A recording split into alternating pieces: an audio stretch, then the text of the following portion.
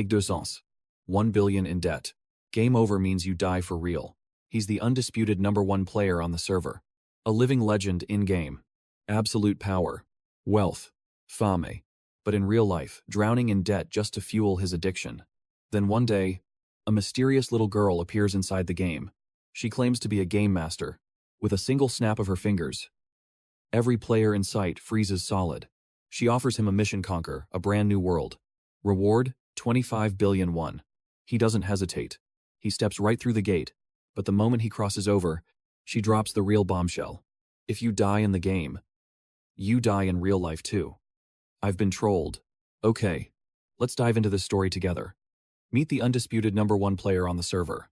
In-game, he's a living legend, praised by all, with absolute power, wealth, and women at his beck and call. But in reality, he's a complete mess, a shadow of his former self. That's because he's drowning in a 1 billion won debt to loan sharks, all just to buy a virtual reality machine. And his job writing game guides barely pays the bills. To think, this is a man with an IQ of 200. A genius who once stood at the absolute pinnacle of glory. Talk about falling from grace. Now he's just another addict. Today, he logs in once more to continue his heroic journey. But the moment he connects, a strange little girl appears before him, claiming to be a game master. Her name is Aquila. He assumes she's just spouting nonsense.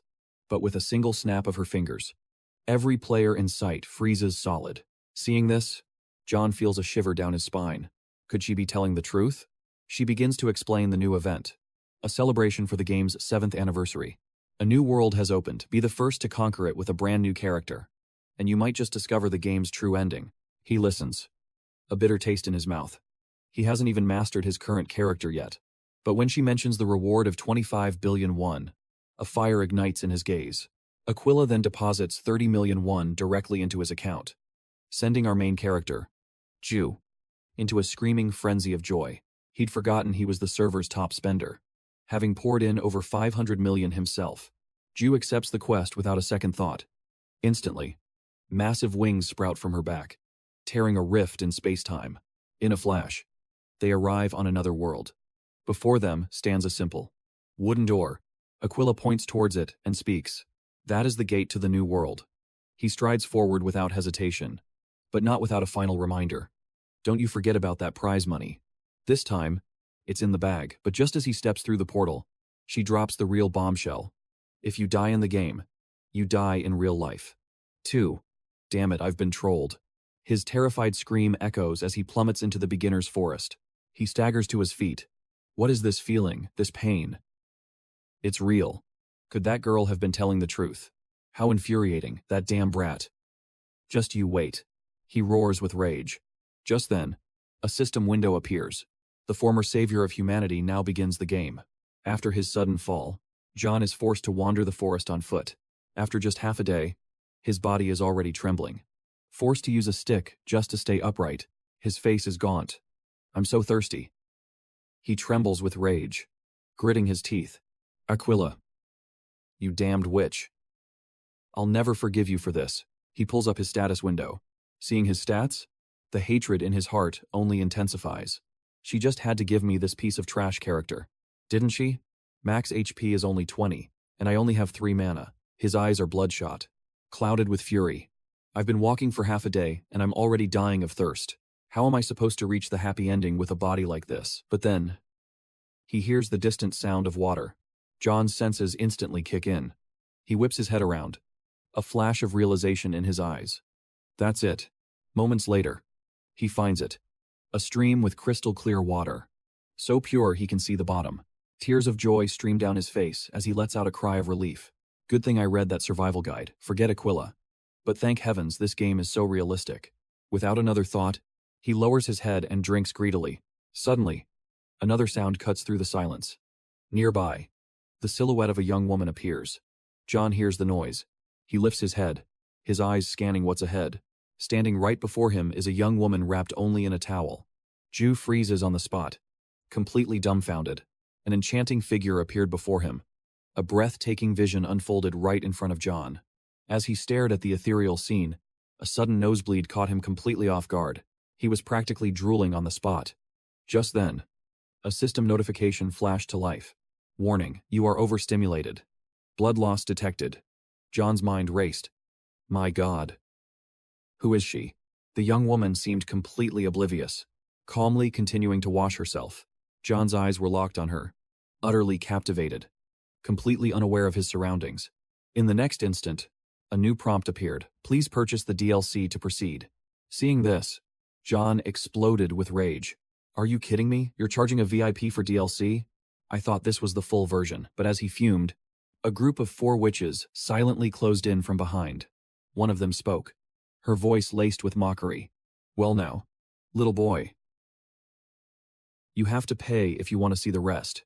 Without a second thought, John shot back. Name your price. A moment later, he was bound tightly and thrown violently to the dirt. The pain was so sharp it nearly brought tears to his eyes. He clenched his jaw, his gaze burning with a furious defiance. The woman from the stream was a witch, part of the coven that now surrounded him. Her voice dripped with scorn. Shut your mouth. You little pervert. Right on cue. The system warned him again, blood loss detected. She leaned in close to his face, taunting him with a flick of her tongue. Be a good boy, and maybe I'll let you keep your trousers. With that, she straightened up, turning away with a triumphant laugh. He then realized he wasn't their only captive. An older man was tied up nearby. The man looked at him with worried eyes. Are you all right? Our son. But John ignored the man's concern, his focus entirely on the witches as he demanded through gritted teeth. At least tell me the price. The other captive looked at him, confused. What are you talking about? John just offered a strained smile. It's nothing. The man studied him a moment before continuing. I see. The name's Lud. I'm a monster hunter by trade. John returned the courtesy. I am Valerstedt Valero. And you, how did you end up in this mess? Lud recounted his tale with a heavy sigh. Nothing but a streak of bad luck. I was tracking prey and strayed too close to the witch's forest. John thought to himself, that really is some terrible luck. Lud then turned the question back to him. And what about you? Kid, how did you get here? A flash of embarrassment crossed John's face as he gave a vague, dismissive answer. It's a similar story to yours. But his inner thoughts were far more blunt. I literally fell into this world. I had no choice. Hearing this, Lud let out a hopeless sigh.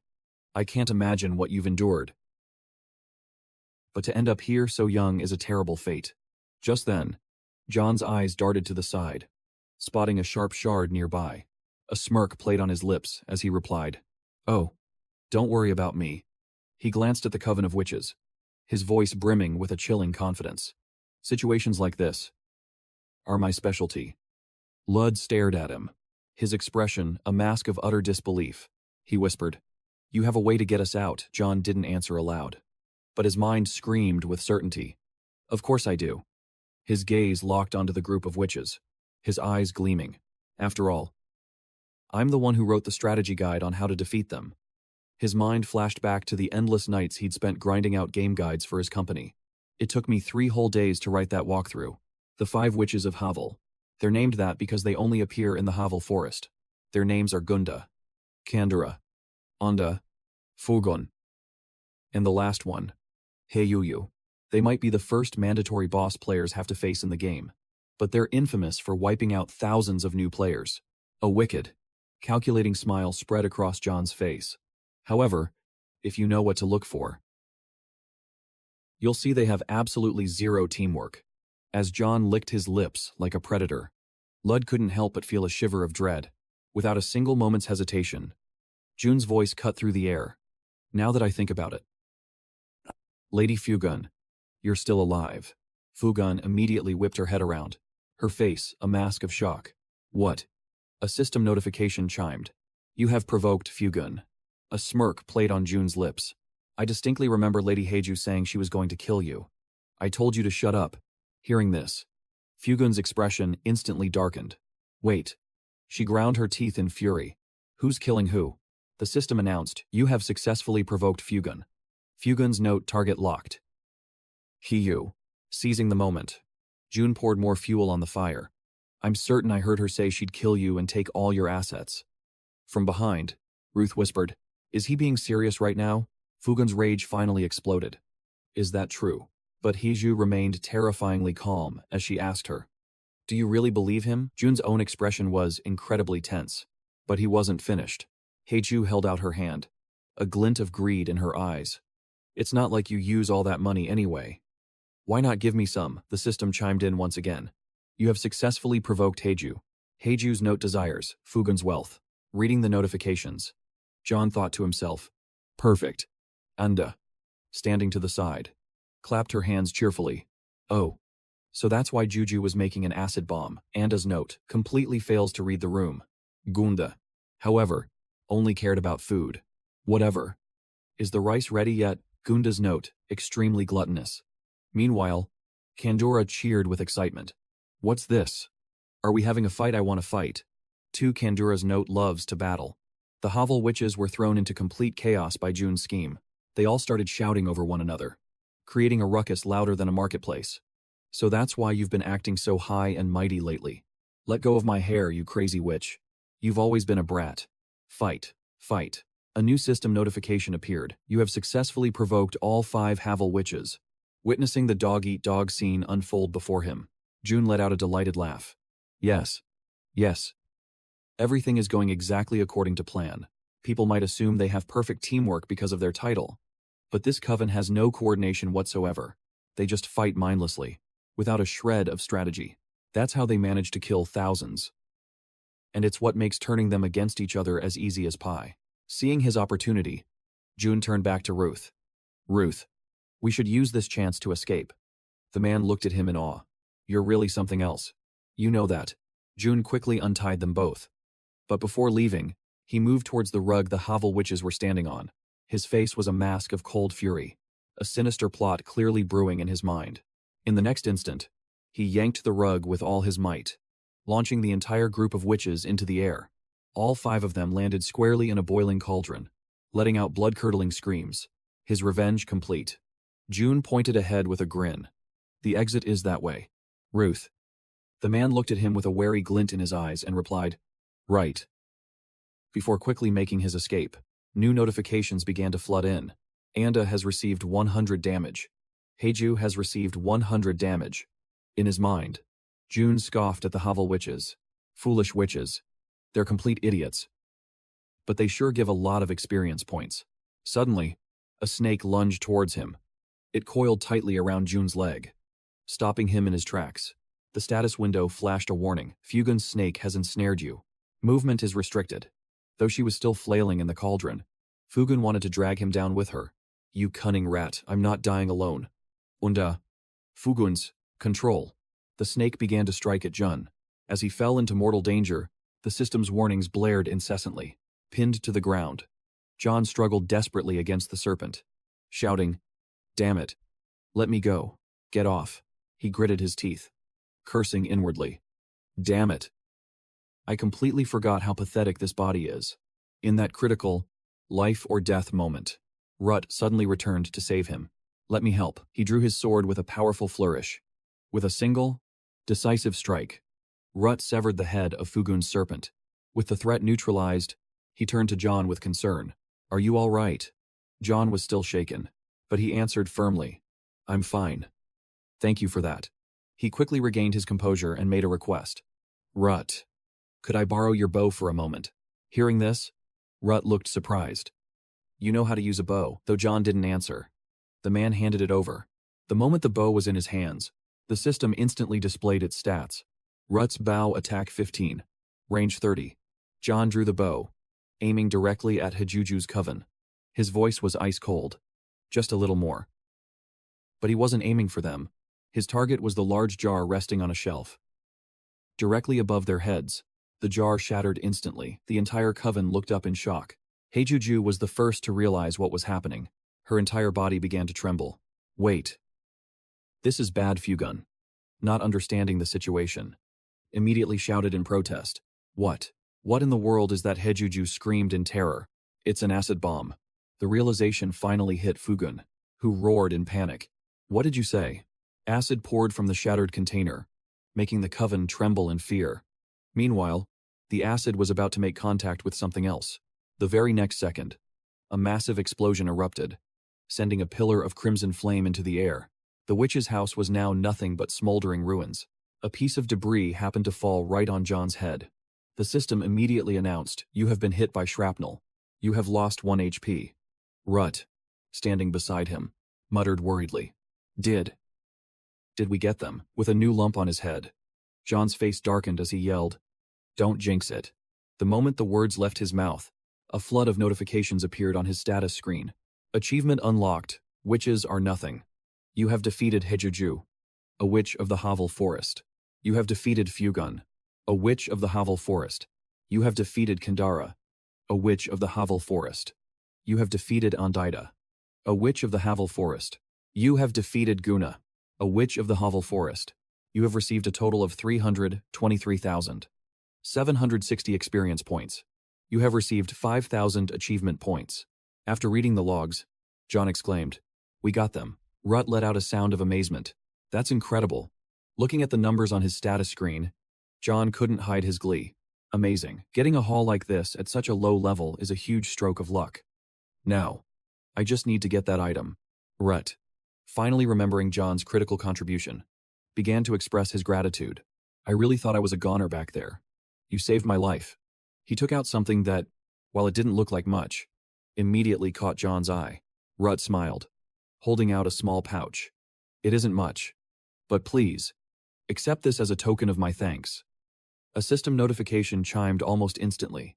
"You have obtained a red dragon fruit." John's eyes widened in shock. "This? I wasn't expecting this at all. He's really giving me this. I don't remember this event from my past life." Rut chuckled and explained, "They looked valuable, so I snagged them from the witch's lair." The words had barely left his mouth before John snatched the pouch from his hand. "Thanks for the meal." Without a moment's hesitation, he emptied the entire contents into his mouth. The sudden action left Rut completely stunned, unable to react. And just like that, John's physical strength stat began to climb. You now possess the dragon's bones, a source of immense power. He devoured the last of the red dragon fruits in his mouth. I watched as my stats began to skyrocket. Plus 100 strength, plus 120 agility, and plus 150 stamina. A normal player like me could never have dreamed of numbers like these. This was an unbelievable stroke of luck. Voot saw this and simply offered a slight, knowing smile. With his interest piqued, Voot extended a hand and asked if he was interested in hunting monsters. However, Zhu simply gave him a cold stare, his mouth still chewing away. Then, he swallowed it all in one go, leaving the old man utterly speechless. After he finished, Zhu waved a hand dismissively and said, "Sorry, but I have things to do." Root heard this and remarked, "Such a busy young man, aren't you?" But in that moment, our main character had a sudden realization. Wait a second. Isn't this the perfect opportunity? He quickly put the pieces together. I don't have a class yet, so this mountain of experience has nowhere to go. If I leave it like this, it'll all disappear after a month. Meanwhile, Voot had already turned to leave. "Well, I'm taking my leave." But Zhu suddenly held up 3 fingers. 3 months. His tone was overflowing with confidence as he made his declaration. "Will 3 months be enough for you?" As for Root, that sheer arrogance made him scoff. "Not 3 years." And so, the two ventured deep into the forest. Canopies of lush green trees grew so close together they completely concealed the path. Once they found a suitable spot, the old man instructed, "First, go into the forest and hide wherever you want." Root leaned one hand against a tree, looking completely relaxed. "I'll come find you in 30 minutes. That request took him by surprise. A monster tracking skill from the hunter skill tree. He's moving fast. And so, Root stayed by the waterfall, while Diu quickly ran off to hide. I've explored this forest countless times. His arm even twitched slightly with excitement. I could walk through this forest with my eyes closed. That was all the signal he needed. Diu shot forward like a blur. I remember every single branch. He first leaped effortlessly over the small tree branches, but the dense foliage could easily throw anyone off course. Poisonous spores from toxic mushrooms filled the air. According to his memories, dangerous visions flashed before his eyes, along with vicious beasts even more deadly than the witches. Diu continued swinging on vines, a route that was almost entirely engraved into his mind. On top of that, thanks to eating the red dragon fruits, my stamina is almost maxed out. Until that moment, he was still smirking arrogantly, thinking, he'll never find me this easily. But a moment later, Du's expression froze in absolute shock. Root's terrifying face appeared as if from nowhere, and he fell into a state of pure panic. What's the holdup then? The old man began his evaluation. 50 points. Try harder. But for your passion and effort, I'll add 10 bonus points. Diu, still in a daze, hurriedly asked, how did you find me? That reaction only amused the old man even more. Look at that curious face of yours. Then Root suddenly rubbed his chin and muttered happily. It's been a long time since I've had such an interesting student. And after that little introduction, he continued to lead them to the next location. Now, let's give it our all. The system immediately stamped its official recognition. You have completed the Hunter's Initiation Rite quest. A new quest has been updated. The Hunter's Trial. After that, a flood of achievements appeared one after another. You have received the Monster Hunter class. You have learned the Herbalism skill. You have learned Intermediate Swordsmanship. You have learned the Survival skill. You have learned the Flintlock Marksmanship skill. Ju witnessed it all through the system window, a satisfied smile spreading across his face. But over time, that smile began to twist into something far more cunning. And so, their training continued, deep within the secluded forest. I look forward to working with you. Just like that. 3 months flew by, leaving Rut in a state of utter shock. You've already learned all of it. Ju pointed toward the mountains. You don't believe me, do you? Then go hide. Master. Accepting the challenge, the old man promptly stood up and said, I've always admired your passion. Very well. I'll hide. Before vanishing, Rut whispered, but if you can't find me within 1 hour. You're making dinner tonight. Completely unfazed, Ju instantly shot back. Of course, Master. The moment he spoke, Rut's figure disappeared, and a terrifying grin spread across Ju's face. I can't wait. As for Rut, he was now clinging to a high cliff face, grateful to have found such a gifted disciple in his lifetime. His hand tightened its grip on the rock. Still, should I maybe lower the difficulty for him? Rut was confident that from the edge of this ravine, he couldn't possibly be found in an hour. Yet, the very instant he finished that thought, a hand clamped down on his ankle. Stunned beyond belief, Rut could only glance back and let out a single, involuntary sound. Right below him, Jiu beamed with a devilish smile. Peekaboo. The sight left Rut utterly speechless. What? The next attempt ended just as easily. So you were here.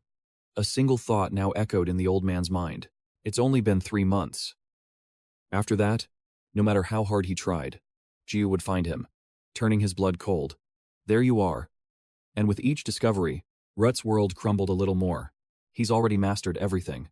The longer the game of hide-and-seek continued, the more it seemed like a casual stroll for Jiu. Found you again. Meanwhile, Rut was on the verge of a panic attack. But it took me 5 years to learn all that. This went on and on, until Rut finally hid himself inside a pitch-black cave. Trembling, he whispered, There's no way he can find me all the way in here. Right. No chance. At the same time, just behind him, a colossal creature was sleeping soundly. He was in a hellhound's den, but his fantasy was shattered the moment Ju spoke. Tip number 1, from the human guardian. Appearing out of nowhere, he made Rut jump out of his skin. Not even an earthquake can wake a sleeping hellhound. After thoroughly terrifying his master, Jiu asked smugly, So, did I pass? In response, all he got was Rut's petrified face, drenched in a cold sweat. Yeah. Once they were back outside, the old man began to shower him with praise.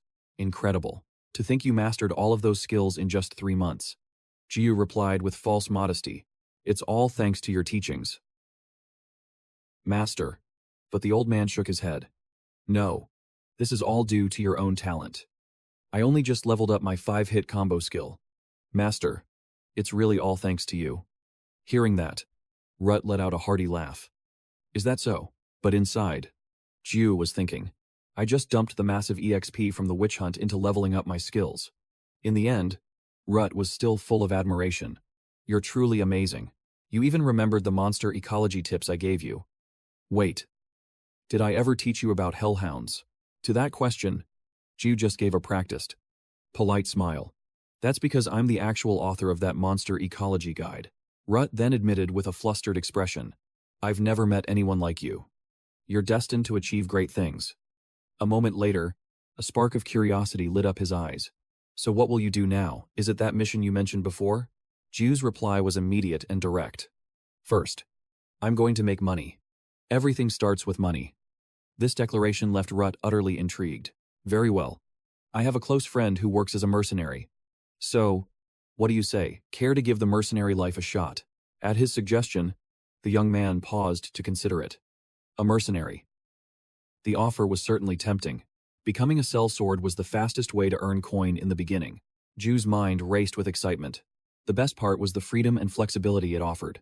And if I'm lucky, I might even meet the divine guardians of this world. With newfound zeal, Ju shook his hand. I'll do it. I'll become a mercenary. The old man nodded swiftly. Is that so? He then presented a gleaming object. In that case, take this. It's my old mercenary emblem. With this, my friend will recognize you instantly. Rut offered his heartfelt blessing. May fortune favor you. Ju immediately bowed with respect. Yes, Master Rut. And just like that, the two parted ways, each setting out on a different path. Perfect. Ju thought. Defeated a witch. Obtained the glass. This is the best possible start. He glanced at the emblem, his conviction solidifying. At this rate, even a happy ending isn't just a dream. Don't you want to see how it all ends? Elsewhere, the mysterious Aquila held a block of wood, sensing its power. Perhaps a true path exists, a clue that leads straight to the true ending. Meanwhile, Ju was ready to press the logout button.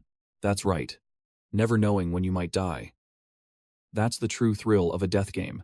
Ju vowed to himself. I have to harness this tension and make it my own. To steel his resolve, he struck his own face with a resounding slap. Then, with newfound confidence, Ju took his first steps forward. Just you wait. Aquila, I swear I will reach the true ending. At that very moment, a seal was branded by the system.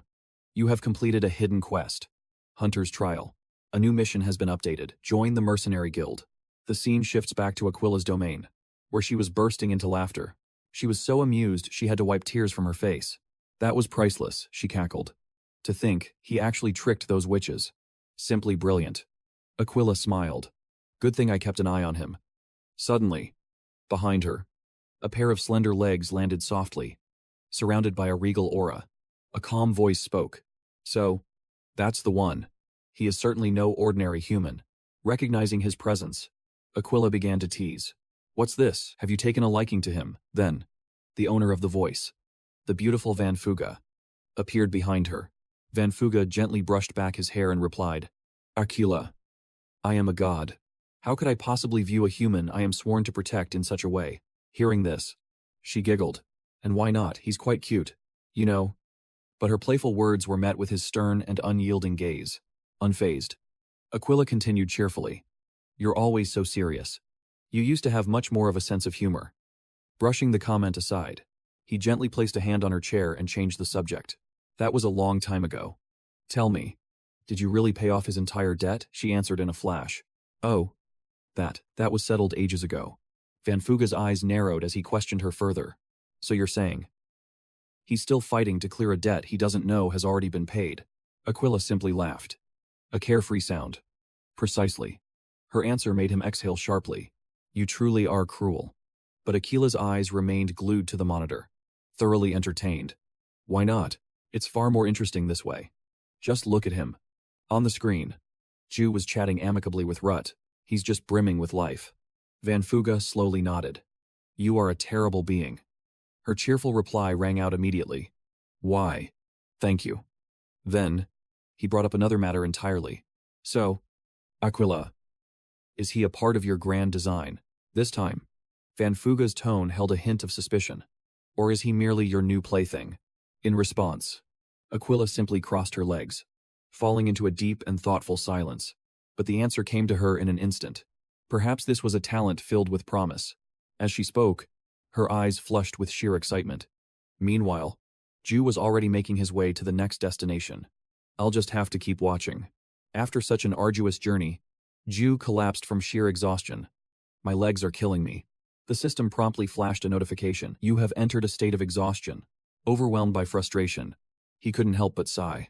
Why is this damned forest so brutal? Despite it all, Ju forced himself back to his feet. It's only because of this body that I made it out of that forest in half a day. Time to move on. And there, sprawled before him, was a massive city, with the mercenary guild right in his sights. Without hesitation, Ju entered the city walls and stepped into a tavern, a small bell chiming at his arrival. The moment he walked in, a woman named Suzanne greeted him with a warm smile. Frank's, the finest tavern around. Welcome to Frank's, another waitress chimed in. How can I help you? Sir, the system interface updated instantly. You have entered Frank's tavern. Ju, however, was momentarily stunned by her dazzling beauty. Actually, I'm looking for someone. Hearing this, she replied cheerfully. Oh, I see. First, let me show you to a seat. As she led him, he took in the atmosphere of the place. Just as I thought, a tavern really is the best place to gather intel. Good drinks, lively patrons, the rich aroma of food in the air. If there's anywhere I can find information on mercenaries, this is the place. His eyes quickly scanned the young men scattered around. People tend to talk more when they're in high spirits. As he mulled it over, a blush crept onto his face. And on top of everything, the waitresses here are unbelievably cute. Lost in his pleasant thoughts, Ju turned to the waitress and asked casually, This is definitely the right spot. By the way, do you happen to know someone named Reb? The moment the name left his lips, the entire tavern fell deathly silent. The waitress beside him began to tremble. Sir, that name is forbidden here. Ju's surprise only grew. Huh, but why? Suzanne's terrified expression was his only answer. He's dangerous. My boyfriend. He crossed paths with him once. Her next trembling words sent a chill down his spine.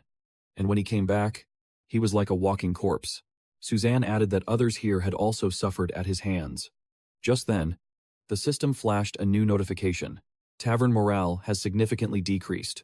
Nearby, some of the patrons whispered fearfully. I heard you managed to catch a ratling. That's amazing. I barely managed to kill a single slime. A ratling is still way out of my league. Witnessing this exchange, Ju thought to himself, Ralph, what kind of monster did you send me to find? But before he could process it all, the waitress frantically began pushing him away. Sir, you have to run, he's coming. Her panic threw him into utter confusion. What's going on? Suddenly, Ju's face slammed into something as hard as a brick wall. The impact made him groan. Clutching his head. Who is it? A low, gravelly voice answered from above. Me. He looked up into the severe and intimidating face of Rebez. The name's Rebez Chat. Then, in a flash, the man's eyes locked onto the badge at Ju's hip. Without a word, Rebz snatched it. What do we have here? Isn't this a mercenary's insignia? So, you're the one. Ju was completely stunned. When did he even... Rebez, on the other hand, suddenly broke into a wide, cheerful grin. Fantastic. I've been looking for a partner. A companion, you could say. But his words did nothing to calm Ju's racing heart. What did you just say? A partner. Something about this feels completely wrong. Routh. You bastard. But unlike him, the man flashed a wicked grin. Just kidding. In that instant, Ju made a silent vow to himself. Next time we meet, you're a dead man. With their business concluded, the two of them moved outside. And just like that, I ended up becoming his teammate. Or rather, an unwilling companion. Dragged into the war between the Elector and the Pizamu faction, Rebez nodded, a look of satisfaction on his face. Exactly. You catch on fast. A sharp mind. Indeed. He then let out a hearty laugh, which only made Ju more suspicious. This felt like I was being forcibly conscripted into an army. But in truth, this was a golden opportunity. But inside his mind, Ju was already calculating. The Elector is one of this game's guardian gods, one of the central pillars of the Panju region. He stroked his chin, a subtle smile playing on his lips. Through him, I can find clues about the other guardians. Suddenly, the resounding blast of a horn echoed nearby. Rebz immediately slung an arm around his shoulder. Speak of the devil, and he shall appear. However, that simple action unexpectedly triggered the system. You have been ambushed, HP decreased by 30. Just then, a troop of ironclad soldiers marched past them on the road. It was the Elector's personal escort. Rebz gazed at the sight with smug admiration. Heavens! Just look at me. I'd fit right in with that crowd. Ju, standing beside him, was equally impressed. This is A little different than I imagined. I was on the opposing side in my past life. And just then, his eyes locked onto Philip. Is that the Elector in the distance? He has the look of a true villain. At the same time, a system notification appeared. You have spotted the Elector, a Jardian god. But it didn't end there. Ju's expression shifted dramatically. As his vision focused, his jaw dropped in utter disbelief. It couldn't be. It's not writing. Ju's gaze was locked onto a figure. With long, flowing hair, her hands gripped the reins tightly. A brilliant sword hanging at her hip. Just from her silhouette alone, he knew instantly. Dame Van Fugus is here as well. Just then, Philip slowly turned his gaze towards her. He spoke in a low voice. Is something the matter? Van Fugis, on the other hand, seemed slightly startled. For a moment, she looked as if, but she quickly composed herself and bowed her head. It is nothing, my lord. And with that, the procession continued on. Moving further away from Ju's position, replied softly. Back with Ju. Old memories began to surface. She was my companion in all my previous lives. But his thoughts were followed by a brutal memory. And every single time, I failed to save her. In every one of those lifetimes, Ju could only grit his teeth in helpless rage. The ending was always the same. Rebez's voice cut through his thoughts. Something wrong. Outwardly, Ju simply replied, no. But inside, his resolve hardened like steel. This time, even if it costs me my own life. With that unbreakable vow, he began to walk forward. I will create an ending where she survives. Their next destination was the mercenary training grounds. It was a place where every man fought for himself. In a relentless competition for the top, the tense atmosphere made him let out a strained laugh. Damn, this is intense. Are we in the Marine Corps? Just then, Rebez walked up beside him. Is it starting? A system window promptly appeared. You have entered the Rebez Mercenary Company training grounds, Rebz said cheerfully. Perfect timing. They're selecting a new squad leader through one-on-one combat. And there's a cash prize. Just as Rebz said, Ju observed the men clashing fiercely. They fought for two things, pride and money. Despite the chaos, Ju remained calm. My only goal here is to get closer to the Elector. For now, it's best to lay low. Meanwhile, Rebz gripped his shoulder with an iron-like clasp. You're participating. Too. He leaned in, his face a mask of intimidation. Of course you are. The guild doesn't send us any clueless newbies. Do they? Those words sent a shiver down Ju's spine. Did anyone even ask for my opinion? After making his declaration, Rebz bellowed to the entire area. Anyone want to test their skills against the new blood? An instant roar of excitement erupted from the crowd. Fresh meat. I'm first. And just like that, arguments broke out everywhere. No. I'm next, in the middle of the chaos. All he could do was smile helplessly. He didn't even have a chance to object. This feeling is so familiar. Well, I might as well make a bit of an impression first. But in a flash, a challenger was chosen and now stood face to face with Ju. The man offered a polite, formal greeting. I'm M. A pleasure to meet you. At the same time, a system window materialized. Mercenary Max has challenged you to a duel, but his next words were laced with scorn. Look at that frame. I bet you'd snap in two with a single hit. In return, Ju was silently sizing up his opponent. I am Valorstedt Valero. Such crude words, he thought.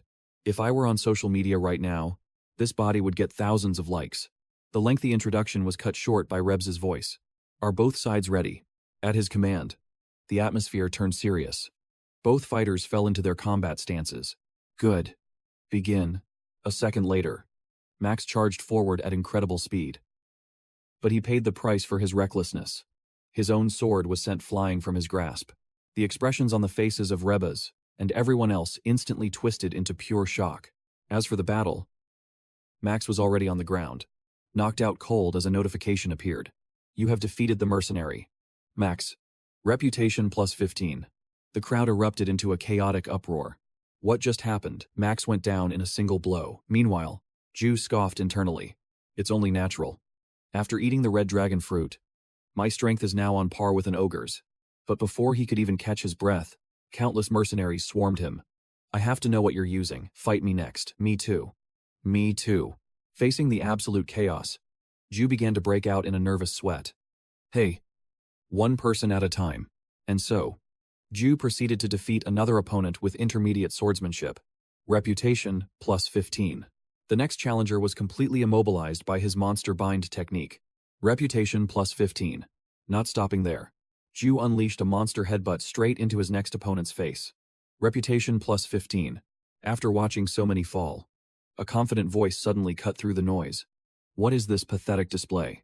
You're all embarrassing yourselves in front of a rookie. An info panel appeared beside him. The mercenary Sarlot is provoking you. Sarlot himself stomped forward aggressively. I'll be your next opponent. But unlike the confident giant, Ju was terrified. What is that thing? He's so huge. Is he even human? Driven by that thought, he frantically opened his settings menu. This is way too much for me. Log out. I have to get out of here. However, the logout button remained frozen and unresponsive. What the hell, I can't even escape. Utterly helpless. Ju warily held up a single finger. Thanks. But no thanks. Ayla. Please just let me rest a bit. Just a little. Just for a moment. In response, Sarlot's gigantic body lunged at him. Not a chance. Seeing no way out, Ju stood frozen in place. What a cruel twist of fate. But then, he slowly closed his eyes. All right. If it has come to this, I have to see this through.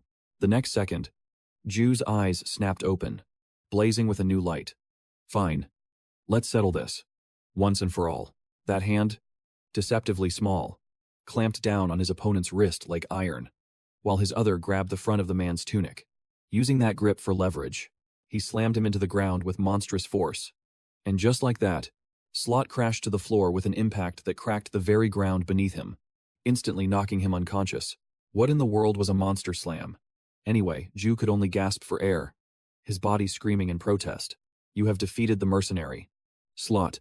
Reputation has increased by 30. Even Black and Reb stared in complete awe. Captain. Where on earth did you find this guy? It's unbelievable. Even Slot was defeated. Just then, Brooks and Ken rushed over, their eyes wide. Did you really just take down Slot? You're a monster, all skin and bones. But with the strength of a demon, they started shaking Ju by the shoulders. Fight me next. But Ju was on the verge of collapse. Just let me rest. You lunatics. Suddenly, Rebes appeared, radiating a formidable, wicked aura. Everyone, step aside. The intervention made Ju's heart leap with joy. I'm so touched. Is he only showing this much concern because I'm Master Wu's disciple? But his relief was short-lived. Rebs pointed a decisive finger right at him. Excellent. You've been chosen. You will be the squad leader for this battle.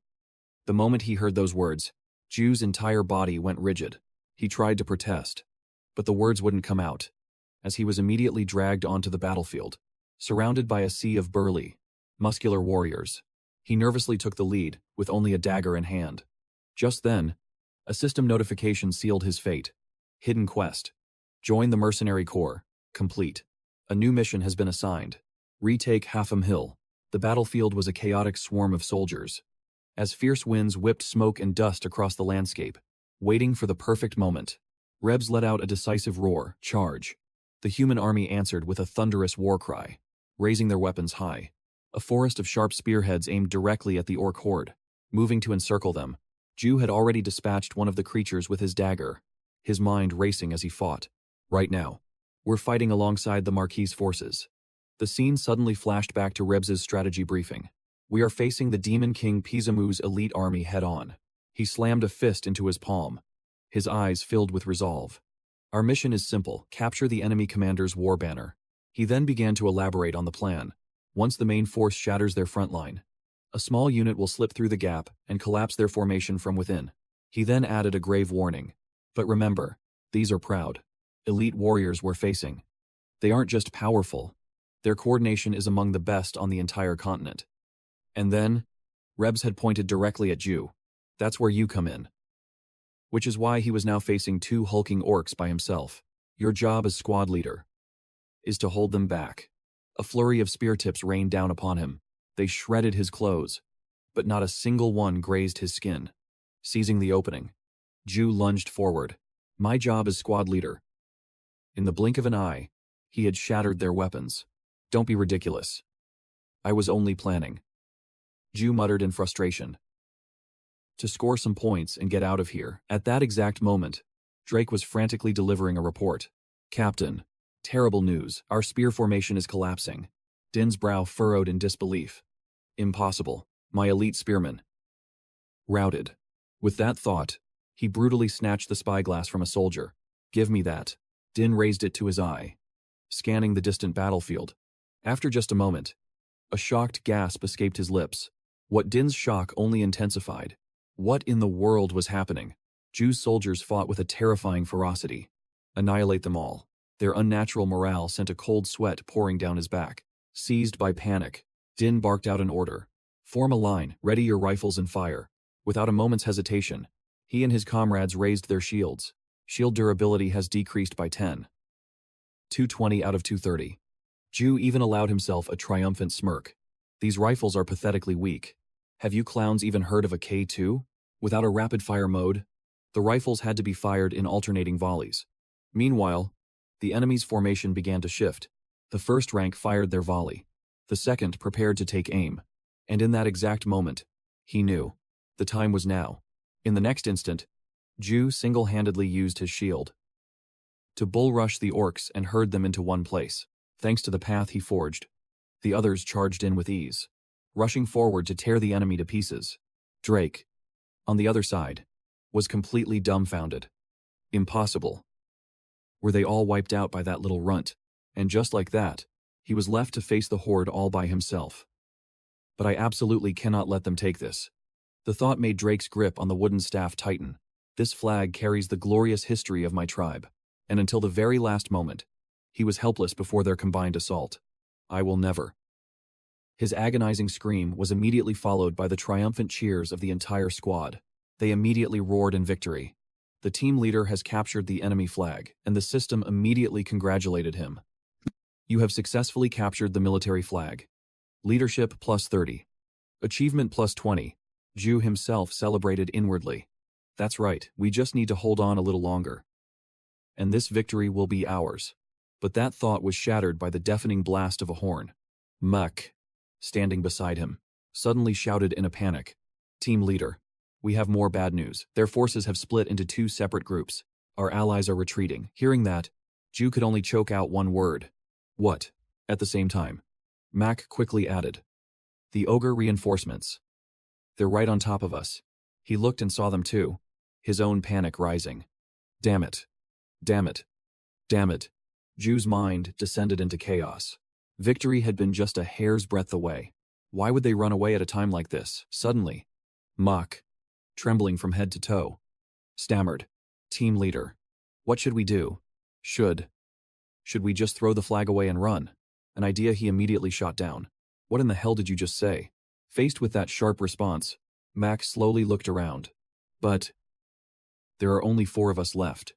We're completely trapped within the orcs' encirclement.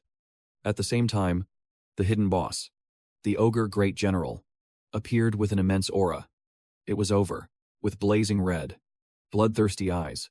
His mouth full of sharp teeth slowly began to speak for them and declared, Brave human warriors, surrender and retreat. These are my most elite and proud soldiers. If you retreat now and leave the flag, I will recognize your courage and spare your lives. However, Ju suddenly brandished the flag threateningly. Dream on. Take one more step, and your precious flag will find a new home in my inventory's underwear slot. The moment he heard this, the general gritted his teeth in fury. You dare, our sacred military banner. You intend to put it in such a filthy place. Ju's response was pure mockery. You think there are rules in war. For the sake of victory, I'll wipe your flag through every filthy place I can find. The system even chimed in with a lively comment. You have attempted to threaten the general. This time, one of the orcs couldn't hold back its fury and roared. Even the captain is losing his cool. What the hell, damn it? But then, Sen froze for a moment, his expression completely unreadable. Finally, he gave the decisive order. All units, prepare to fire. The sudden shift in the situation left him utterly bewildered. As for Sen, he simply pointed toward the target with a single, cold command fire. The moment that word was spoken, a storm of cannonballs descended upon them. The system chimed in, your threat has failed. Ju himself was completely lost. In all his previous playthroughs, they had never abandoned their precious flag so easily. In the middle of this chaotic predicament, his eyes darted around the battlefield, quickly spotting the mercenaries struggling desperately to defend themselves. Some fought with grim determination, while others screamed in pure terror. Damn it. They brought out their great general, this is cheating. And it didn't end there. The other squads were in just as much trouble. With my current reputation and rank, I have no chance against that monster. Ju's world went dark. What am I supposed to do? What now? Just then, a memory suddenly surfaced. A time he was admiring the view with his comrades. Ju's face was lit up with joy, just savoring the atmosphere. But a moment later, Aquila's mysterious laugh seemed to shatter the very air around them, followed by the chilling words she spoke. You'd be dead in the real world, too. That cruel truth was the jolt Ju needed to snap back to reality. Behind him, Max was urging him on relentlessly. Team leader, you have to give an order. If you don't, we're going to be completely wiped out. Ju paused for a beat before responding. That's right. Just like that. The corners of Ju's lips curled into a faint smile. A second later, he threw his head back and laughed out loud, alarming his teammates. Has he actually gone insane? Before they could figure it out, he roughly snatched the war horn. Charlo, give me the horn. The action left the soldier utterly confused. We don't have any reinforcements left. But Ju shot back with confidence. Shut your mouth and watch. You blockhead. Then, Ju took a deep breath before blowing the horn with all his might. In the next instant, the sound of the horn echoed across the orc-filled battlefield. For Max, this was completely baffling. Team leader, our troops aren't in that direction. Ju's gruff reply cut him off. I know that. Damn it. Now shut up and cover me. He then let out a defiant smirk. This makes us even. Aquila, if you have any conscience left, you won't abandon me, will you? Even in this dire moment, Ju roared with everything he had. After all, I'm still a VIP customer. At that same instant, Sen's command rang out. Spearmen, charge with that. They gripped their spears tightly, preparing to strike. Before attacking, the orc captain roared in fury. Sworn enemy of my people. Ju had no escape route left and was forced to face the sharp spearhead directly.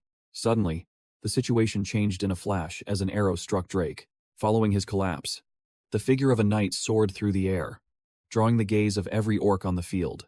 They all stared up at Vangus with stunned expressions as her steed landed safely on the ground. Vangus pulled on the reins and rallied the troops. Don't give up. Finally, she pointed her sword straight at the enemy, reigniting the soldiers' morale. Raise your swords. Seeing this, Sen fiercely declared, all Anuts, do not interfere. This battle is between me and her. As he faced his new opponent, Vangus calmly drew her sword. I am the Countess of Nide Bayan. This is a duel of nobles. Hearing his words, she replied in a low voice. So, you do have an appreciation for romance after all. Damn, Vanus suddenly swung his sword first, but his opponent dodged with lightning speed. The ringing sound of steel against steel echoed as they traded blow for blow. Jude watched the scene with pure admiration. Incredible. A perfectly even match. Vanpergus was still in the early stages of her story, yet she was already this powerful. Just then, she and Cien broke their clash, their swords flying apart as they prepared to counter. In that single moment, the man's face twisted in sheer surprise. The reason for his shock was simple. Vanpergus had launched herself directly at him. She then slammed a powerful kick into his head, leaving him completely stunned. Cien staggered back, his hand instinctively touching the wound as he suddenly spoke. As expected, you're impressive.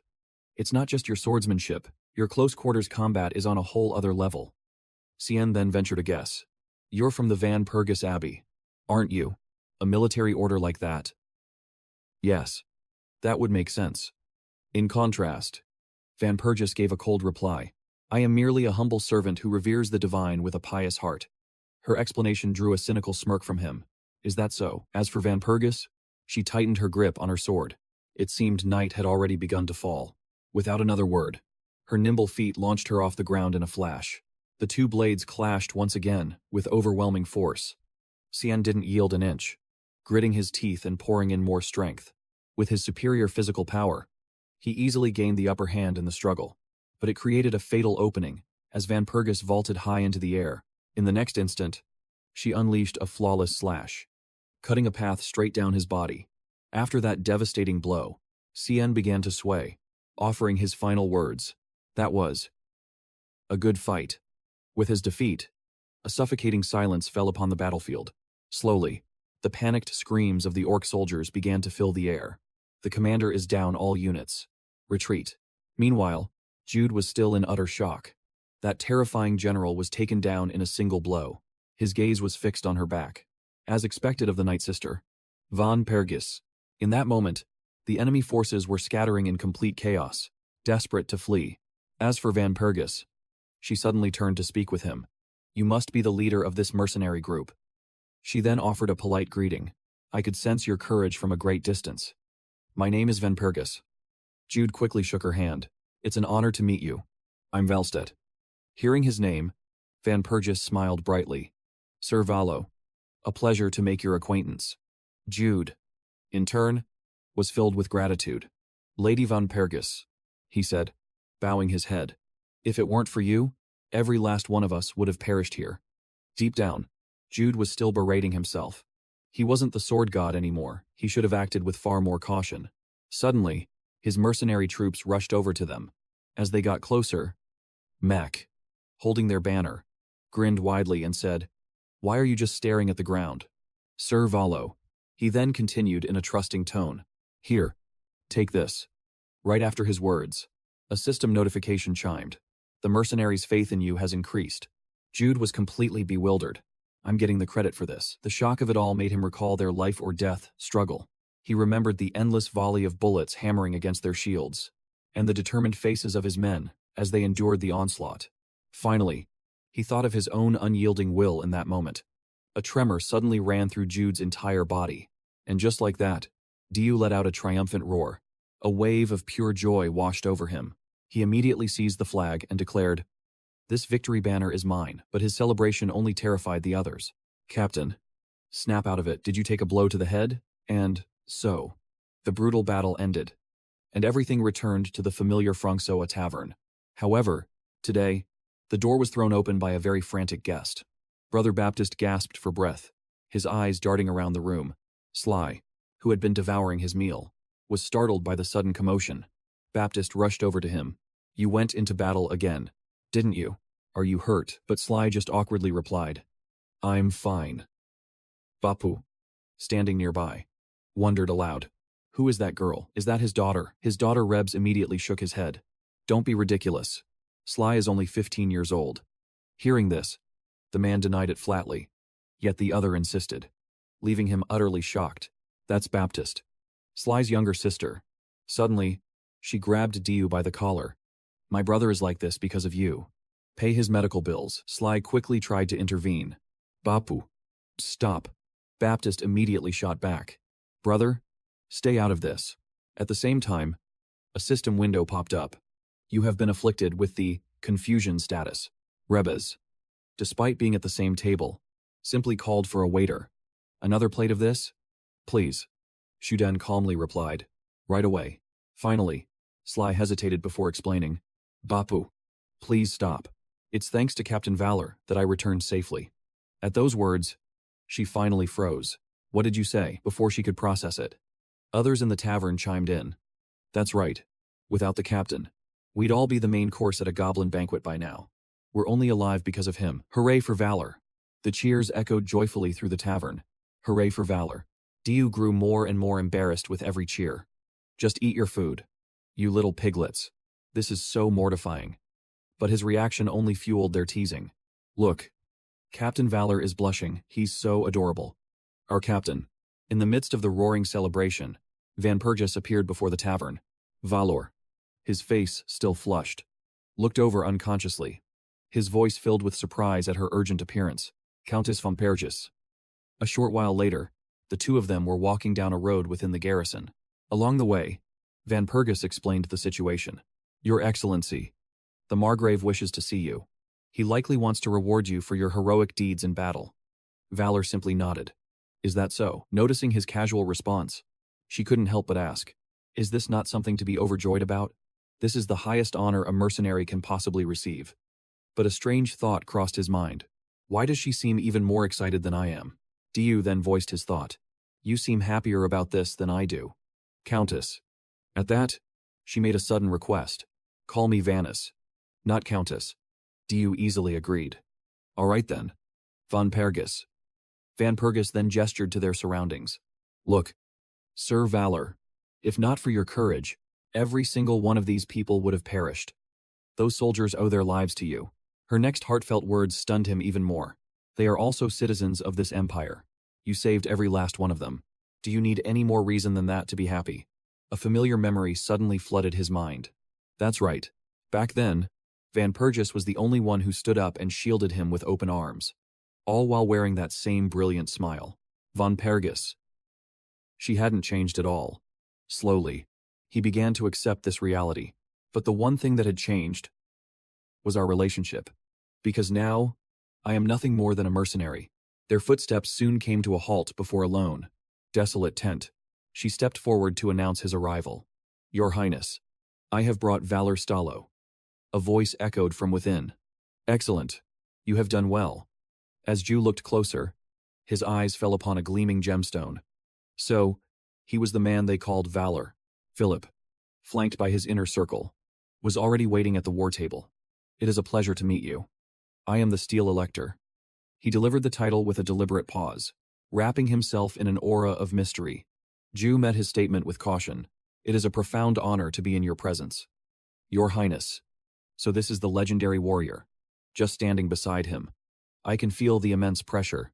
Philip then continued with a cheerful grin. Valor. The grass cutter. A stream of praise began to flow from his lips. Your courage on the field was truly impressive. You fight with the ferocity of a lion. Ju immediately adopted a humble posture. You praise me too highly, Your Highness. But a cunning smirk played on the Elector's lips. Not at all. A man with achievements on the battlefield must be rewarded accordingly. Grant his comrades 100 florins each. And for him, a reward of 300 florins. Faced with such a decree, Ju immediately lowered himself to show his gratitude. I will remember the grace your Highness has bestowed upon me. Philip seemed thoroughly pleased. Good. Is there anything else you require? Ju's voice was suddenly hesitant. There is one thing I wish to ask. The Elector agreed with a smile. Speak freely. And so, Ju made his request. I wish to be reunited with my comrades in one box. After hearing the request, Philip easily consented. One box, that's quite deep behind our lines. But I will allow it. I will have a carriage prepared for your journey. Ju replied with careful words. My thanks, Your Highness. Philip then paused for a beat before asking, Is there anything else? Ju didn't answer right away. I should have stopped there. But wait, his metallic eyes slowly shifted to the side. Vaness, who had been standing there silently, offered a faint, encouraging smile. With just that, Ju found the spirit to smile back. Now, the Elector's retainers, and Philip himself, watched him intently. Your Highness, there is a question I wish to ask. Philip leaned forward. His interest piqued. What is it? Though a trace of apprehension remained, Ju finally voiced the thought. What are your thoughts on this war? A heavy silence descended upon the tent. Philip stroked his chin, lost in thought. Vaness stood perfectly still, her cheeks flushing as beads of sweat appeared. Ju forced a smile, thinking to himself, just as I predicted. They're all stunned. It's to be expected. I'm just a lowly mercenary. After all, the Elector's face darkened, his eyes dropping to the floor. And what are your thoughts? Ju met his gaze without a shred of hesitation. From my narrow point of view, I cannot see the entire picture. However, there is one thing that deeply concerns me. At that moment, one of the generals burst out laughing. Oh, and what ridiculous notion is concerning you? Don't assume one small victory gives you the right to advise the Elector. Another strategist chimed in with a jeer. Indeed, my lord, he has likely only heard a few battlefield rumors. But then, a gentle voice cut through the mockery. My lord. It was Vaness, finally entering the conversation. There is no harm in simply listening. Why not hear what he has to say? But Friedrich's face twisted with indignation. How dare a low-ranking countess speak out of turn? In the presence of the Elector, she paid him no mind, her calm gaze resting on Philip as he finally stepped in. Uncle, she is the daughter of the Bavarian Elector's envoy. You will show some respect. Ju watched, amused, a thought crossing his mind. Huh. That's Vaness for you. Even the Steel Elector can't simply ignore her words. He kept up his arrogant facade. Fine by me. Let him continue. When Philip finally spoke, his question dripped with condescension. So, what is your assessment of this war? Jiu took a slow, deliberate breath. His response left both Friedrich and Philip completely stunned. There will be an ambush at the mountain pass, he stated, his voice low and grim. An ambush. What proof do you have? Jiu leaned forward, his calm unwavering. I do. The Demon King, Pomet's strategies always revolve around two things, ambushes and betrayal. Visions of monster hordes swarming helpless towns flashed through his mind. Even the great Anhan struggled to defeat them back then. Just look at the war with the Toa Kingdom 10 years ago. Recall the treacherous grin of Pisamus. And the battle against Marquis. And just last year, in both of those conflicts, the decisive factor was a perfectly executed ambush. At this, Jiu's gaze hardened. He now had their full, undivided attention. But that means we cannot afford to overlook his other favorite tactic. Betrayal. His final word hung in the air like a death sentence. Are you suggesting... Philip's voice was dangerously flat. That there is a traitor among us, right now, Jiu remained, non-committal. I am merely pointing out a possibility. A smug grin spread across Philip's face at that answer. One can never be too careful, Philip said, crossing his legs. Indeed. Careful. Then his demeanor shattered, lunging forward with explosive rage. You have some nerve. The pressure in the room became suffocating, crushing down on Van Pergus and Jiu. Listen here. The only reason your head remains on your shoulders is because I allow it. Understand. Know your place. She rushed to speak up. My lord, but Jiu calmly cut her off. I understand. Van Pergus watched in silence as Jiu knelt. His head bowed in feigned submission. She broke into a cold sweat, biting her lip. He then rose to his feet to accept the blame. Forgive me for overstepping my bounds. With a sharp turn, Jiu made his exit. Now, if you'll excuse me, I will take my leave. But as he walked away, suspicion gnawed at him. He's acting strange. In my past, regressions, Philip was always more cautious. This time, his arrogance is completely off the charts. Jiu's gaze drifted into the distance, lost in thought. Yes. Something is definitely different this time. Then it hit him, as he connected the seemingly unrelated clues. First, the red dragon fruits, which appeared far too early. And then, there was Van Pergus, a person who shouldn't have even been here at this point. Everything was diverging from his hundreds of previous timelines. He was so lost in thought. He almost didn't hear the voice calling out to him. Sir Jiu. He turned around instinctively. It was Van Pergus, panting and drenched in sweat. A bright smile lit up her face. I finally caught up to you. Before Jia Yu could even respond, the female knight spoke again. You walk incredibly fast. You know, he ventured a guess. Did you run all this way because you were worried about me? Van Pergus replied with pure innocence. Of course I was. A small smile touched Jiu's lips. Hey, how cute. She then stepped forward to apologize on behalf of her superior. Please allow me to apologize for Sir Philip's words and actions. If there is anything you desire, I will make it happen, Van Pergus declared with conviction. Just name your price, no matter what it is. A dangerous glint appeared in his eyes as he thought. Anything I desire. His imagination began to run wild, crafting all sorts of wicked scenarios. Aren't you being a little too confident? What if I ask for something completely unreasonable? But her resolve was unshakable. Do not underestimate me. My family is one of the wealthiest in the entire empire. He grew even more excited. So money isn't an issue. In that case, you must own a lot of clothes. Right, a certain idea began to form in his mind. A wicked, knowing smile spread across his face.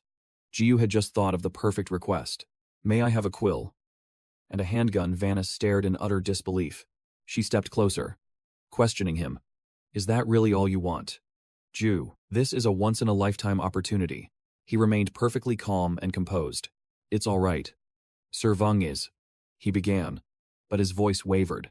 Suddenly, tears streamed down his face.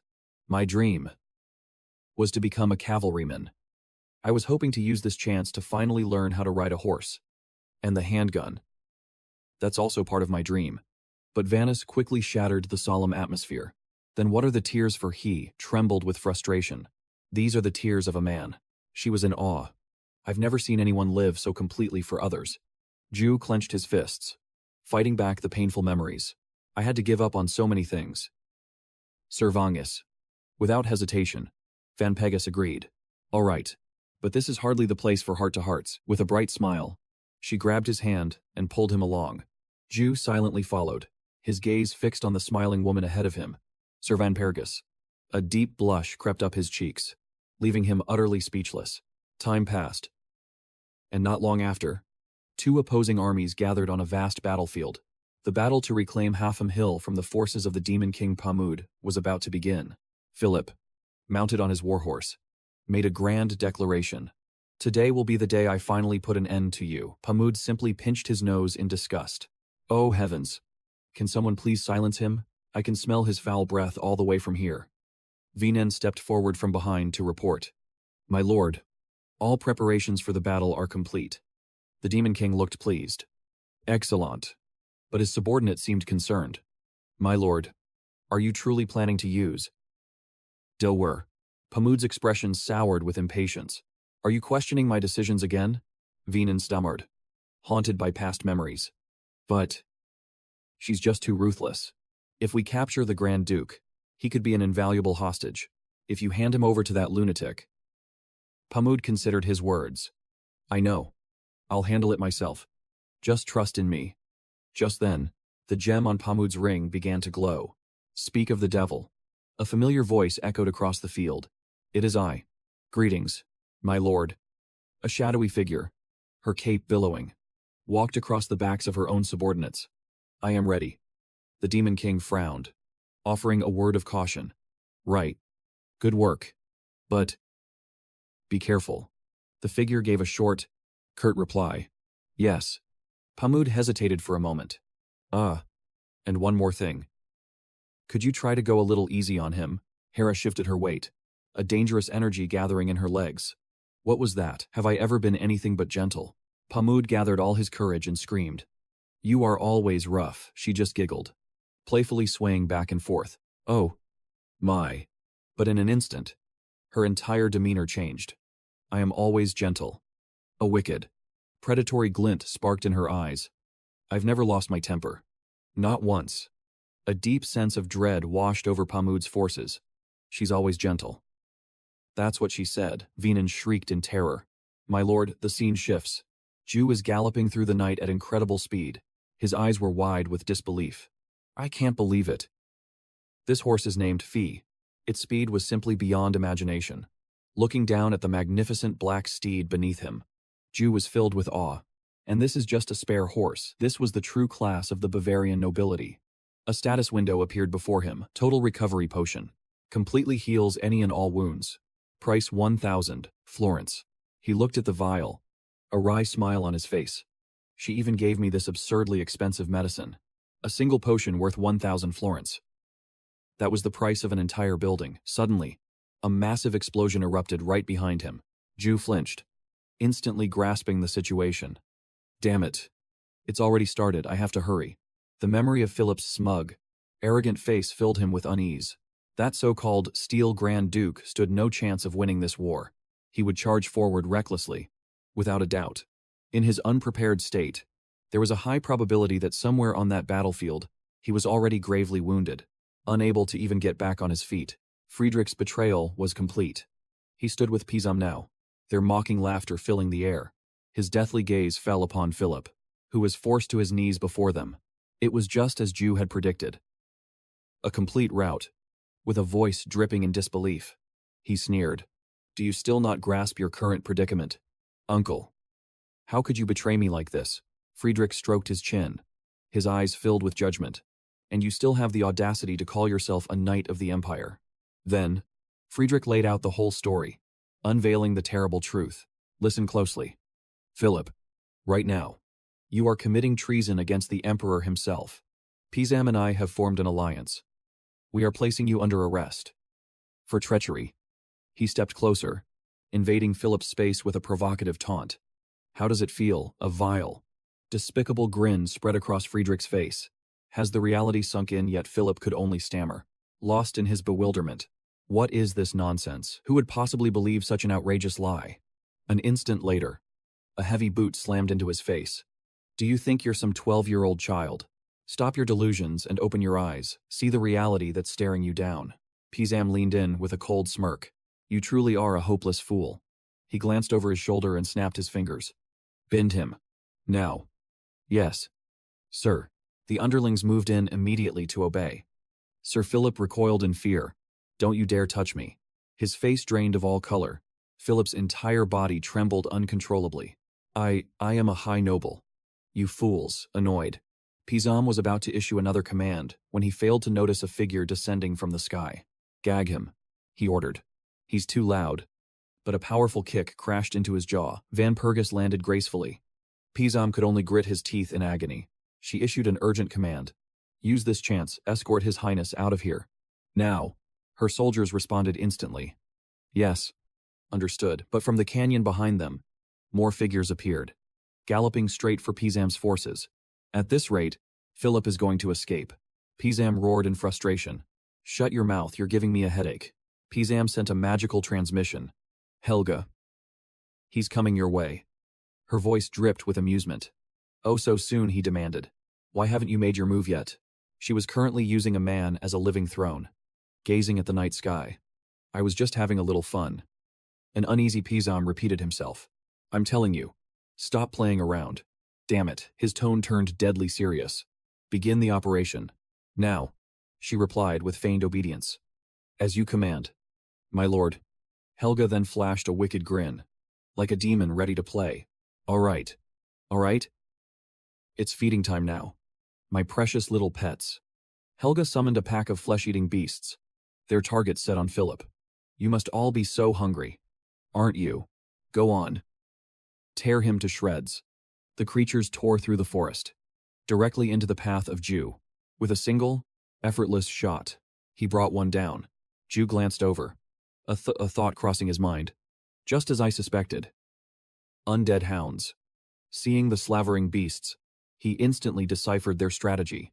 She uses this pack to wear down her targets before moving in for the kill. Suddenly, another beast lunged at Jew from behind. He countered with a contemptuous swing of his arm. Such a disgusting strategy. His weapon cleaved the creature in two with ease. I know all your filthy tricks. Helga. By his calculations, this was just a small fraction of the pack. The rest must be closing in on Philip. As Jew spurred his horse onward, his thoughts were on the main battle. I don't give a damn about that fool. Philip. The only one who matters is Valpurgis. Jew drove his mount harder, racing against time. I have to be faster. Deep within the woods, the undead hounds caught Philip's scent. They surged ahead, cutting off his escape, ignoring everything else. Philip spurred his horse onward, charging blindly into the unknown. His face paled, fear gripping his heart. His mana wasn't circulating properly. Could this be Pizamu's doing? He was powerless. Philip had no choice but to rein in his horse. That damn scoundrel. While his attention was diverted, a zombie hound lunged forward, its tongue lolling out. Your Highness. Be careful. Philip couldn't react in time. He could only watch in horror as Valpurgis moved with lightning speed, charging in and cleaving the hound in two to save him. Even as her horse galloped at full speed, she had bravely stood up on its back. Valpurgis's movements were flawless and efficient. In a flash, she was on the horse next to Philip's. Are you all right? Sir. Valpurgis remained on high alert, her voice a stern warning. This is uncharted territory, a land no one has ever stepped foot in. We cannot let our guard down. He stammered. I understand. Vanas Philip's attention was then caught by a desperate scream from behind. Your Highness, the female knight who had been with them was swarmed by a pack of hounds. Please. Save me. He froze, his face ashen as he heard her terrifying screams. Your Highness. Valpurgis shouted, trying to calm her. Just hold on a little longer, I'm coming for you. But Philip suddenly cut her off, screaming her name. Valpurgis, he was trembling, a twisted smile on his face. Just leave her. She couldn't believe her ears. What do you mean? Your Highness. But he was already turning his horse to flee. Isn't it obvious? Her life and mine are on completely different levels. Valpurgis's mind reeled in confusion. Is this truly the duty of a ruler? She grit her teeth, cursing herself for not listening back then. Recalling the scene at the barracks, Valpurgis thought, if only I had listened to Val's words. Remembering Philip's sheer arrogance, perhaps everything could have been resolved. She remembered that other face. This was all their fault for ignoring him. A rope suddenly snapped tight around Vanessa's neck, yanking her from her thoughts. Look how amusing you all are. Ja, was here. And she was about to deliver a devastating blow. Van Pergus reached out a desperate hand. Your Highness. Her eyes widened in absolute horror. Van Pergus stared in utter disbelief at the man before her. Philip, drenched in a cold sweat, glanced back just once. He still chose to turn and flee, leaving her to be dragged away. Torn from her saddle, Vanessa slammed hard onto the ground, her hands clawing desperately at the dirt. I put my faith in the wrong person. Looking at his panicked face, a face that cared only for itself, Van Pergus was utterly speechless. To think that a man like that, she struggled back to her feet, is called an arch-elector. Ja tightened the rope, joining the conversation. No, she said, with a hidden meaning. That is precisely what makes a true arch-elector. Ja touched her lips. I think so. Too. Right. Big sister, you bet. Van Pergus roared in fury. Take back those words. Now, for generations, the position of arch-elector has held the power to choose the next emperor of the empire. Every single one of them is essentially a monarch in their own right. She stood her ground, reaffirming her conviction. Ja, sie hielt. Then turned to give an order. You all, continue to follow Philip. Her subordinates immediately complied. Understood, with the whip in her hand. She slowly walked forward. Come to think of it, you also carry the blood of an elector, don't you? His gaze was as cold as ice. Seeing that Vanessa didn't answer only fueled her smugness. Did I strike a nerve? Finally, snapping. She charged toward her opponent. You bastard. But her attack was completely useless against Ja, who dodged it with ease. Van Pergus was completely stunned by the situation. Before she could even react, Ja's whip cracked across her back, sending a jolt of searing pain through her. She cackled like a madwoman, reveling in her power. Scream more, that's it. That's it, now I want to play with you even more. Vanessa had absolutely no strength to fight back against Ja's assault. In the end, she couldn't take it anymore. A single blow sent her sprawling to the ground, utterly defeated. Van Pergus was suddenly defenseless, as tears of despair streamed down her cheeks. Lord Valo, if it were you, I know you'd find a way. But I think this is my limit.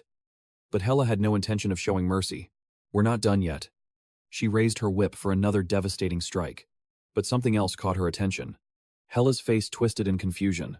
Lying nearby was a strange object, which turned out to be nothing more than a dog's corpse. As she stared, completely distracted, she failed to notice the shadow that had materialized right behind her. What is this? Just the body of a dog. With zero hesitation, Ju smashed his fist directly into her face. The surprise attack was so sudden that Hela lost all control, slamming hard onto the ground. Vanessa cautiously turned, her body trembling uncontrollably. She couldn't believe her eyes. After a long moment, Vanessa finally whispered his name. Valo. Her face lit up with a brilliant smile, unable to contain her overwhelming joy. You really are a hero. But as the words left her lips, Van Pergus finally collapsed to the ground. Ju said nothing, simply sweeping her up into his arms and walking away, completely ignoring Hela's presence. She could only sit there, watching them go, as a chilling thought raced through her mind. He took out an undead dog and got behind me before I even realized what was happening. This man is no ordinary human. Just then, Ju returned, a gun now in his hand, still as monstrous as ever. I see Hela was utterly bewildered. Brother, you know me, but Ju's expression was one of absolute disgust. Don't call me brother with that look on your face. It's sickening. Yet even at gunpoint, Hela showed no trace of fear. A gun, how quaint. I suppose its range is better than my whip's. Take your best shot. Brother. My whip moves faster than any bullet. Without a word, Ju pulled the trigger. But Hela didn't wait for death. She lunged forward with blinding speed. Before he could even react, her whip coiled tightly around his throat. Ju's eyes widened in shock as it constricted. A crazed laugh escaped Hela's lips as she yanked the whip tighter. Get over here. Ju was completely trapped.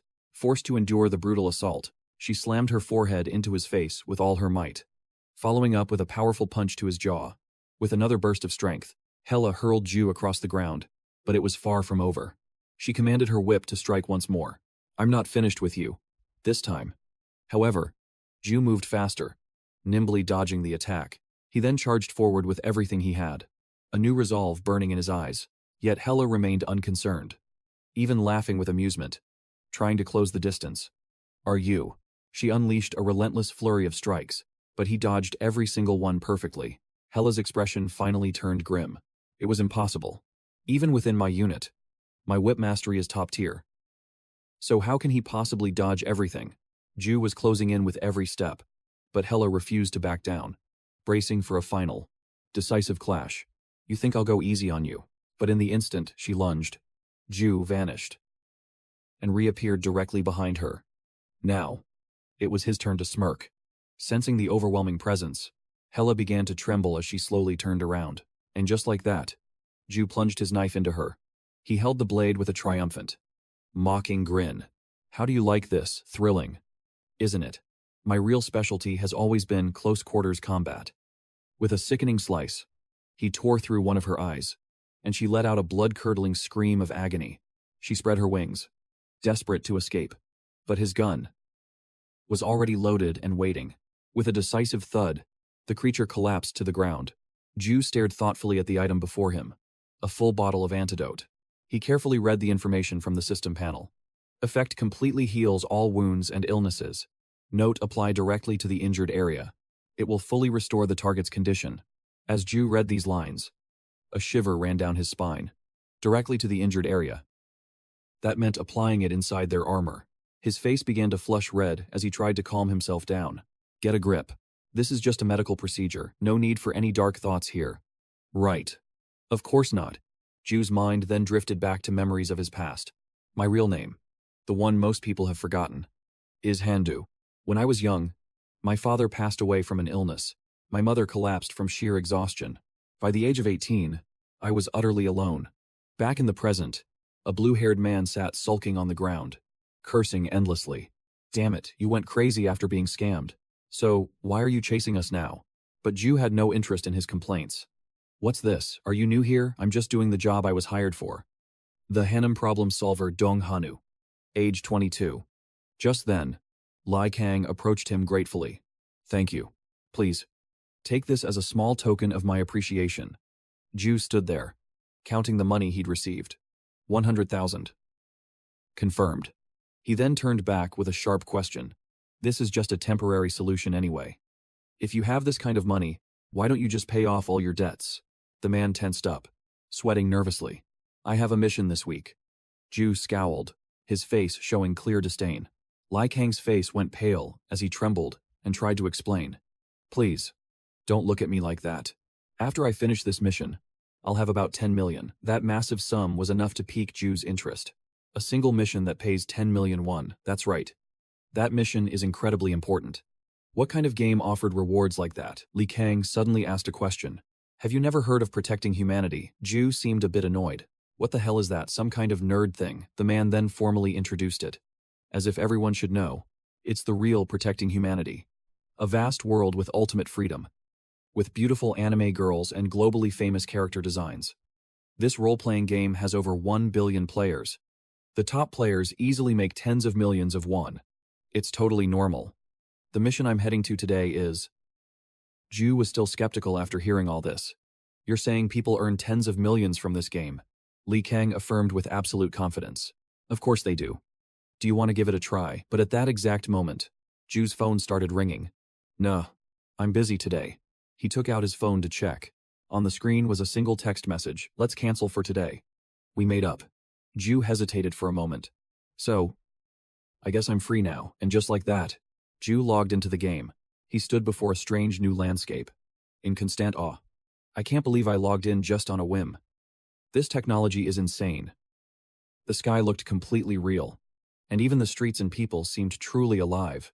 Is this really a game? Just then, Ju noticed the people on the side of the road. He couldn't help but marvel internally. They look so alive. So realistic you can even see their pores. This is too real. At that moment, a shop owner yelled out, "Aren't you going to pay for that?" Ju then realized he had gotten so immersed that he'd done something crazy. Oh, crap. The man shoved his hand away with a look of contempt. If you don't have any money, Then get lost, I have other customers to serve. Just as Ju's anxiety peaked, a system window materialized before his eyes. The screen displayed his current balance, 10 florin. So, florin was the currency here. I'd better save this. Ju thought, turning to Clow apologetically. My apologies, but I have nothing. Suddenly, a young boy named Dennis appeared nearby. His eyes wide. That looks delicious. Ju's gaze was drawn to the small child. But just as quickly, Dennis's mother called him away. Come on. Son. Let's go. The boy lingered. His reluctance clear. But then Ju asked, how much for one apple? Cloud immediately gave him the price. Just 1 florin. He handed the apple to Dennis, whose face lit up with pure joy. Here. Take this. The mother standing beside them bowed her head repeatedly in gratitude. Thank you. You used your precious money for my son. Ju just waved his hand dismissively. It's nothing, really. After all, it's just game currency, he thought. Meanwhile, Dennis was overjoyed with his favorite treat. This looks amazing, thank you so much. Mister. The boy's mother then revealed a startling truth. Even so. 1 florin is enough to eat for an entire day here. Ju scratched his head, suddenly embarrassed and unsure how to respond. As the mother and son departed, they showered him with one last wave of gratitude. We are truly in your debt. Sir, thank you. Mr. See you again. Ju Yu waved back. Be sure to listen to your mother. Kid. This whole scene. It brings back memories. Back when it was just me and my mom. I was such a stubborn brat. Always whining for fried chicken. A faint smirk played on Ju's lips at the memory. He scanned the bustling scenery, a thought solidifying in his mind. This game, it truly has a certain magic to it. After that, I began my journey to protect humanity more and more often. Whenever life became too much to bear, this game was my sanctuary. Inside this world, Ju felt the warmth and admiration of its people. Thank you, young hero. You have completed the quest. And so, my logins became more frequent. All the crushing pressure of the real world. I unleashed it all inside the game. After recharging my spirit, I would return to my life. Only to come back, weighed down by exhaustion once more. And just like that, 5 years had passed within the game. As he was lost in these thoughts, a sudden voice cut through the air from behind. So you're the one they call Hanu. Van Pergus introduced herself. I am Vanner Geese. I've heard your skills are quite formidable.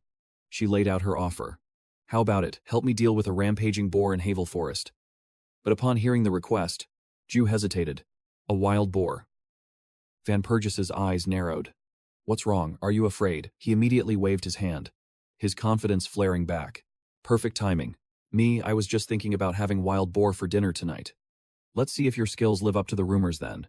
A smile bloomed on Vannergeese's face. Incredible, he took down that monster. In a single strike, Ju shot a critical glance at his new companion. And you didn't even lift a finger. But she remained completely unfazed.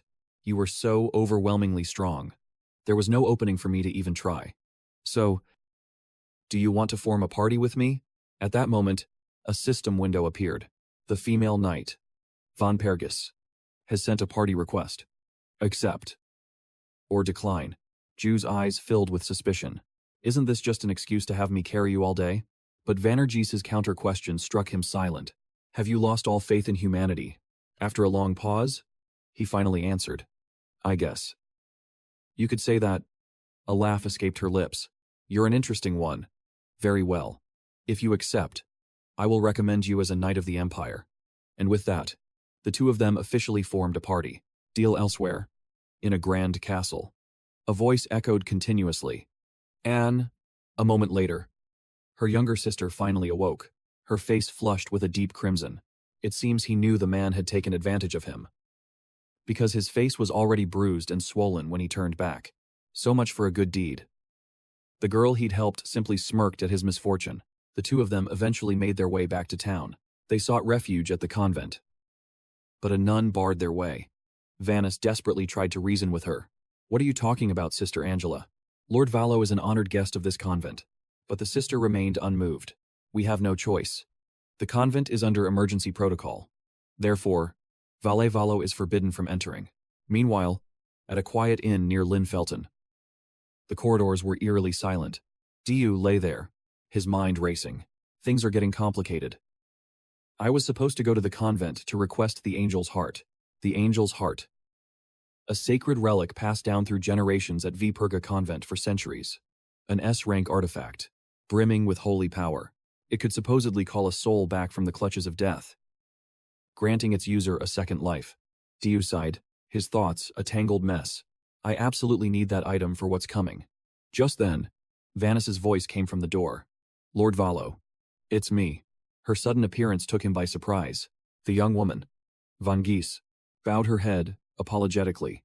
I'm so sorry that a distinguished guest such as yourself has to stay in such a simple place. However, her apology faltered when she saw him hanging upside down. My lord. What are you doing? Diu gave a short, direct answer for his strange behavior. Van Pergus lowered her voice to a whisper. Lord Valo. This is gravely important. And it is a secret. But Ju, I guessed, sensing her hesitation, gave his assurance. I will take this secret to my grave. She finally nodded in agreement. Yes. I believe you. Still, Vanis had to take a deep breath to steel her nerves. Only then did she reveal the shocking truth. The abbess has been corrupted by darkness. But I just spoke with Abbess Angela moments ago, which means there's a traitor among us. Hearing this, Diu's mind spun with confusion. Wait a second. She's saying the current abbess is Margareta. Van Pegas didn't notice his reaction. She continued, venting her frustration. It must be that wretched Pamu's doing. The news sent a throb through Diu's head. It can't be. She's still alive. Margareta is still alive. All this time, I assumed she was dead. So I never even considered her. Van Pegas finally noticed his strange demeanor. You don't look well, my lord, she asked with concern.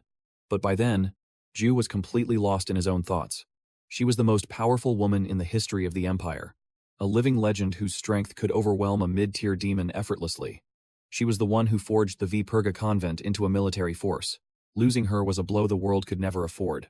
Suddenly, Ju shot to his feet, startling Van Gies. She recoiled in fear. My lord? What's wrong? A spark of realization lit up Diu's face. You said the abbess was corrupted by darkness. Van Gies nodded in confirmation. Yes, that's right. He couldn't wait another second, urging her on. We need to go. Now, Vampire Gis. I know a great deal about this darkness. And so, they rushed towards the Viperga convent headquarters. Elsewhere, a report was being made. He claims to understand the darkness. The messenger immediately confirmed. Yes, that is correct. Valo is a man who can be trusted. The Iron Faith itself vouches for his strength. Sister, why not place your faith in him? Just this once. Vice Abbess Angela's gaze was piercingly cold. It seems you've already told this outsider far too much. Ju could feel the crushing pressure in the air. The tension was suffocating. A sudden slam on the table made them both flinch. Angela's face was now a mask of pure fury. Von Pergus, she hissed. You know full well this incident was caused by a traitor. And yet, you dare suggest we place our trust in an outsider. Her voice dropped to a frigid tone. This discussion is over. Leave this place. Immediately. But Van Pergus refused to surrender. Please. Vice Abbess. Her plea was instantly cut short. Vangus turned back, only to see a calm, confident smile on his face. Ju's voice cut through the silence. I hear the Grand Abbess is in a critical state, and that you are under immense pressure.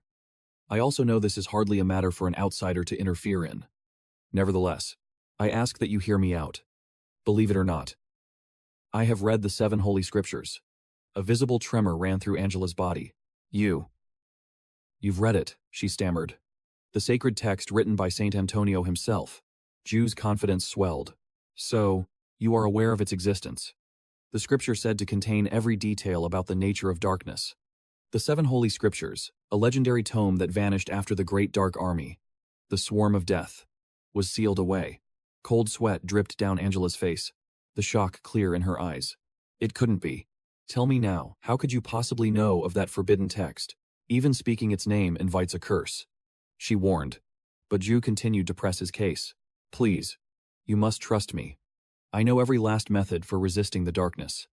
He then gave a smile filled with absolute certainty, leaving Vangus staring with her jaw agape. Angela struggled to control the trembling in her hands. Very well. In exchange, you will swear an oath of silence you must carry to your grave." As she spoke, she gently crushed an object in her palm. Angela added a final, chilling warning. "Break it, and I will bury you beneath the river Ly myself." Soon, Jew and Vanpergus found themselves standing among a group of imposing nuns. He grumbled in his mind. All these muscle-bound fanatics. She crushed the edge of a desk with her bare hand. But what is this overwhelming smell of sweat? Margreta. I've never seen her, but I'd bet she can lift 2 tons for 3 reps. Standing behind him, Vanpergus noticed his strange expression. "Sir Valo, you look rather pale." Jew quickly hid his anxiety. "No, I am fine. By the way, Lady Vongus, is this brawny physique your ideal type?" "I dream of it," she confessed.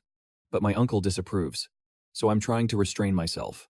Frankly, I'm relieved," he thought. Before long, they arrived at a secret location. "We are here," Angela announced, her voice grim. "But be warned. The malevolent aura is thick. Lose your focus for even a second, and you will lose your mind." Zhu immediately nodded.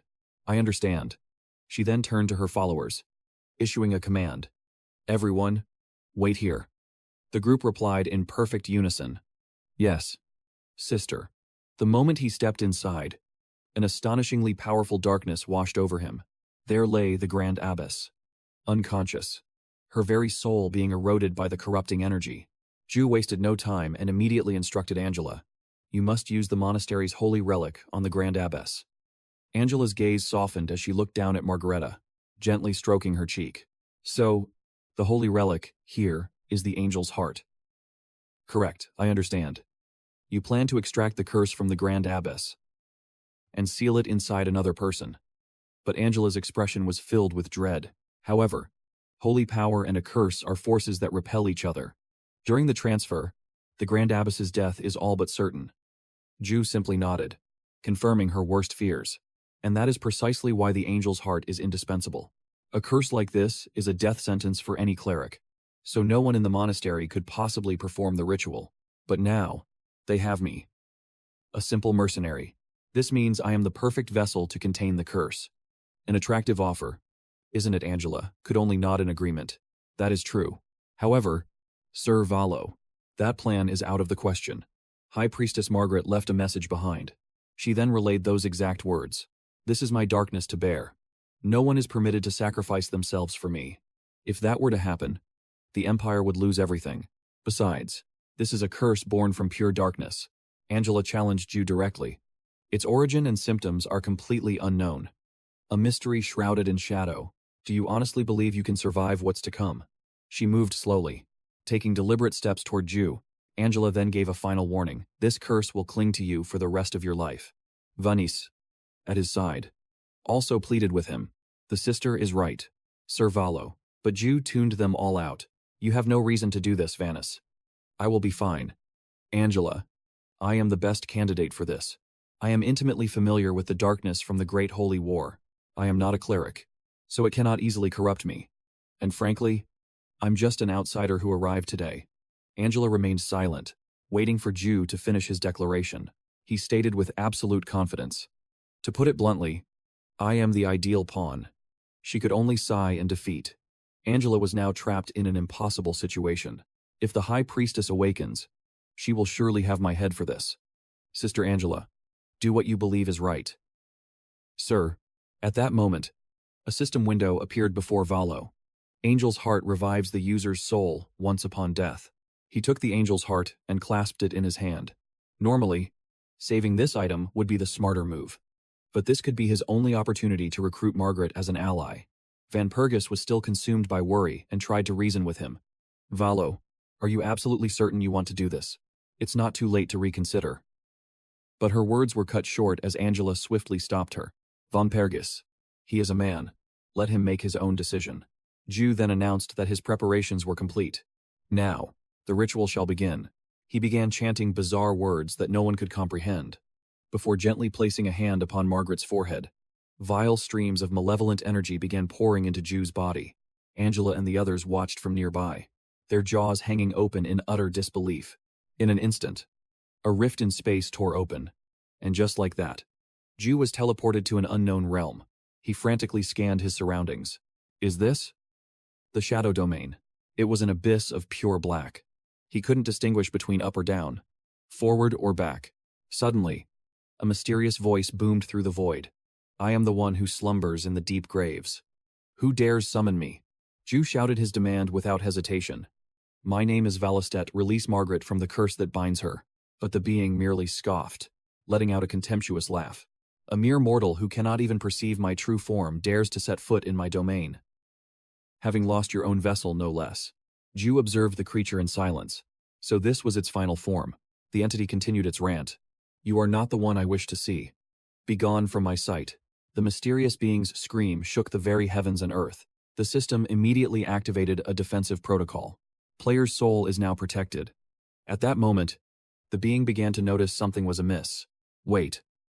How are you immune to soul drain? Ju roared back in fury. Silence, break Margaret's curse and transfer it to me. Now, he showed no signs of backing down. Silence. If you don't tell me who you are, I'll rip the soul from every last warrior who ever fought by your side. The man was stunned. Damn it. Is he threatening me with hostages? Fine then. We can play dirty. You revealed without hesitation. I've already read the 7 scriptures. The Gravekeeper King was utterly shocked. What did you just say? He even struck a mocking pose, taunting him relentlessly.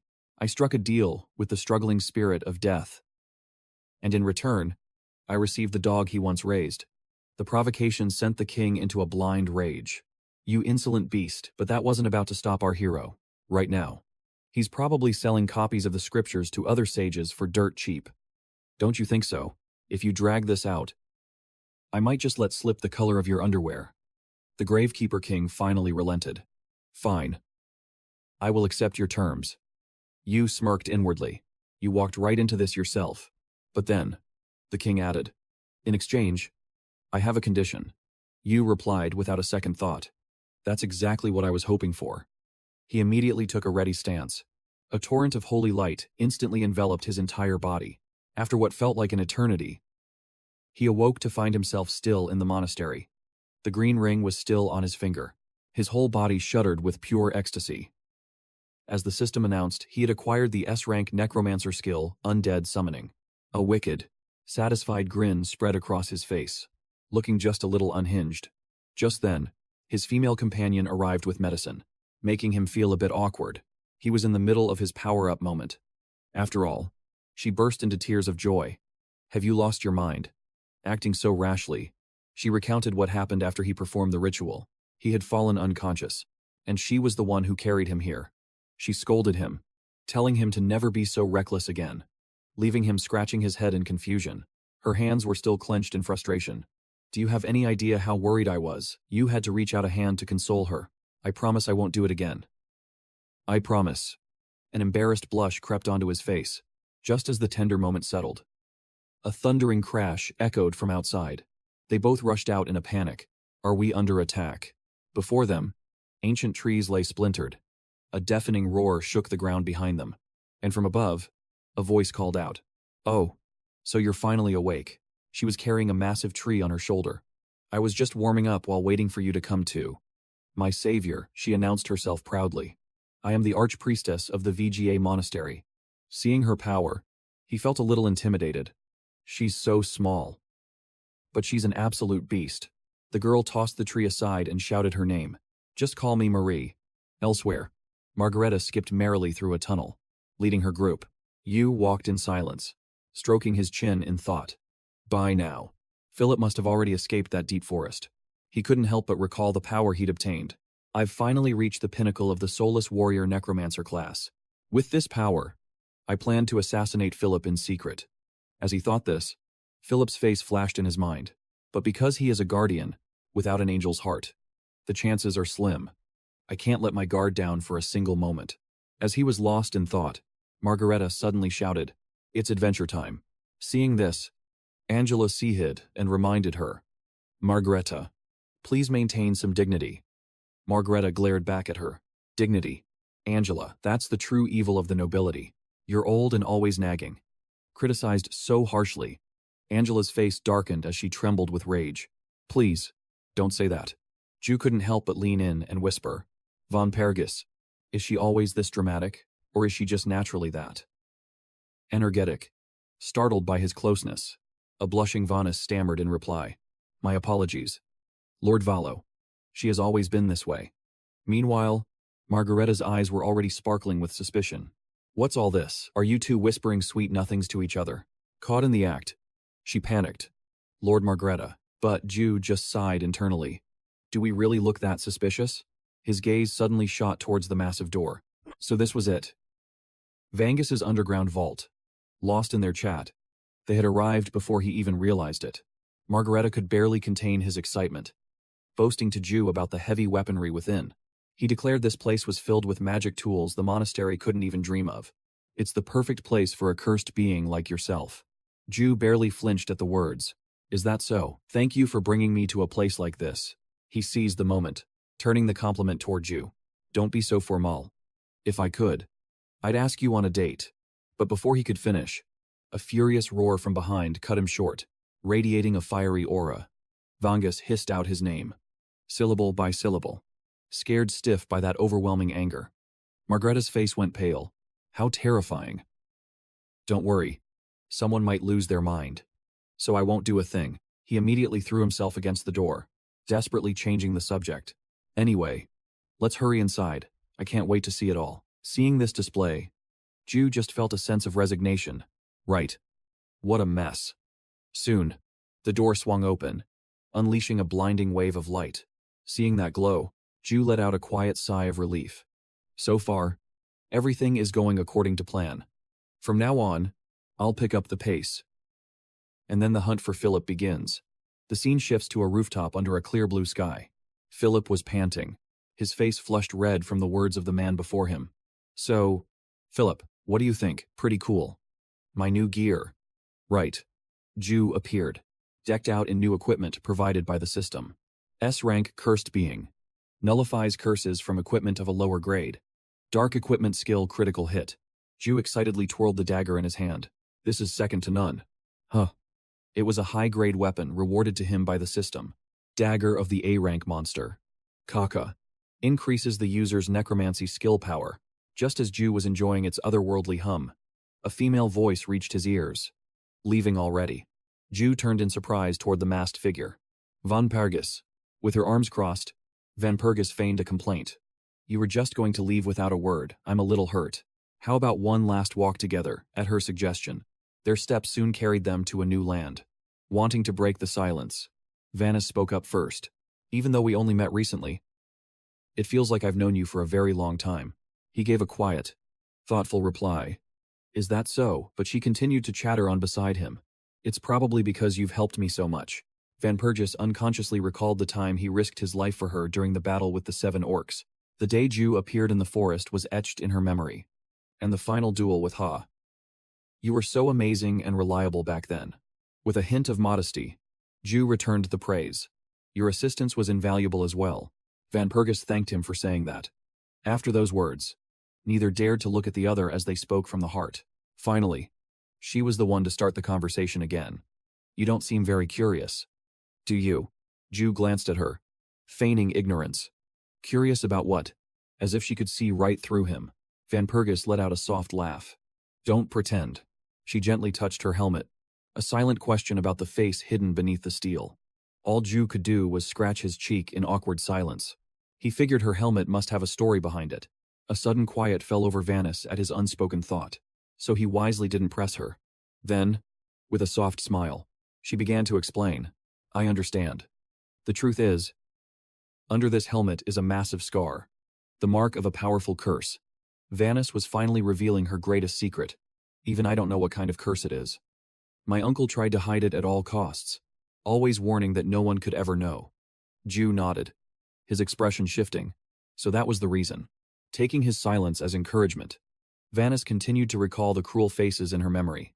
Because of it, people started calling me the Ugly Knight. It's a nickname given by those who know nothing about my past. Now, she had mustered all her courage to confide in him. Would you be willing to see my true face? Vanis reached for her helmet, her hands hesitating slightly. I'm a little nervous, she confessed. But with you, I feel you'll be able to see me for who I really am." Before she even finished her sentence, a faint blush colored her cheeks. Vanis had no idea how utterly mesmerizing her face was. A masterpiece that could steal anyone's heart. "So, how do I look? Do you think I'm terribly hideous?" When he failed to answer, she grew even more flustered, trying to hide her face. Only Ju knew he was simply frozen, captivated by her otherworldly beauty. Vanis clasped her hands tightly, her voice a fragile plea. "Please, say something." Realizing his rude silence, he finally snapped out of his trance and stammered out his praise. "I apologize. You're unbelievably beautiful." A wave of relief washed over her. "Really? Oh, thank goodness." But Ju still couldn't process what he was seeing. Impossible. Vanis Pergus had actually removed her helmet. As Vanis shyly covered her mouth, he thought back to their first meeting. He was still completely lost in her stunning beauty. "I've looked at Vanis Pergus so many times, but I never, ever imagined this." Suddenly flustered, Vanis blurted out, "I have something I want to give you." Startled, Ju stuttered. "What is it?" She quickly took out a pendant. "This is a treasure of the Bayan family, passed down to me by my uncle." He watched her every move, his mind racing. Why would she give something so precious to me? In a bold move that was as good as a confession, Vanis took his hand. "This is a token. A proof that I will always be by your side." His heart hammered against his ribs as he stared at the brilliant gemstone. It shone so brightly that Ju found himself repeating her words. "A token. To remind me that you'll always be by my side." He immediately placed it over his heart as his reply. "I will treasure it." Vanis looked up, her eyes shimmering with emotion. "You promise?" "Right, Ju." Overwhelmed by the sudden shyness, quickly turned to look at Phil. "All right then, it's time for me to go." A hint of disappointment crossed her face, but she still offered him a blessing. "Yes. May fortune always be with you." Ju frantically gestured ahead. "Of course. Please. After you." But Vanis, even more flustered, shook her head. "No. No. You go first." And so they went back and forth, oblivious to their companion's weary sigh. "No. No. Vanis Pergus, you absolutely must go first." "No. I insist that you go first." "Oh. It's fine. Really, you go." "Vanis. No. No. Ju. Please. I insist." At that exact moment, a new notification flashed before him. The hidden scenario bloodline of champions has been unlocked. The Vanis Pergus affection route has been unlocked. Very quickly, night began to fall, filled with the sound of light-hearted laughter. Phil felt his soul leave his body listening to Ju's inner monologue. Good grief. What is a man like me supposed to do now? He glanced at the system window, then thought of her again, and his face turned beet red. An affection route. With the rigid night. Vanis. At this rate, the only thing missing is a wedding hall. Isn't it? But just as he was savoring the moment, a strange scent hit him. Below his horse, countless bodies lay strewn across the ground. What is this? Damn it. Just when everything was finally going smoothly, he scanned the faces of the dead, their eyes still open in shock. Judging by the scene, it seemed Philip and Pizamut had engaged in a brutal clash. Men and horses alike were scattered on the ground in a pathetic display, their strength clearly exhausted. Without a moment's hesitation, he drew his sword right there on the spot. Jiu swung his blade once, then spurred his horse into a full gallop. "I need to search this area." His gaze then shifted toward the familiar system window, and an intrigued smirk crept onto his face. This could be interesting. He tightened his grip on the sword as it radiated a dense, murderous aura, and activated his skill.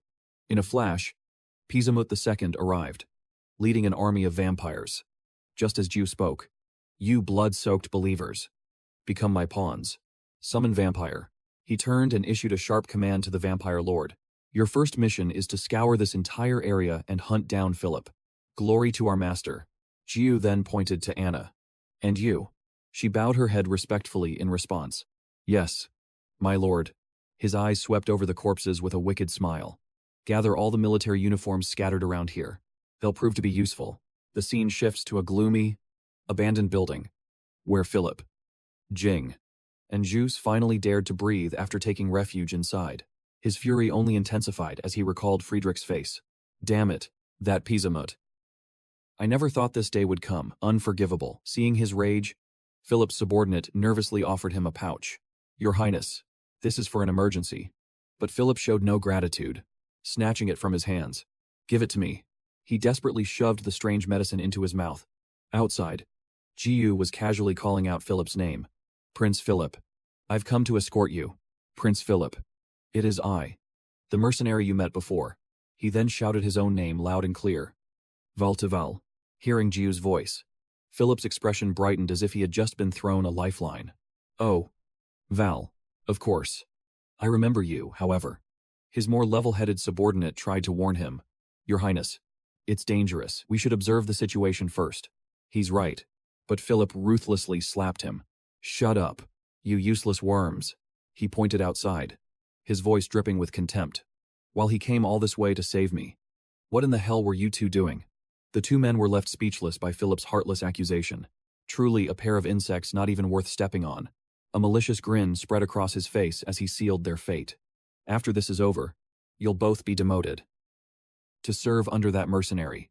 Just as he finished speaking, the door behind Philip was kicked clean off its hinges. Seeing Jiu, he was absolutely ecstatic. Val, I'm over here. Val. Jiu calmly strode forward, his legion of vampires trailing behind him, and stopped before Philip. Your Highness, I have missed you dearly. I crossed that entire deep forest just to reach you. Hearing this, Philip was moved, praising him endlessly. Thank you, Val, and thank you for bringing such reliable reinforcements. Behind them, one of the abandoned knights was still weakly calling out. Your Highness, please wait for us. But Philip paid him no mind, his own eyes gleaming with hope. You are the only one I can trust. Val, I will make sure you receive a reward worthy of your deeds. Jiu smiled brightly, feigning humility. Oh, please. There is no need. The next moment, at his signal, Jiu's army surged forward. Blood splattered across the room, leaving Philip in a state of utter disbelief. Jiu scratched his head, hiding the wicked grin that was blooming on his face. Because I have no more use for you. Your Highness. With his men at his back, Yao held the clear advantage over Philip. Does a mangy dog truly dare to bare its fangs at a tiger? Rage twisted Philip's features into a hideous scowl. Did I raise a dog? Only for it to turn and bite its master. But Yao remained unfazed, a mocking smirk playing on his lips. That's right. I'm the filthy dog you raised. And I'm here to bite a monster like you. Philip's blue eyes widened in fury as his sword flashed into view, unleashing the first form of his lunar shadow sword style. The new moon slash. Philip cut down nearly all the vampires. The more they charged, the more viciously he tore through their ranks. Yao watched, a flicker of disappointment in his eyes. It seemed sending mere henchmen was pointless after all. He glanced at the fallen bodies, with utter disdain. A battle like this was nothing but a drain on his mana. With that thought, Yao gave a single command to the army behind him. All units, withdraw. They obeyed in perfect unison. Yes, Your Highness. A triumphant smirk spread across Philip's face. Watching your pathetic little followers die right before your eyes. What a shame. But Yao's reply was just as sharp. Unlike some people, Yao circled his opponent before drawing his dagger, his heart as calm and vast as an endless plain. Philip seized the opening, shattering a plank and sending the splinters shooting toward Yao. But Yao dodged them with ease, a defiant grin plastered on his face. Philip stepped back, his eyes wide with fury, while Yao simply placed a hand on the nearby wooden fence. He then tossed it forward, inviting Philip to vent his rage. With a few furious swings, Philip obliterated every piece of wood in sight. As Yao parried the ferocious blows, a bitter thought crossed his mind. So this is the power of the 9 branches of steel. The irony was crushing. This was the very sword art he once held so dear. At a glance, the style appears elegant and refined, but hidden beneath that beauty, Yao's head dipped for a split second, lies a devastatingly fatal counterattack. Though slightly winded, he stood with the undeniable presence of a true master of the 9 branches counter. Philip finally paused, resorting to verbal threats. Did you really think you could survive here after betraying me? Yao just scoffed at the empty words. As it turns out, I've become quite friendly with the sisters at the monastery. Hearing this, Philip roared with laughter. So, you found yourself some backers. Ha, why should I fear some armed-up religious sect? With those words, Philip spun into motion, unleashing the second form of his sword style, Crescent Moon. He channeled immense power into his blade, summoning the three flames behind him. But in an instant, Philip's arrogance turned to pure shock. Yao's simple dagger had completely stopped his ultimate attack. Philip strained until his entire body trembled, but he couldn't move Yao a single inch. In that moment, an old fear resurfaced. The fear of the golden dog and Pizamu, an internal wound he had desperately tried to suppress. Sensing his opponent's weakness, Yao let out a triumphant laugh. Let's end this pathetic drama right here. With a single powerful kick, Yao sent him flying. As Philip hurtled through the air, he coughed up a spray of blood, the blinding glint from Yao's boot flashing in his eyes. I'm sorry, but the monastery isn't what you should fear. It's me. Philip clutched his broken body, seething with rage. If only my body were still at its peak. I would have crushed you ages ago. Desperation crept into his voice as he roared his questions. Why? Why are you trying to kill me? I recognized your talent and showered you with blessings. Weren't you supposed to be loyal to me? Yao slowly cracked his neck, his voice dropping to an icy growl. After all this, you still don't understand what you did wrong. All right, let me make this perfectly clear. Ju advanced, his voice dripping with ice. First, you ignored every warning I gave you and reaped only betrayal. He slammed his dagger into the ground, just inches from Philip's manhood, a silent testament to his fury. Second, you callously abandoned Vanus, who fought and bled for your sake. Ju lifted the dagger again, his words a relentless storm. And third, how many people do you think have died because of you? His expression darkened, and the demonic glint in Ju's eyes became terrifyingly clear. And you still have the audacity to call yourself a leader. Philip scrambled for any shred of pity, his pleas growing frantic. Think about it. Valstalo. Pathetic tears streamed down his face as he desperately pleaded for sympathy. Everything I did was for my people. If I die, who will feed them? Who will protect them? He spat out the vile words, saliva flying from his lips. My absence will only make our rivals celebrate. Won't they just swoop in and devour this place the moment I'm gone? Ju's lips curled into a slight, cold smirk at Philip's desperate monologue. That's a fair point. Ju feigned a glance behind him, showing a sliver of false magnanimity. All right, I'll give you one chance. He dangled a precious potion vial, tempting the desperate man. This is a full recovery elixir. If you accept my condition, I will let you use it. The coward, terrified of death, immediately latched onto Ju's offer. What do you want? I'll agree to anything. Ju was almost surprised by his haste. Just say the word. Is that so? This was the moment Ju had been waiting for. He closed the distance, his voice a low command. Then get on your knees and beg Vanus for forgiveness. And I mean a proper kneel. Both hands and knees. Philip was willing to pay any price to save his own skin.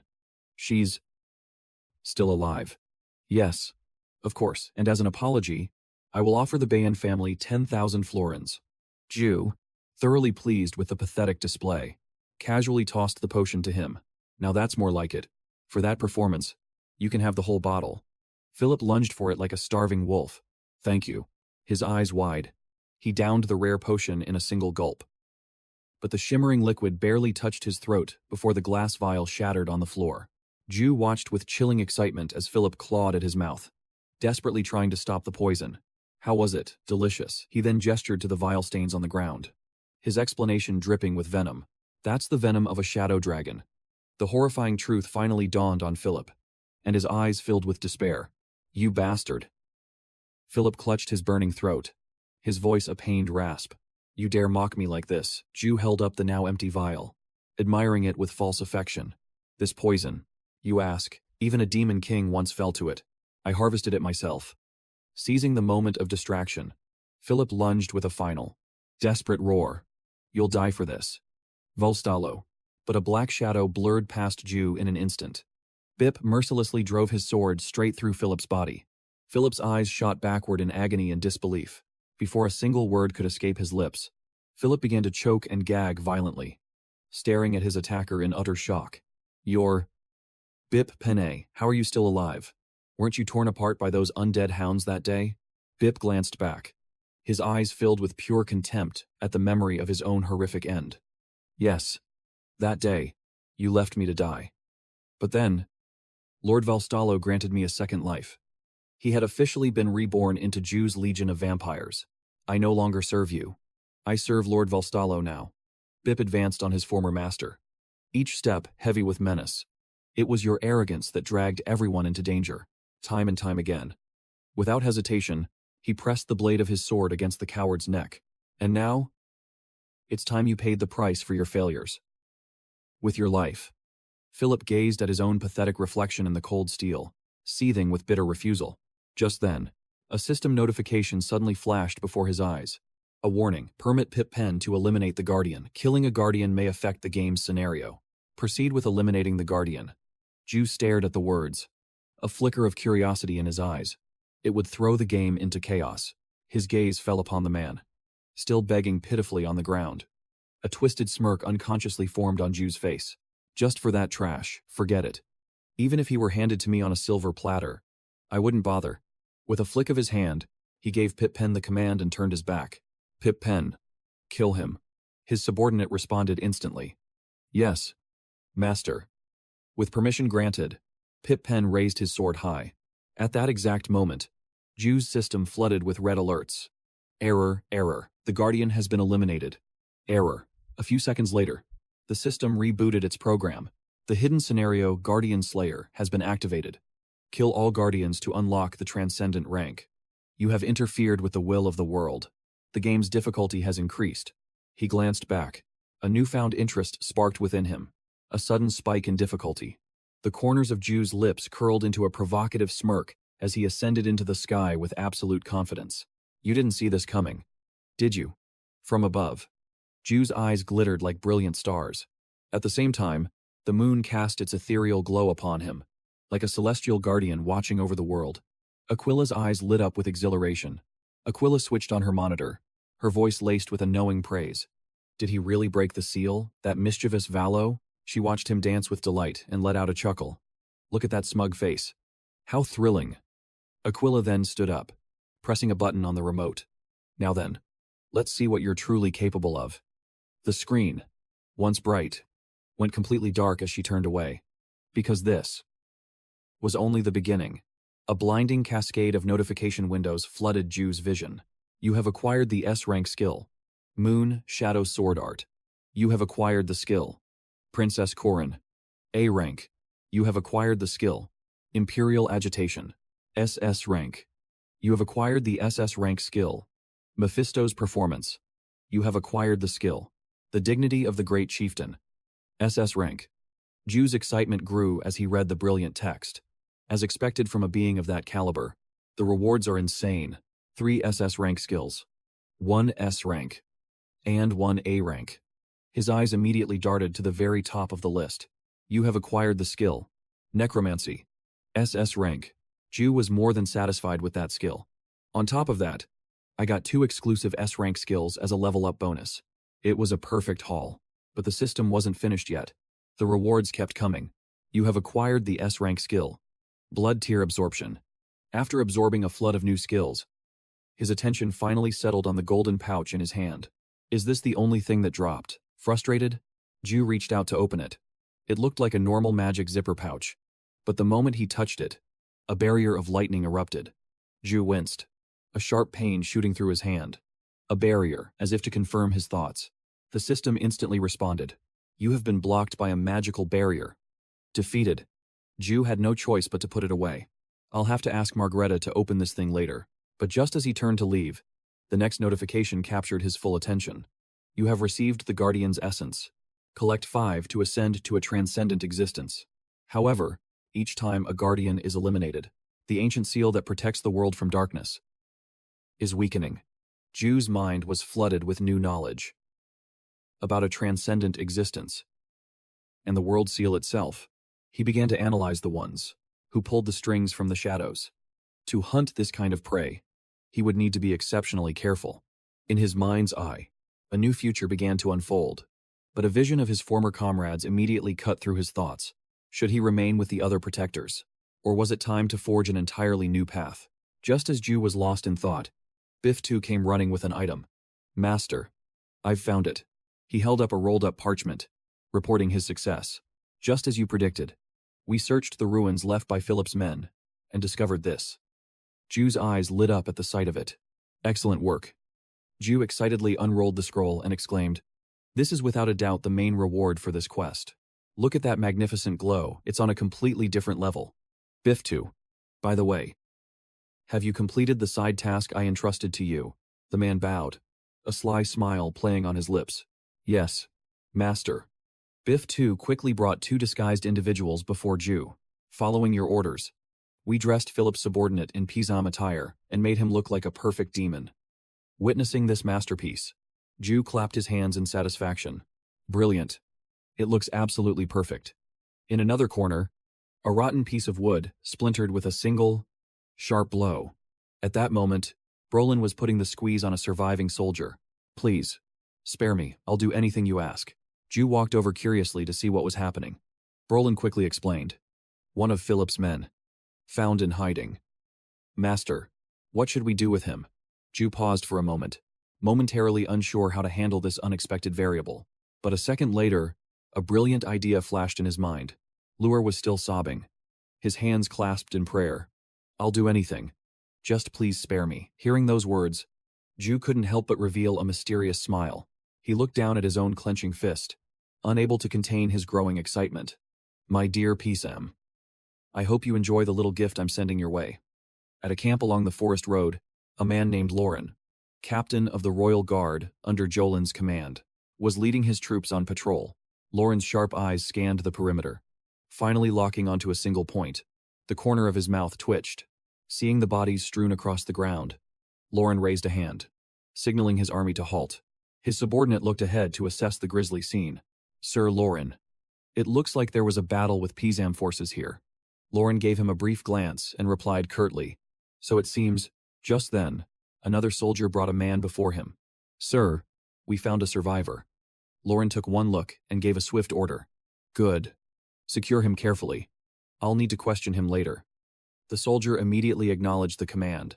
Back in the campfire blazed to life once more.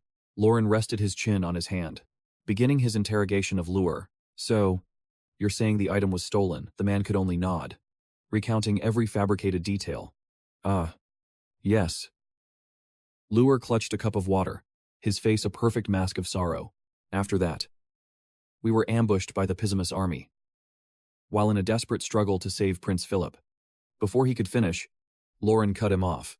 "So what you're saying is, you left your comrades to die while you escaped?" Lure stared at his own trembling reflection in the cup and hesitantly confirmed. "Yes."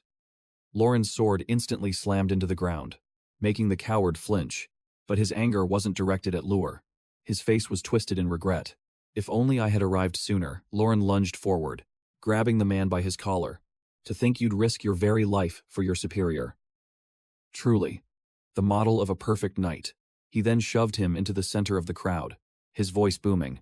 "All forces, hear me." Following Lauren's lead, everyone is to converge on Lure. This man laid his life on the line for his commander. He was left utterly stunned by those words. "Even if we face defeat, the spirit of a knight must never be broken. Let this man's courage be your example. Begin the search for Prince Philip immediately." "Yes, my lord." Lure could only stammer, frozen to the spot. It was too much. The scene shifts in a flash, transporting us to the sun-drenched, windswept Ranrose Palace. Golden shafts of light pierced through the glass, illuminating Jin's private garden. But Lauren's sudden arrival shattered her moment of peace. "My master." "It is Lauren." He gritted his teeth, forcing the words out. "As you commanded, we pursued Pisamu's army, and we found traces of Prince Philip. However, he has already escaped, and his current whereabouts are unknown." A heavy silence fell over Jolin. "Is that so?" She continued walking through the grounds, her voice sharp with inquiry. "And what of that item? I am certain Prince Philip had it." Lauren's voice faltered as he finally confessed. "Those wretched Pamu curs. They have taken it." Jin's fingers clenched into a tight fist when she heard this. "Pisamut. That name grates on my ears more each day." Thinking he had failed, her subordinate immediately tried to take the blame. "Forgive me, master. If you wish, please deliver my punishment." But her voice held no anger as she consoled him. "That won't be necessary. Right now. That item is far more important. It is the only way to restore Prince Philip to his rightful position." He couldn't stop himself from slamming a fist on the floor. But Prince Philip, His Highness, Jolin's eyes narrowed, her voice dropping to an icy tone. Lauren. The prince is not someone who dies so easily. She rested her chin on her hand, speaking with a terrifying casualness. Go to Pizam's domain and deliver this message for me. Tell him to hand it over. A smile bloomed on Jolin's face, one that showed her true nature, the nature of the Rose Demon Lord. Jolin. Or else. Things are about to become very unpleasant. We cut to Pizamut's smoke-filled fortress, where Pizam's face was twisting into a mask of pure rage. What did you just say? That insane woman has been revived. Vincent simply tilted his head in confirmation. Yes, my lord. The simple gesture sent Pizam into a panic. Impossible. The horrifying memory of Margaretta's face made his blood run cold. That monstrous woman has returned. But my trap. It was supposed to be perfect. His subordinate couldn't help but cut in. But my lord, she is still merely human. Meanwhile, Pizam's face had turned a sickening shade of purple. You don't understand anything. His voice trembled with raw fear. Recalling when she walked into an impossible battle alone. I can never forget it. She single-handedly stormed the domain of Ao and massacred every last one of his followers. The image of Margareta seizing her foe by the throat and severing his head was burned into Pizam's mind forever. He hugged himself tightly, trembling from the sheer, soul-crushing terror of the memory. Do you have any idea what triggered that slaughter? Vincent, still failing to grasp the situation, asked. What was it? My lord. Pizam could see it perfectly. One of Ao's underlings stepped on her favorite snack. The memory of her piercing glare made Pizam's voice quiver uncontrollably. From that day on, the demon lords called her Margareta, the storm of destruction. Just as he finished, another demon burst into the room. My lord. A message from the demon lord Jolin has just arrived. The color drained from Pizam's face as the messenger held out a letter. What now? The demon trembled under Pizam's gaze as he reported. I do not know. My lord. He stared at the paper held out before him, a heavy silence preventing him from taking it. It was hardly the right time, but the man stubbornly pushed it towards Pizamu. That thing, he couldn't stop asking himself, what new rage is this boiling inside me now?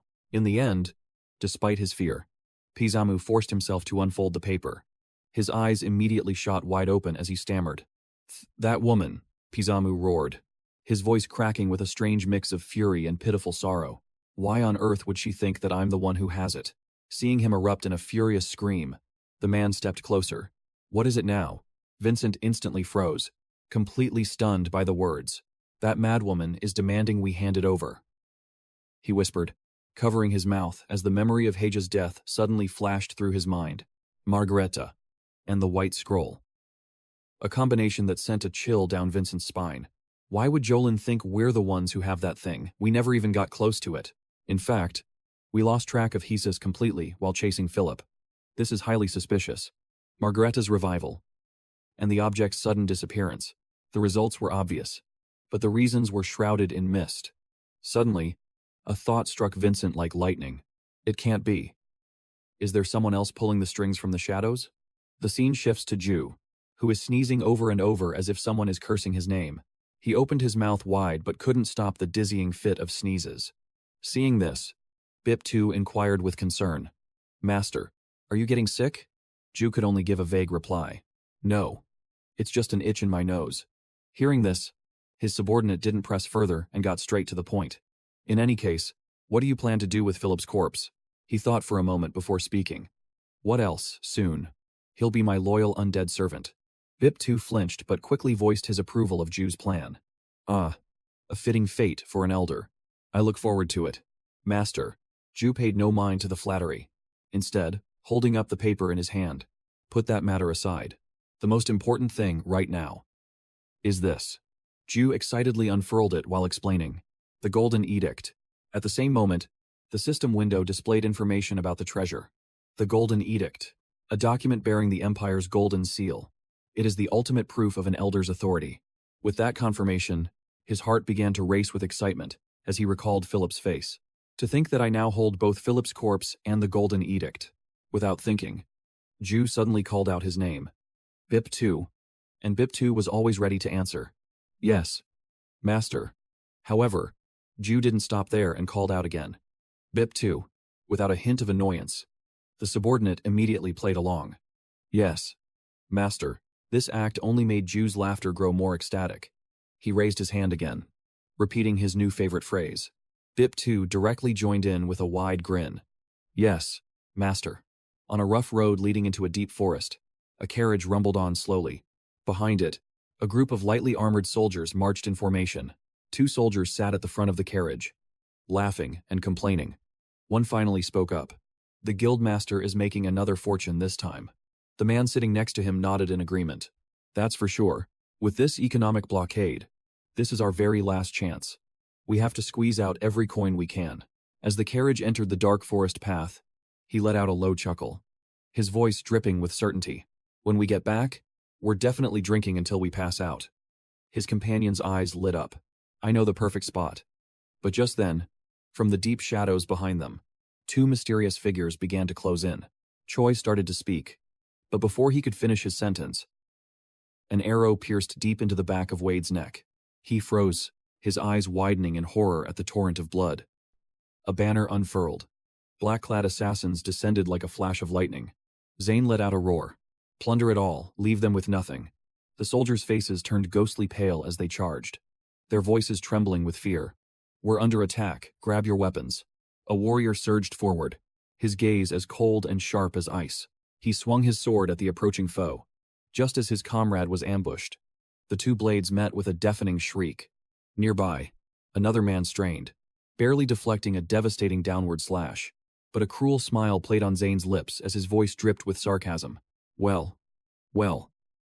You merchants make quite a fortune, don't you? I suppose this is the price for your little deal with Liney. Hearing this, Choi's voice became a low growl, his fury finally erupting as he roared at the man.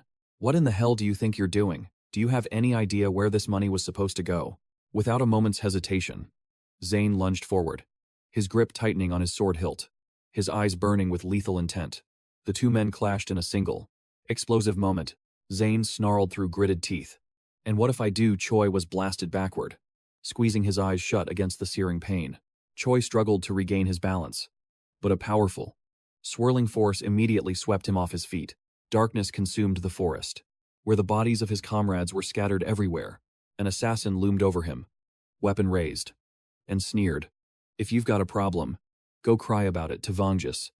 Zane's face was a mask of pure killing intent as he ground his teeth, whispering each and every word. Make sure you bring your master with you. The scene cuts sharply to a bright room, where Vangus is disinfecting a wound. He lets out a soft groan. She looks at Ju with concern and commands. Stay still. His face was now burning red. Ju winced from the sharp sting. That hurts. The gaze of Van Pegas was filled with worry, her voice soft but with a firm, commanding tone. Just endure it. What on earth could you have been doing to get yourself injured this badly? Suddenly, the door burst open. Margareta stormed in, looking utterly frantic, her yell making him jump. You're finally back. Confused, they both turned toward the source of the shout. An unnatural silence fell over the room. Her golden eyes widened in complete disbelief. Vangus was frozen solid. The scene transitions to the exterior of a massive building. Inside, a piercing scream echoes through the halls. Van Pegas took off her helmet. A moment later, Ju heartily chugged down a glass of water. Noticing her guilty expression, Margareta teased gently. Oh, Van Pegas, are you trying to give an old woman like me a heart attack? Van Pegas bowed her head, murmuring softly. My apologies, Lady Margareta. The lady smiled with understanding, cupping her own face in pure delight. Never mind. I get it. The desire to no longer hide your true self. Isn't that just the heart of a woman? To be young? At those words, she flinched slightly, while Ju's face turned an even deeper shade of crimson. An instant later, Margareta rushed forward, her voice hardening. Ju, you had better take good care of Vangus. If you ever dare to make her shed a single tear. She paused deliberately, causing him to swallow nervously. He shrank back and asked, Then what? The atmosphere turned dark. Margareta's eyes glowed a menacing red, her voice a chilling threat. I will fold you in half. Ju was utterly terrified and stammered out a reply. Yes, understood, we won't speak of it again. The lady sat down, crossing her legs and arms as she began her interrogation. Now then. About Philip. You said that he's dead. Hearing her question, he calmly began to explain. Yes. His body is in the custody of my subordinates. A memory flashed in Jiu's mind, his own voice roaring the command. Take him away. His men had replied instantly. Yes. Sir, back in the present. He glanced away with a shrug and finished his thought. I mean to say. My associates are handling him now. He fought to keep his composure, his voice trembling. So. He's truly dead. The question hung in the air, thick with suspicion. Is that truly such a big deal? Suddenly, the air grew heavy. Margaretta's eyes began to glow, her voice dropping to a menacing, bloodthirsty whisper. I truly wanted to be the one to end him with my own hands. Noticing the sudden shift in her demeanor, a nervous voice stammered out. Jiu lounged in his chair, but his relaxed expression soured into confusion as Margaretta spoke again. Still. He's dead now. I suppose that will have to do. He gave a strained laugh, thinking to himself, Philip. Letting you die by my hand would have been a mercy. Jiu turned towards her, his tone suddenly cheerful. On second thought, I have a gift for you, Margareta. At the mention of a gift, her face lit up with genuine excitement. What is it, Coley? And with absolute confidence, he gestured to the pile of gold before her. This is what I collected from the remains of Philip's crew. His words caught her completely off guard.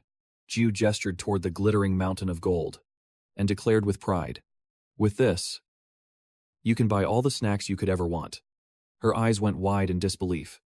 Stunned, she stammered. What? Did you just say? Margareta stared at him, her praise overflowing. Are you some kind of saint in disguise? Seeing her reaction, Jiu leaned in and whispered, Does Angela starve you that often? Margareta's face was absolutely beaming, as if she were gazing upon paradise itself. You know. You're suddenly looking quite handsome. He couldn't help but shout back in exasperation. That's enough. Van Pegas stepped forward, a bewildered look on her face as she observed the strange scene. She frowned, asking, And Jiu? What is all that paper? Hearing this, Jiu glanced over, answering with a hint of uncertainty. They looked like letters. She stepped forward, picking up the letters one by one. He began to explain. It's correspondence between Philip and Jolin. It appears Jolin was plotting to place Philip on the imperial throne. A stark, red and black image flashes into view, depicting the imposing silhouette of a king beside a woman. Jiu's voiceover explains. The current emperor and Jolin have a terrible relationship because of a tax dispute. Standing nearby, Margareta chimed in with agreement. Exactly. It's just like the current economic blockade. His brow furrowed at her words. An economic blockade, she turned to Jiu, a flicker of surprise in her eyes. You don't know about it. In the middle of a chaotic hall, figures suddenly begin to collapse. Margareta's voice continues, calm and steady. The emperor is seizing all goods from every merchant guild with ties to Xin. Seizures, and more seizures. It's causing a massive headache for all the local nightly houses. Images of ruthless bandits flash across the screen. She continued her explanation. That's the real reason the Rare family attacked the Ignis Guild. Hearing this, his mind went blank for a second. Margareta finally laid it all out. And because of all this, our poor Vanis is under immense mental strain. Standing beside her, Vanis's eyes widened in alarm as she cried out. Margareta, her face immediately flushed red with embarrassment. Margareta gave a strained smile and stammered. Yes. Of course. Jiu watched her with a mix of concern and confusion. Is something the matter? She stood behind him, her arms piled high with documents. Margareta replied in a hushed tone. Well, the thing is. She bit her lip, falling silent for a moment. Vanis, dressed in her simple robes, gently lifted her gaze. She offered a reassuring smile and spoke. It's all right. Allow me to explain. Lady Margareta. In a darkened room, shadows clung to every corner. A faint, weary sigh echoed in the silence. He pressed his lips into a thin line, a bead of sweat tracing a path down his temple. This is all a complete mess. Jiu thought to himself. An image burned in his mind, a powerful king, his face contorted in a murderous rage, purple lightning crackling all around him. His voice was low, a quiet murmur in the room. Who would have thought the Emperor's economic blockade would explode into a full-blown conflict with the Bayan envoys? The door suddenly burst open, and a familiar voice called out, "Valo." "It's me." Recognizing the visitor, Ju let out a sigh of relief. Seated at an elegant tea table, Vanis spoke with a calm, yet urgent tone. "I hope you will forget everything you have heard today." She sat perfectly straight in her chair, her gaze steady but betraying a hint of anxiety. "This matter has nothing to do with you." He met Vanis's determined gaze, shaking his head slightly. "I can't do that. If this concerns you, Lady Vanis, then I truly want to help." His words left her momentarily speechless. Vanis replied softly, "Thank you." But immediately after, her expression darkened. "But this situation, it has grown far too large." A faint smile touched Vanis's lips as she spoke, her tone half joking, half serious. "If you help me again this time, I'll feel terribly guilty." Ju stood across from her, his face thoughtful as he watched her intently. An image of Vanis in her armor, standing strong and proud, flashed through his mind.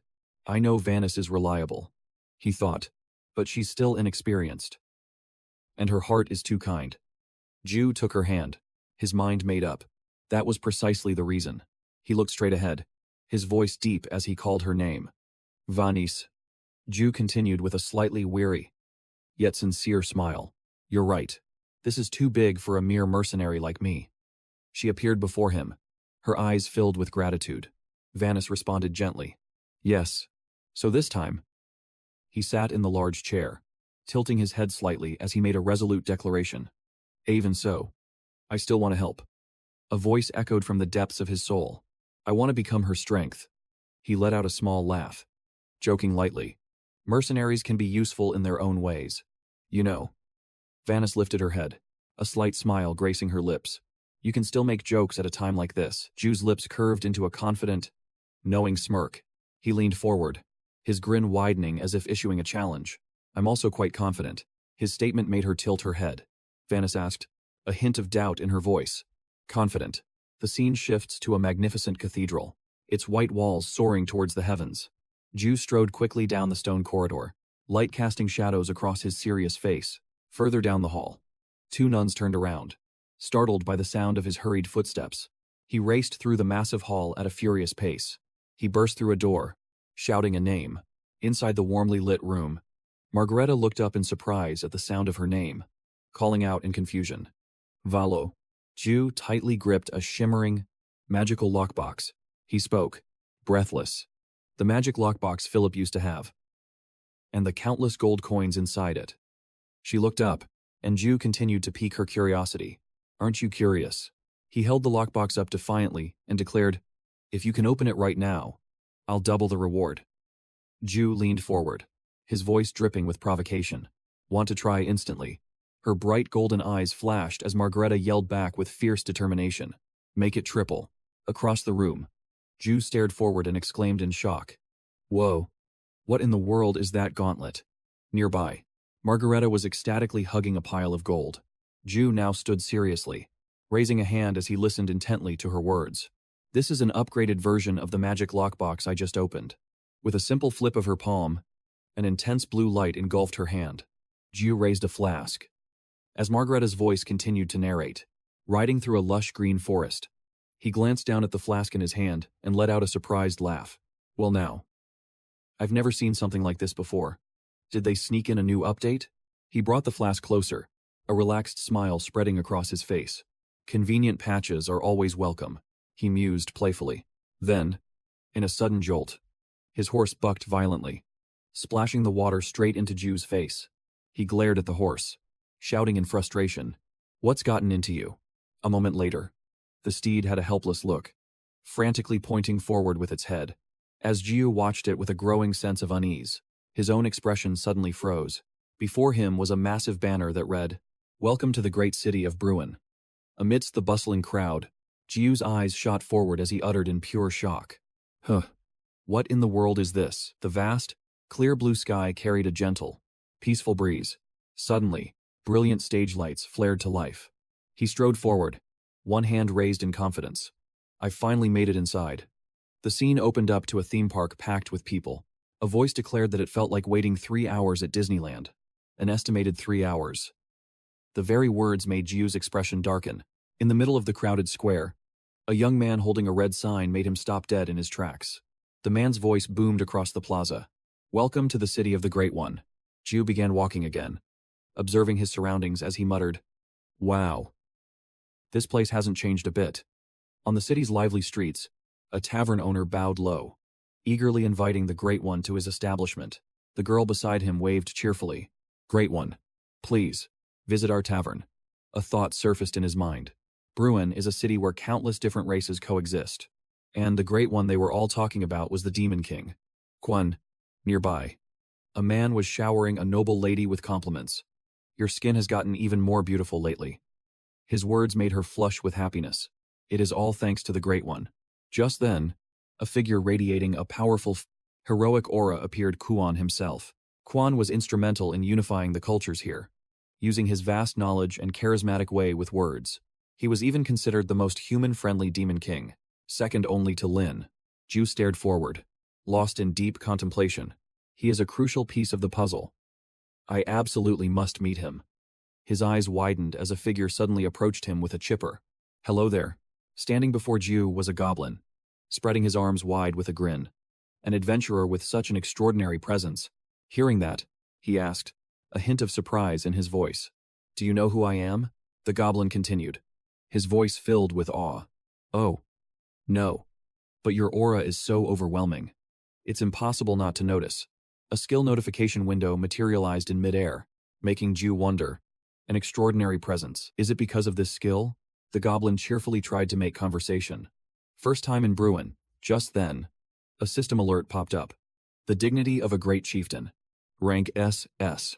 A skill that enhances charm and authority as its proficiency level increases. The thought of himself as a powerful protector made him smirk. Not bad. This could definitely be useful. Having made up his mind, Jiu answered. "That's right. I'm here to meet Quan." The goblin gasped, his body jolting with excitement. Clenching his fists, he cheered. Oh, as expected of such a legendary individual. Is this that feeling of watching great powers being drawn to one another? He ran over, his excitement impossible to hide. "I have urgent business with him as well. Allow me to guide you there." Hearing this, the goblin behind him shot Ju a puzzled look.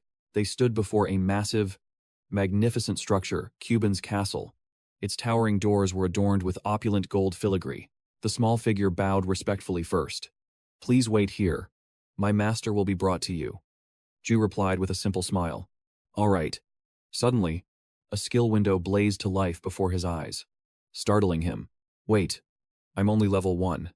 Then how did that goblin recognize me?" Feeling utterly exhausted by it all, he brushed the thought aside with a sigh. Whatever, it's not important right now. A moment later, Ju stood before a grand statue, staring at it with a questioning gaze. Quite the narcissist, isn't he? A work of art based on his own image. Without warning, the goblin popped out from behind him, announcing the arrival of your tea. The adventurer Ju jumped out of his skin, letting out a yelp.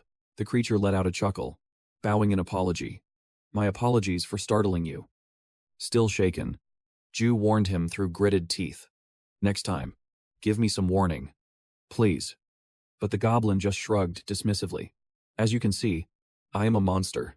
As the tension eased, Ju sat down and cut straight to the chase. "Anyway, what really brings you here?" A half-joking, half-serious smile spread across the creature's face. "I came to register my marriage with him." The goblin blinked, then immediately launched into a dramatic performance. "Our relationship is incredibly sweet." From a distance, a figure let out a weary sigh. There he goes again. Ju recalled the strange welcome from earlier, and a thought echoed in his mind. Everyone calls him Lord Kuban, but this one only calls him. Realizing this, his eyes narrowed. It was time to test his theory. Ju stood before the creature and began his probing questions. "In that case, that ring must be a wedding ring." "Right."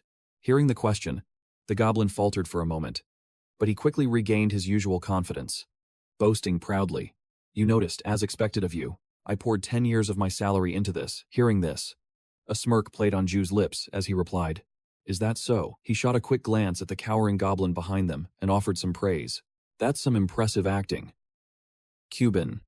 The creature's pale green hand began to tremble, A shimmering red ring spun on his finger. The goblin stammered.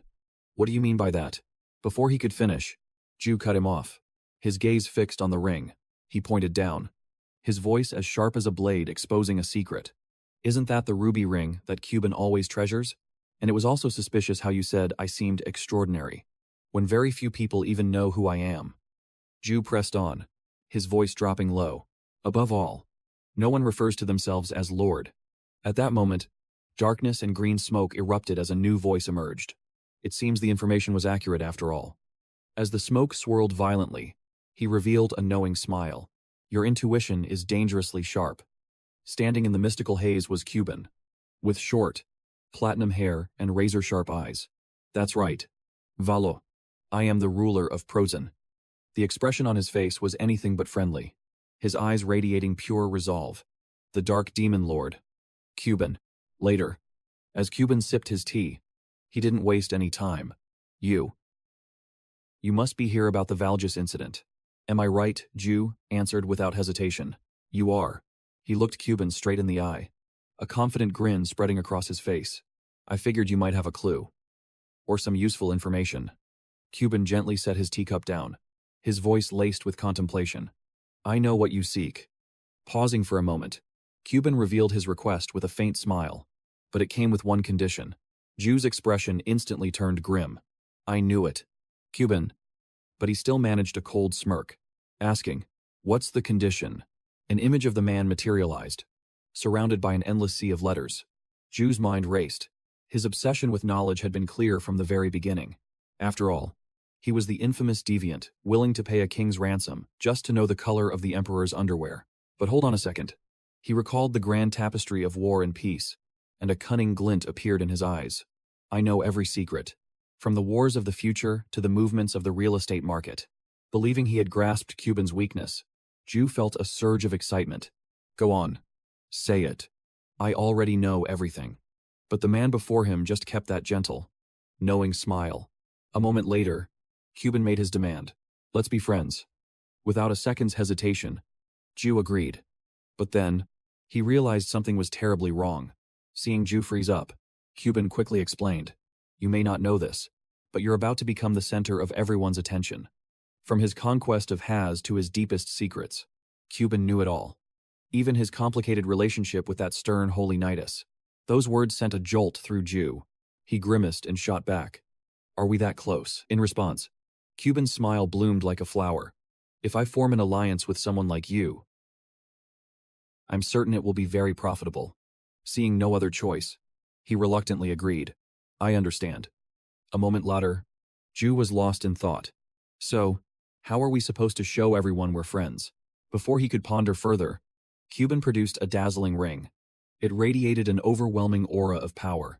As you can see, this is a communication ring. We can use it to call each other when we're bored. Every word from Cuban's mouth made Ju wonder. What is he really plotting? He imagined a painful scene of himself studying, with Cuban smiling gently while lecturing him to work harder. He could almost see Cuban under a desk, constantly nagging him to study. The more he thought, the less he believed that word. Friends. His suspicion of Cuban grew deeper. I can't figure this man out at all. Deciding not to waste any more time, he spoke up. Next, as a gift of our friendship, give me a piece of information I desire. Instantly, a sharp snap echoed. I have just the thing. Intrigued, Ju leaned in. What is it? Cuban didn't hide a thing. The clue lies in the capital of the Saxon Duchy. In the electoral district of the Saxon capital, Dresden. A voice rang out. Dresden. Ju marched straight towards the gate, leaving the guards utterly bewildered. A guard immediately shouted, Who are you? His expression was now anything but friendly. Ju summoned his system window, shoving it directly into each guard's face, making them scream out in agony. His face was grim as he growled out each word. Do not block my path. With that, Ju strode forward, system window in tow. Everywhere he went, citizens screamed in terror. They scattered in every direction, desperate to get away from him. A moment later, right in front of Ju, rows of people began to kneel. Seeing this, he roared in frustration. Get out of my way. Meanwhile, at the Velia Merchant Guild, an urgent voice cried out. Guildmaster. A man slammed the doors open, rushing inside. His voice was filled with panic. An incredible pressure is heading straight for our guild. The guildmaster was stunned. An incredible pressure, you say? Losing what little composure she had left. The messenger shrieked in pure terror. He's almost here. The moment Ju approached, Lena scrambled away, screaming in terror. Stay back. Seeing him, the man's face turned deathly pale. His entire body racked by an uncontrollable tremor. DM's voice was laced with suspicion. Why would a man of your stature come to a place like this? But Ju offered no immediate answer, his fingers instead dancing across the system interface.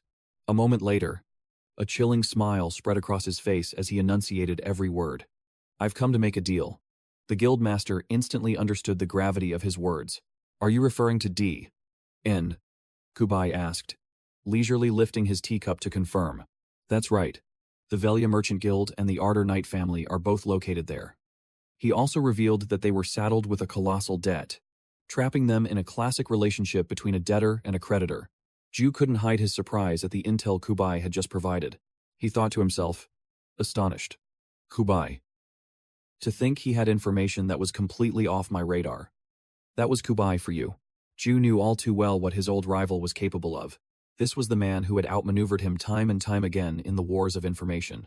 With the sheer scope of his influence, there was truly nothing he couldn't find out. His intelligence network spanned the entire continent. He was none other than the Dark Overlord. Kubai, seemingly reading Ju's mind, spoke again. From your expression, I take it this information is to your liking. However, there is one more thing. A flicker of confusion crossed Ju's face. What could it be? His gaze fell upon the small girl, lying motionless on the bed. DM placed a hand on the child's forehead and introduced her. Great adventurer. This is my daughter, Marine. A hint of warmth entered his sorrowful eyes as he spoke her name. Despite her heartbreaking condition, he recalled a time when she was full of life and laughter. It wasn't long ago, he began, that she was a bright, healthy child. But then, without warning, a strange affliction took hold of his daughter. One day, she simply began to wither away, until she lacked the strength to even close her own hand. And that has led us to this desperate state. Every healer DM had summoned to save his daughter could do nothing but shake their heads. We brought in every renowned physician from across the continent, but they were all powerless. His daughter was his greatest vulnerability. He collapsed, his voice breaking into sobs. If this continues, I will lose my little girl forever. I can't let that happen. Suddenly, DM shot back to his feet, staring directly into Ju's eyes. There has to be a way. There must be a way to save her, he cried out, his words turning into a desperate plea. Great adventurer. I'm begging you. Please, bring my daughter's smile back to her. In a sudden gesture, Ju placed a hand on the grieving man's shoulder. First things first. Drop the Great Adventurer title. Just call me Val. Yes, Lord Val. The man wiped tears from his face as Ju explained calmly. After all, this is precisely why I came here to make a deal. I went too far. My apologies. But Ju's expression suddenly turned ice cold, his voice dropping to a low growl. He placed a hand on Marine's forehead to assess her condition. Indeed. One glance is enough to see how grave this is. Observing the child, Ju began his diagnosis. Significant muscle atrophy. And a persistent, low-grade fever that shows no signs of breaking. Marine's condition was critical. This sickness was far beyond the reach of any conventional medicine. Ju glanced at the frail child and made his declaration.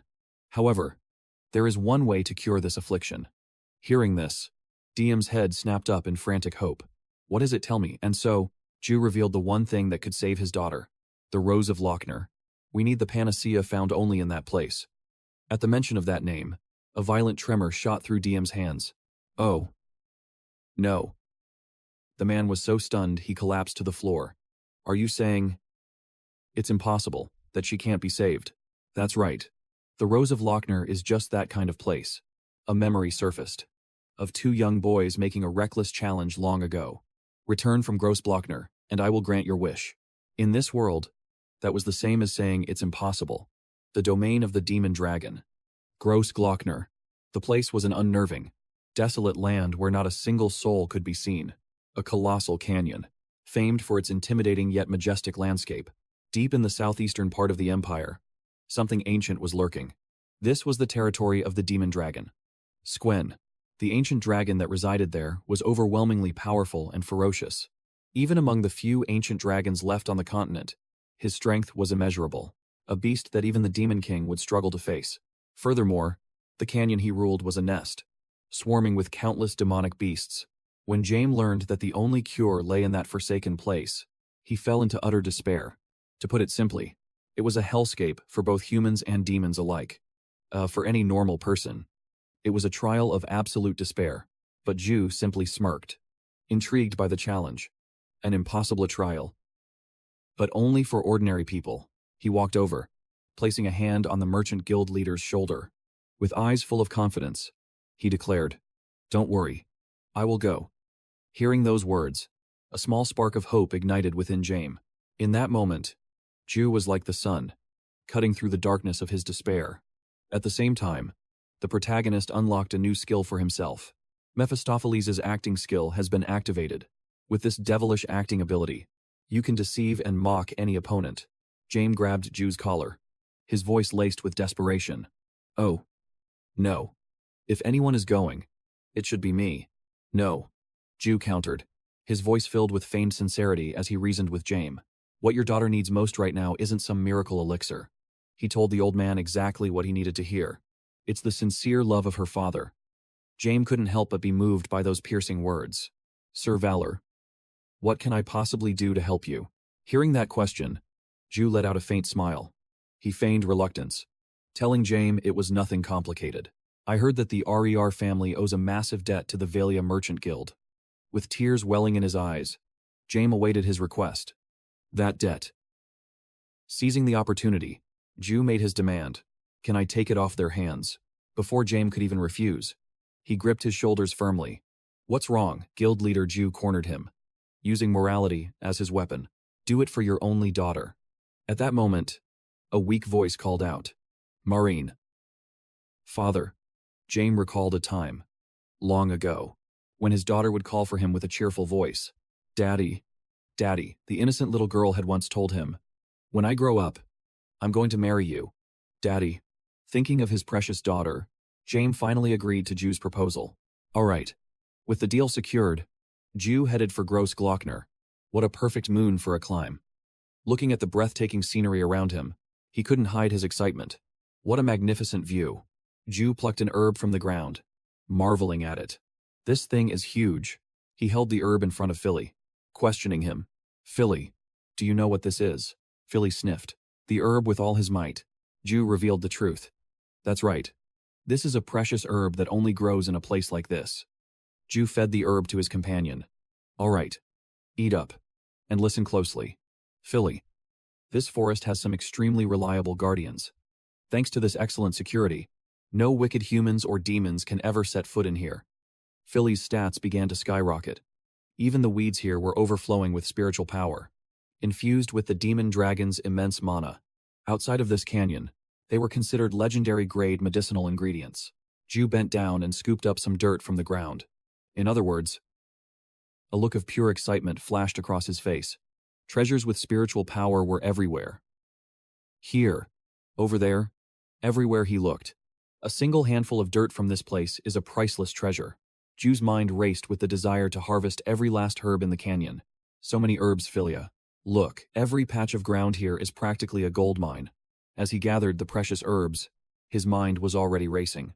Not only can I save the merchant guild leader's daughter, I'll make a killing while I'm at it. Ju casually pops a herb into his mouth, chewing thoughtfully.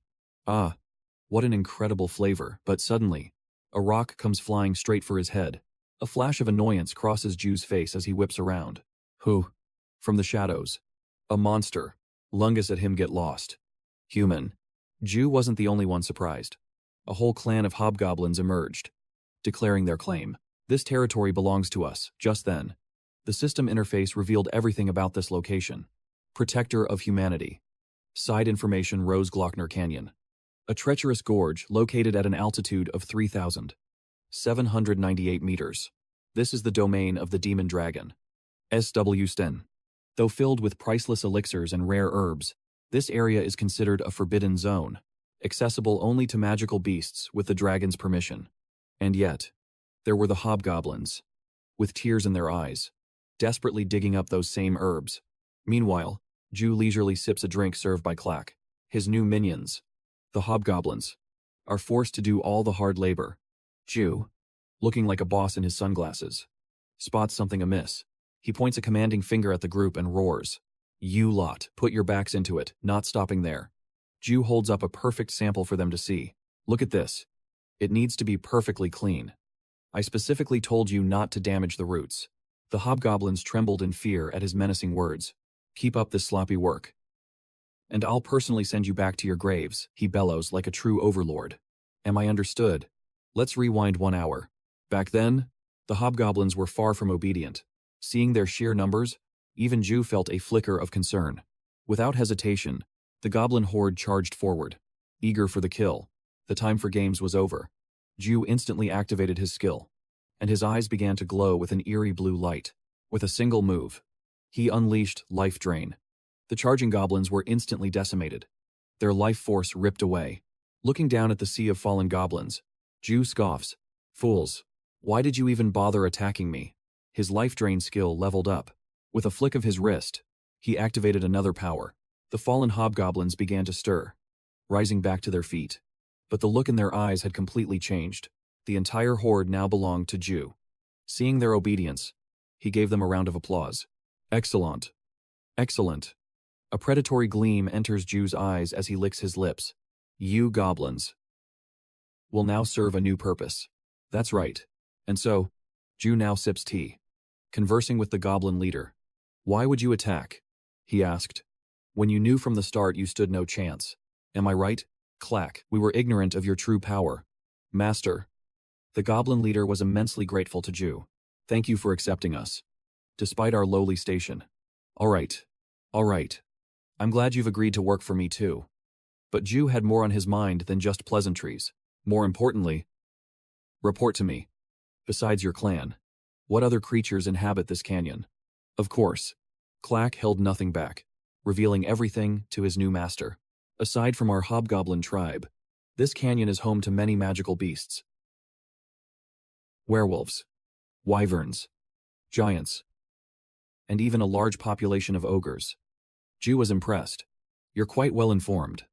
I'm glad I chose you as my subordinate. The honor is all mine, Master." But just then, the communication ring on his finger began to glow. Someone was calling. Ju answered, a hint of irritation on his face. "Hello, Sir Valo. You're a difficult man to reach." The voice on the other end reminded him, "Have you already forgotten I'm the one who gave you that very ring?" "Welcome to Penn City." Ju finally recognized the voice on the other end of the line. "I'd almost forgotten about you." The man chuckled. "You certainly have a sense of humor." Kubai wanted to get some information from Ju about that place. "By the way, how are things in Grossglockner?" This man's intuition was dangerously sharp. While munching on some fruit, Ju casually recounted the details. The weather's perfect. A cool breeze. And a beautiful moon." "Is that so?" Kubai's eyes narrowed, sensing he wasn't being told the full story. "Coincidentally, we're also buzzing with festival preparations here in Penn. You should stop by if you have the time. If I'm free, I'll be there." Then, Ju decided to reveal some new information. "By the way, I heard Lady Vangus paid you a visit." "Oh, and what of it?" "The compensation notice has been delivered." Just as Lord Valen predicted. 100,000 florins. The woman was demanding a truly colossal sum. Those treacherous merchants are behind this, threatening to seize the goods we plan to trade, spouting nothing but injustice. On the other end, Ju's expression grew grim. They're starting to cross the line. And something tells me this is only the beginning. Ju then asked Kubai to relay a message for him. Please tell her to pretend to agree to the deal, but to stall for as much time as she possibly can. A sinister smile crept onto Kubai's face. That much I can do. After all, this is a matter between myself and Lord Valon. Ju then made a refreshingly generous offer. I'll ensure you are rewarded handsomely upon my return. Now that sounds promising. Kubai, on the other end, had already figured it out. I'm quite looking forward to it. I heard Grossglockner is a gold mine. Correct. Yes, you can count on it. Suddenly, the call ended, leaving him baffled. Sigh. It sounds awfully noisy on your end. I'm hanging up now. All right. Ju never expected Kubai to disconnect so abruptly. What, did he really just hang up? He leaned back, letting out a sigh. I'm only enduring all of this for Vanis's sake. Lord Cubit. Lord Ju, seeing Clack's frantic state. Ju felt a wave of irritation. Why do you look so horrified? Do you need to use the restroom? No. No, something terrible just happened. Witnessing that reaction, Ju pushed up his glasses and glanced to the side. What is it? When had these colossal monsters managed to surround them? Clack nearly leaped out of his skin at the sight of them. The ogre roared. Ju stood up, shielding the older man. Clack, get back, but I must protect you. My lord, shoving Clack behind him. He commanded. I said, get back. Ju turned his gaze to the side. The hobgoblins had already been wiped out by the ogres. Every last one of them was defeated. Staring at the sheer mass of these ogres, he couldn't yet see a path to victory. Not with his current, pitifully low-level soul absorption skill. These monsters were simply on another level. Their power was too high, and they would resist his skill. It seemed that technique was completely useless against them. He knew that plan wasn't viable, and even if I were to summon the undead, they would just end up like those corpses. At that moment, the emblem on Ju's hand began to glow with an ethereal light. Fine. A new strength surged within him as he prepared to face the ogres. I suppose it's time to get a little more serious. The mercenary badge was radiating an immense source of power. An energy that enveloped Ju's entire body. A sword, pulsing with terrifying strength, slowly began to materialize in his hand. One of the 12 imperial swords. And the unbreakable treasure of the Fantas family. Ju now held the legendary blade. With Ljubljana in hand, a fraction of his true power was awakened. Ljubljana, an S-rank heirloom of the Fantas family. Passed down for 200 years. It greatly enhances the proficiency of the Moonlight sword style, the exclusive martial art of the Fantas clan. So, you creatures recognize the true value of this blade. This sword was forged for the sole purpose of mastering the Moonlight sword style. That fool Philip chose some flashy sword, letting this one rust away in the Moonshadow armory. What a complete waste. But the energy radiating from Ljubljana forces even the ogres back. Ju summons countless phantoms of the blade, attacking with his unlit moonlight technique. One of the beasts is struck by the phantom blade. Hit by the technique, the ogres desperately try to guard their backs. But Ju moves like a ghost, weaving between them. He appears like a restless spirit, right beside an ogre. Blood vessels bulge in the ogre's eyes as they roar with fury. In a flash, Ju wounds every single one. He then stands defiantly atop an ogre's head. He suddenly leaps from its skull, with blinding speed and deadly grace. Ju finishes off the last of them. The moment the final ogre falls, Cahus runs to his side. Master. Ju glances at the carnage behind him, a silent sigh of relief escaping him. It was a success. I was worried at first, since it's been so long since I used this technique. Seeing him wipe them out, Clack and the others erupt in cheers. That was amazing. Ju's ego swells at the praise, and he lets out a hearty laugh. It was nothing, he boasts, puffing out his chest with pride. In my prime, I could maintain it for 10 minutes, but now it's barely 30 seconds. Your ego is already bigger than mine. Suddenly, a dark shadow appears, and a cold voice questions him. Was this your doing? Hearing the voice, Ju turns his head to face the person. The mysterious figure rushes before him and growls. I asked, was this your doing? He stumbles backward from the mysterious person. Since when? Suddenly, a large clawed hand shoots out, clamping down on Ju's neck. Xiao Fen threatens him, her face devoid of all emotion. I will snap your neck. Xiao Fen channels immense power into her arm. In a burst of pure fury, she hurls Ju far away. The system flashes a warning notification. You have been attacked. HP has dropped to 10%. Seeing his health plummet so drastically, he can't hide his shock. Are you kidding me? From just a single blow. Xiao Fen slams her foot into the ground. A dark aura surrounds her as she snarls every word. So powerful. Why so overwhelmingly strong? Ju, unafraid, questions Xiao Fen directly. So who are you? Anyway, if you want to know someone's identity, you should introduce yourself first. Shouldn't you? Xiao Fen doesn't hesitate to reveal her identity. You have no manners. I am the master of Grossgrocker. But Ju is left completely stunned after hearing that name. He recalls the majestic form of Grossgrocker and simply cannot believe it. The master of Grossgrocker. The demon dragon. That demon dragon.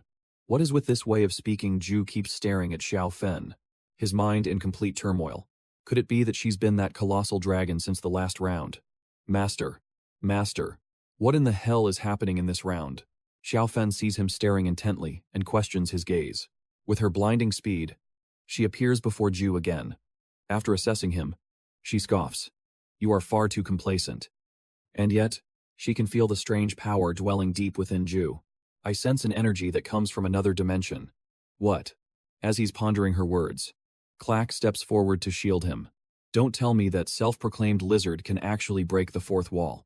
Master, I will protect you. Xiao Fen assesses the situation. Further talk is pointless. You are arrogant and lack etiquette. She raises her hand high, delivering her verdict. You will die. Ju, in that moment, panics and pleads. Wait, please. Just listen to me. But Xiao Fen ignores his plea. Useless words. She lunges to crush his throat, but he reveals his trump card. If I die, then you die too. Xiao Fen's razor-sharp claws freeze just inches from his eye. It seems something he said has finally made her stop. What in the world is this? Xiao Fen realized at once. This man, Ju, wasn't who he thought. He wasn't. Good morning. Ju explained, his voice steadying. It's exactly as I said. Sometimes I am plagued by prophetic dreams. And in one, I saw everything. A vision flashed through his mind of Xiao Fen's utter annihilation. You, the demon dragon, will meet a horrific end. Xiao Fen's face was a mask of disbelief as he sought confirmation. Yes. You die. Ju pointed to his own temple, his gaze unwavering. It's the absolute truth. If you doubt me, why not read my memories yourself? Hearing this, a flicker of hesitation crossed Xiao Fen's face, but then he suddenly raised his hand, causing Ju to flinch in terror. With a deep sigh, Xiao Fen finally relented, but leveled a razor-sharp claw at Ju with a chilling warning. Lie to me, and you die. Gripped by fear, Ju could only nod in agreement. The monstrous exterior on Xiao Fen's arm began to crack and fall away, until at last, his true arm was revealed. Xiao Fen gently placed a hand on Ju's head, his voice laced with ice. Move even an inch, and you're dead. With sweat pouring down his face, Ju stammered his agreement. Understood. The moment Xiao Fen's hand made contact, a wind began to swirl, and a brilliant, seven-colored light erupted around them. And just like that, Xiao Fen was pulled deep into Ju's consciousness. He sifted through the sea of memories, unimpressed. This mortal's mind is cluttered with so much insignificant noise. As Xiao Fen delved deeper, he grew impatient. Just show me what's necessary. Stop wasting my time with this pointless charade. In response, Ju guided a massive orb of memories directly toward him. Just focus on this part, Ju directed. But Xiao Fen was clearly annoyed by the command. How insolent. You dare order me, Ju shot back. You find me suspicious. The memories began to form, hazy and indistinct at first. And then, the image sharpened into perfect clarity. An unidentifiable origin memory. Seeing the vision, Xiao Fen couldn't hide his shock. Is this real? Yes. That's all you need to see. And with that, Ju forcefully ejected him from his mind. The effort had clearly drained him. Sharing his memories took a massive toll on his strength. Ju breathed a silent sigh of relief. Any deeper, and Xiao Fen would have uncovered the memories of his past regressions. Reeling from the vision, Xiao Fen was in turmoil. Having confirmed the sight of his own corpse, the question burned in his mind. Who was the one who killed me? His eyes went vacant as a chilling realization dawned. With a dismissive flick of his wrist, Xiao Fen granted Ju his reward. Thank you for the reward. Xiao Fen then clarified. You won't die. You are merely exiled. I have no fondness for this mountain anyway. Xiao Fen's gaze was a torrent of pressure, pinning Ju in place. But Ju suddenly rose, making a demand of his own. Instead, let's make a deal. Subi. And just like that, an argument erupted over Xiao Fen's name. Your name is far too long. Ju declared. It's a mouthful. From now on, I'll just call you Subi. Such an arrogant Tone. Xiao Fen scoffed. But Ju just thumped his chest with confidence. Listen to me. Subi, I can guarantee your survival. The proposition left Xiao Fen utterly stunned, unable to process it, but Xiao Fen refused. I am 3,000 years old. The two went back and forth, bickering endlessly. This is just how Gen Z talks these days. Ju insisted. You just have to accept it. Gen Z. Meaningless words. Xiao Fen refused to yield. But just then, a notification rang out that only Ju could hear. A new quest has been updated. Quest Dragon's Trust. With the update, the difficulty of this world ticked up a notch, and the forest fog grew unnaturally thick. A small snake slithered through the undergrowth, searching for its next meal. Suddenly, a heavy boot crushed it underfoot, as the figure of a man appeared. Humming a tune as he walked, he chanted, Master of an abyss deeper than darkness itself. King of chaos and utter pandemonium. The man flexed a powerful bicep, confidently proclaiming, My name is none other than the mighty Odas, he roared, his powerful physique on full display. Great Demon King Odas. My lord. Gonk reported from his side. We are about to reach our destination. His grand mood instantly shattered. Otas raged. How dare he interrupt the grand unveiling of my power? Please, spare me. My lord, Gonk begged, collapsing by the roadside. Just forget it. Otas scoffed. You've completely ruined the atmosphere. Just then, a new voice pleaded for them. They are my subordinates. Please, show them mercy. Otas seemed startled by this person's sudden appearance. Oh, so it's you. Kalian gracefully walked towards Otas. My daughter. Kalian. She bowed her head respectfully. I offer my greetings to the master. A memory of a promise made to Kalian surfaced in his mind. That's right. I vowed that once this campaign was over, I would grant one of your heart's most fervent wishes. Yes, my lord. Thank you for remembering. Otis's voice softened with affection for Kalian. No, my beloved daughter. This is only natural. He then turned and addressed his followers. Hear me, my loyal subjects, Gas commanded, with absolute authority. We now march on Gross Glocker, the domain of the demon dragon. Those low-level beasts are nothing to fear, but the demon dragon itself will not be an easy opponent. He issued a warning to everyone gathered there, but do not let that make you hesitate for a second. Gas then laid out their glorious mission. All you must do is devour everything that enters your sight. He then granted them even greater permission. And I permit you to trample upon all life that lies beneath your feet. A confident, cruel smile spread across Gas's face as he made his declaration.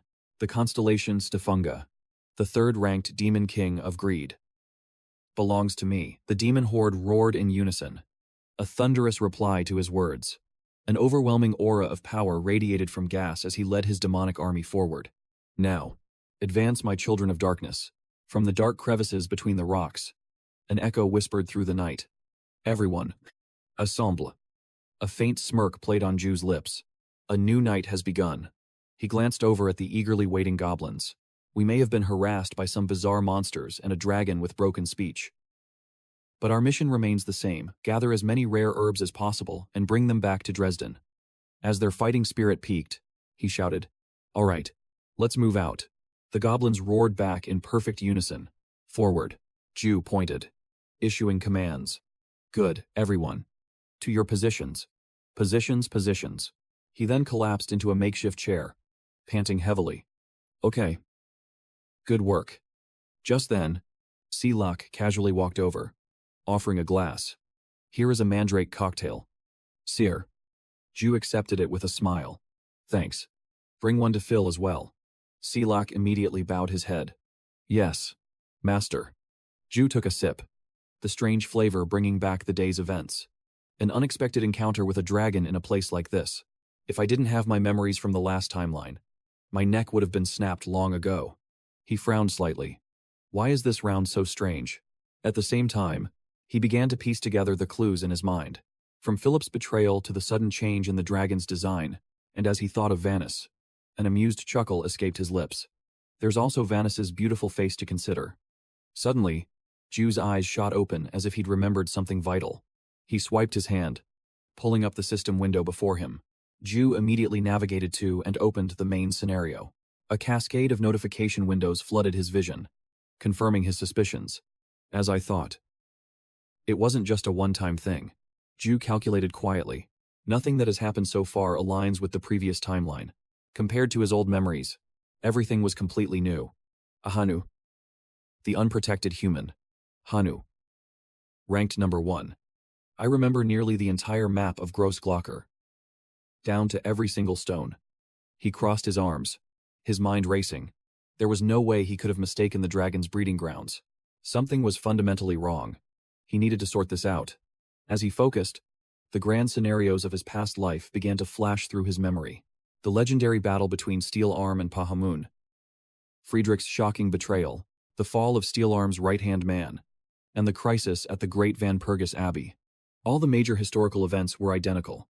However, when he examined the finer details within those events, the smaller, seemingly insignificant moments, they were completely different.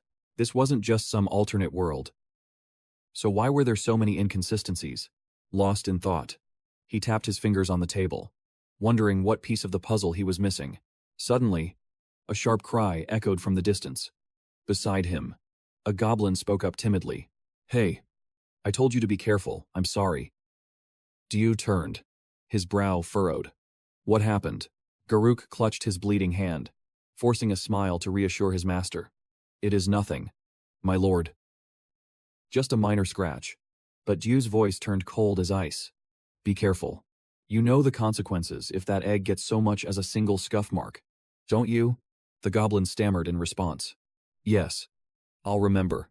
He let out a weary sigh. It seemed trouble followed whenever he looked away for even a second. The two goblins quickly turned away, hastily reminding each other. "Be careful." "Yes." Bry knelt anxiously. "Is the wound bad?" Garuk quietly shook his head. "It's nothing. Brother, I'm perfectly fine." Watching the exchange, it dawned on Jeyu. They were brothers, and just like that, the memory of their bond dragged him back to Charlotte. Come to think of it, Charlotte also had a younger sister, a fact he had been completely oblivious to in his past life. He froze.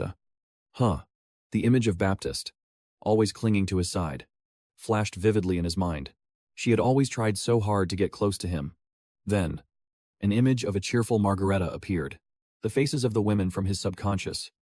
Von Pergus, such a beautiful young woman. And in that instant, he finally understood. The reason for everything? His position in the world had changed, and so his entire perspective had shifted along with it. At that moment, a tiny, trembling insect crawled past him. Dieu's thoughts drifted back to his past life, when he was the legendary Steel Arm, the emperor of the entire nation. He saw the majestic figure in his mind's eye, the hero who had saved the world.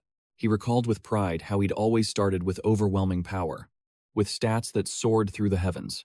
But comparing that glory to his current reality, what was he now? Dieu let out a soft sigh. There was nothing remarkable about him. A wave of disappointment he couldn't hide washed over him. He was just another insignificant character. All he possessed now were the memories from countless past lives. He let out a bitter, self-mocking laugh. How utterly pathetic. And yet, despite it all, a part of him felt a strange sense of relief. It was precisely because of this change that he could finally see the true expressions of those around him, and notice the small, intricate bonds he had always ignored before. As his thoughts drifted, his mind returned to Baptiste, and in the very next moment, the name Van Pergus surfaced, along with her beautiful face. Starting over from the very bottom, as a commoner had finally allowed him to see things clearly, this situation was a perfect example. In his previous loops, he had simply repaid Van Pergus's debt and considered the matter closed. He had never understood her true circumstances until this very moment. It was like waking from a long slumber. And that memory led him to Aquila. Dieu recalled her stunning proposal from that day. When she handed him a single fragment, she claimed that this one piece could unlock the true ending. A conclusion that no one had ever managed to find. In that moment, the magic circle above Aquila's head had suddenly blazed to life. He remembered the mysterious space she had created. Dieu held his glass, thinking even deeper. Even the commoner class had been suddenly unlocked for him. He whispered her name in the quiet of his mind. Aquila. A storm of questions raged through his mind. Was all of this just a tutorial? Suddenly, a faint crack echoed from his hand. He had shattered the glass completely. At that same moment, frantic footsteps announced, Clark rushing toward him. Master A-Dragon is charging straight for you. Instantly, a massive explosion rocked the very earth. Saufin then charged forward, shouting, "You! They're here, just like you predicted. Those things have arrived." Yu simply stretched, a look of utter calm on his face. "My thanks. The outcome was exactly as I foresaw." Saofin was stunned. "What are you saying?" He gave a cryptic wink. "Well, it's just another reminder that this game truly knows how to keep things interesting." This only deepened Saofin's confusion. "What on earth are you talking about? You merely waved a dismissive hand." "All right. Let's move," Saofin called out, still bewildered, while Clark was just as lost. "I have no idea either." But in Yu's mind, everything was becoming crystal clear. "I see it now. Aquila. The true way to experience this world. Yes. From this moment on, I will devour, savor, and enjoy every last piece of it." He suddenly roared, his voice booming, leaving the other two utterly speechless. "The new strategy begins now." An excited laugh burst from Yu's lips. Saofin could only stare, dumbfounded. "He's lost his mind." "Master." Clark dared only to whisper. Saofin simply replied, "He has." And so, in Clark's visual log, countless records of his master's erratic behavior were captured, one after another. Every unexpected turn made Clark's heart leap into his throat, and when his master's temper flared, Clark had to tread with extreme caution. And in those moments when Yu laughed alone like a madman, Clark trembled so hard he barely dared to breathe. Elsewhere, the hulking Othka charged forward.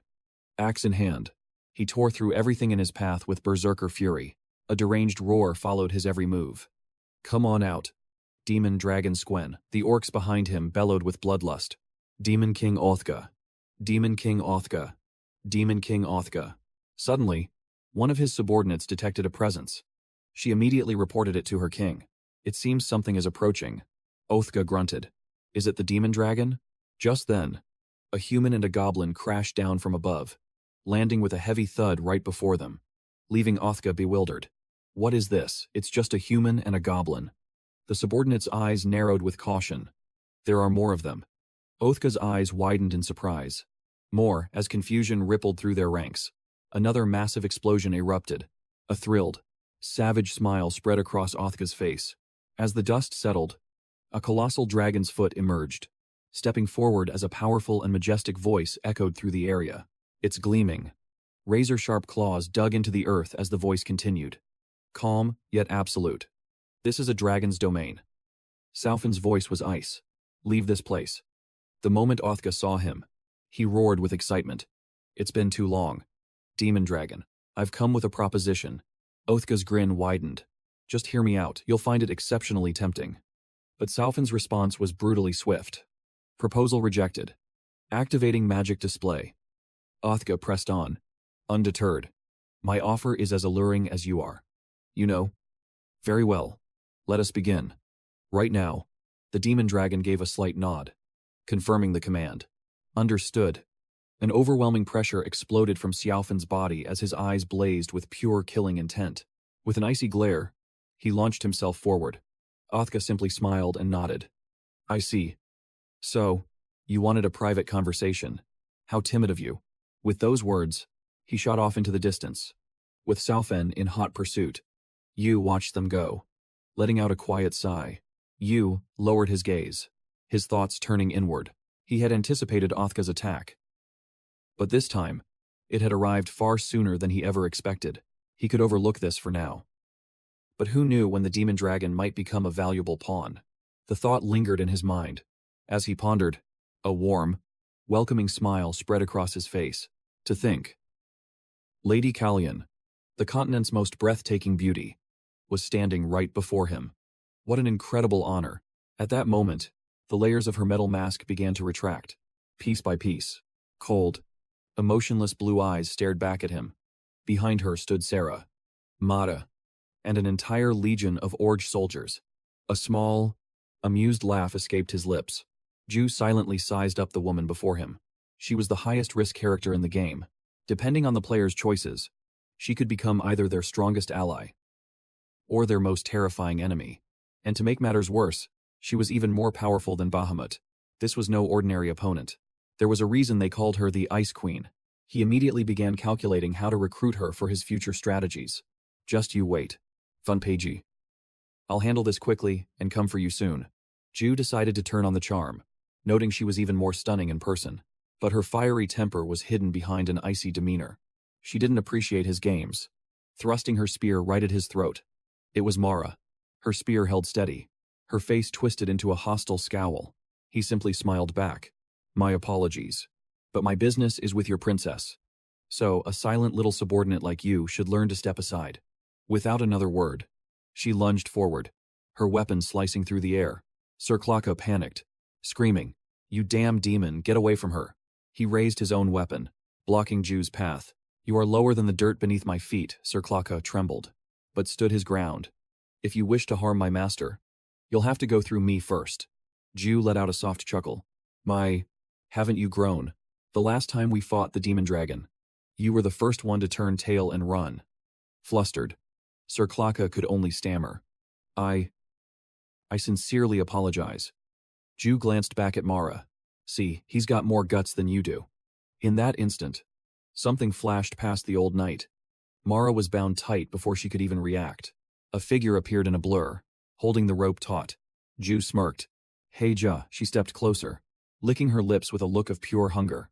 Heija gave the rope a sharp, gleeful tug. Mara was completely immobilized, able to do nothing but grit her teeth as rage burned in her eyes. But the assault wasn't over. Pip 2 materialized like a phantom, striking Mara with a sudden blow that made her cough up blood. He growled, his voice a low threat. "I will cut down anyone who dares to threaten my master." Callion's brow furrowed slightly as she assessed the situation. A vampire Jew's smile widened. His people had finally assembled. He spoke with renewed confidence. "That's right. It seems the numbers are even now. So, what will you do?" Callion replied, her voice cold as steel. "So this was the source of your confidence." "Human." Her grip tightened on her sword. "However, we are the legion of the Demon King Ogre." Callion's armor and helmet reactivated, encasing her completely. Her voice boomed with authority. "All forces, on my command, annihilate the enemy, leave nothing behind." Her army roared in unison. "As you command, Lady Callion." On Ju's side, his own followers surged forward. "Protect our master." He refused to be a bystander, instantly leaping into the heart of the fray. Callion charged, and the two leaders collided with a devastating impact. He was forced to leap back, creating distance between them. Callion was impressed. "Remarkable. You not only blocked my corpse summoning, but you parried my attack as well." "Did you truly surpass?" Bahamut Ju laughed. "To receive such praise from the princess. What an honor. But to call that thing a demon king." His voice dripped with utter contempt. "If your father could see you now, he'd weep tears of blood." The venomous daughter of the former #1 demon king. Kaimus. Lady Callion Rominia Kaimus, she demanded with suspicion. "Just what exactly do you know?" He simply scoffed. How utterly absurd. Callion was bewildered. Why was this man mocking her so openly?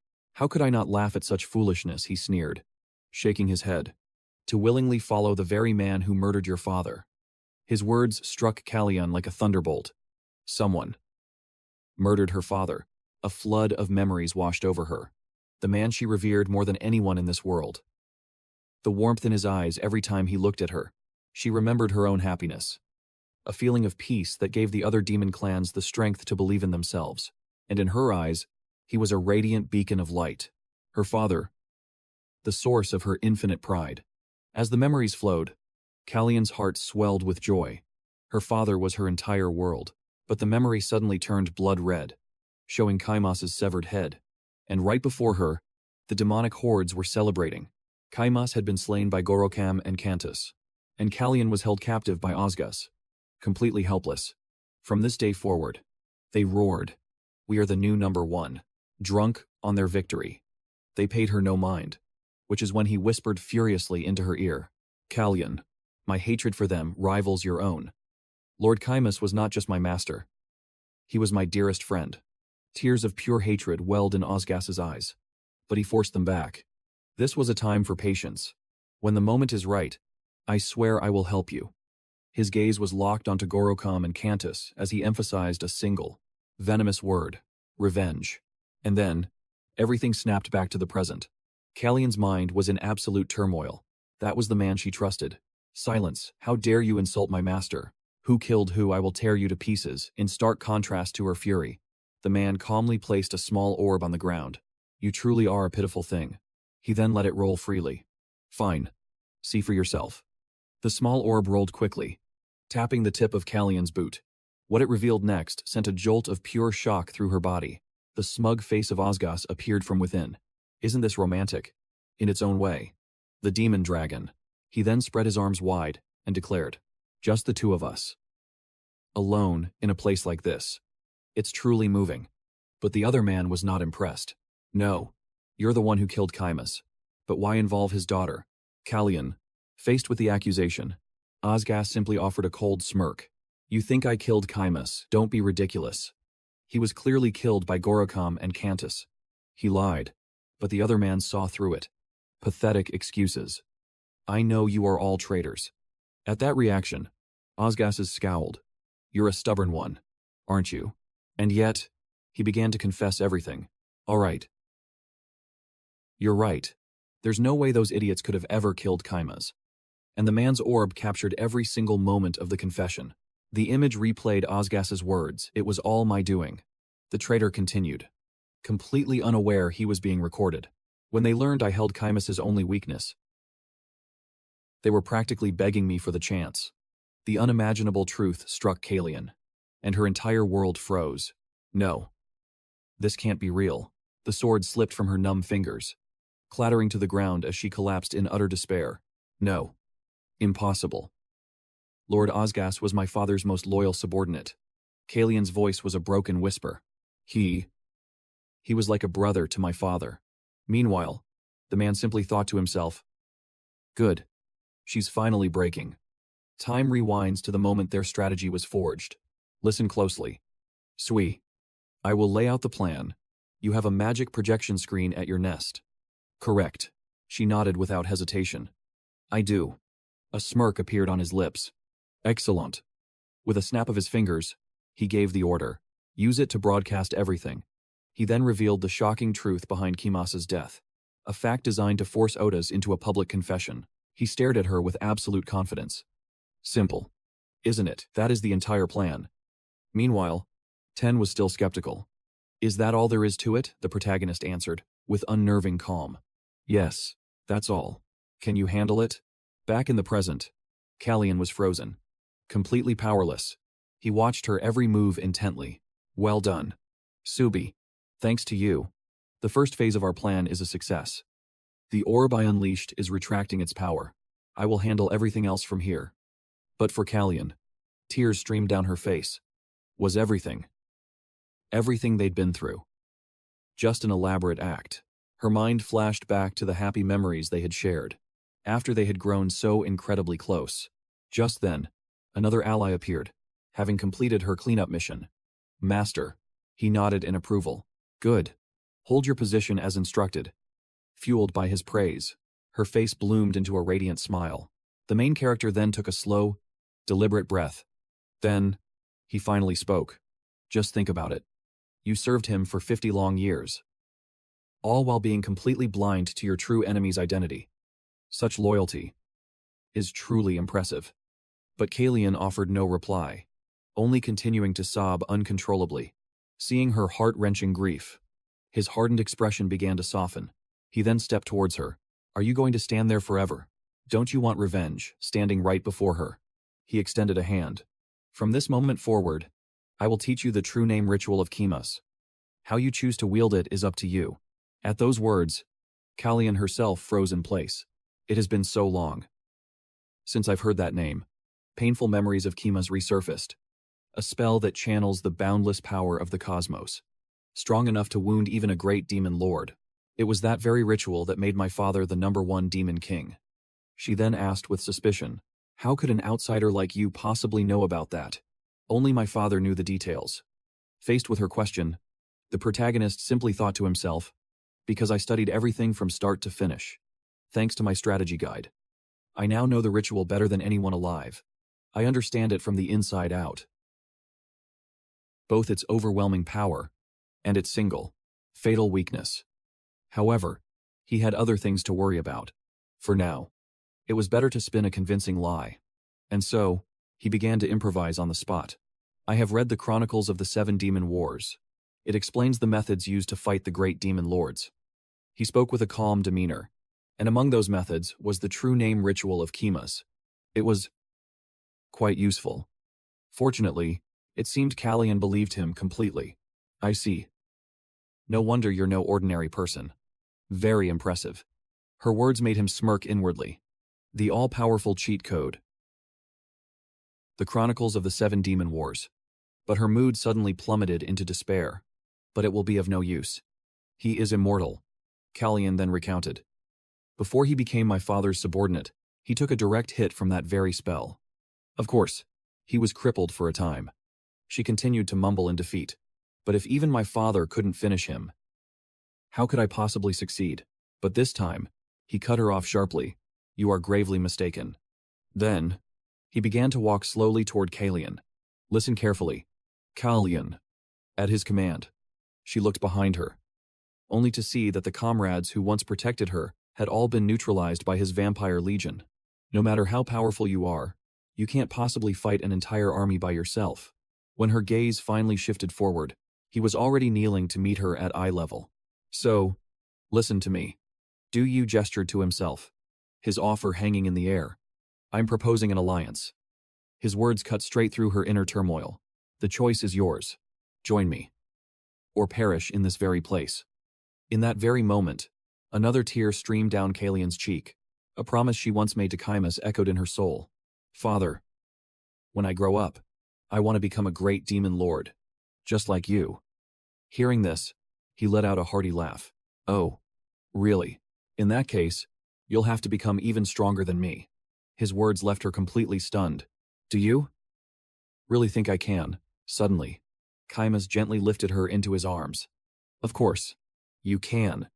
Just then, a cool breeze drifted past, making the scene feel all the more magical. And in that moment, Chimus told her with immense pride, because you are my daughter. Yes.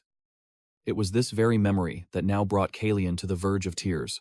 So, I can truly kill Osgas. Her question only threw Du Yu into a greater panic. Are you crying? Bian Fanhe suddenly interjected. Sir, I believe you're going too far. He cried out in bewilderment. What? What else am I supposed to do? Even Higa decided to chime in. Master, you've taken this too far. Left with no other option, he tried to reassure her. Don't cry. You're the combat captain. Remember. At his words, Callian retorted indignantly. You're the one who should be captain. Bian Fanhe chided him again. Master, please remember that by demon standards, she is still only a child. She continued to press the issue. You truly get a kick out of making children cry. A desperate shout suddenly erupted from Du Yu. No, meanwhile, Callian asked with hesitation. What? About Lord Morong. In answer to his question, the scene shifted to Otis, whose battle had just concluded. His body covered in grievous wounds, but those same wounds were already closing, healing at an astonishing rate. In stark contrast stood his opponent, Xiaofen, who looked battered and weakened. Osgas, however, spoke with a chilling tone. What a letdown, to think Morong would fall in such a pathetic way. But his opponent showed no fear, even smirking defiantly at him. He then offered Osgas a gesture of pure contempt. Chapter 24. High in the Sky. The epic clash between Osgas and Xiaofen raged on. Xiaofen made a move to disengage, but Osgas was on him in an instant. In relentless pursuit. Amidst the chase, Osgas shouted with sadistic glee, just as disappointing as Morong ever was. Unlike the gleeful Osgas, Xiaofen turned back, his face a mask of pure fury. And here I thought you would gladly accept my proposal, but suddenly, that arrogant expression on his face completely vanished. At that moment, Xiaofen inhaled deeply, and a raging inferno ignited within his mouth. The next second, he unleashed a searing torrent of fire straight at Osgas. When the attack finally subsided, Xiaofen stood panting, smoke curling from the corner of his mouth. Everything in the blast's path was now engulfed in a sea of smoke and flames. Begone.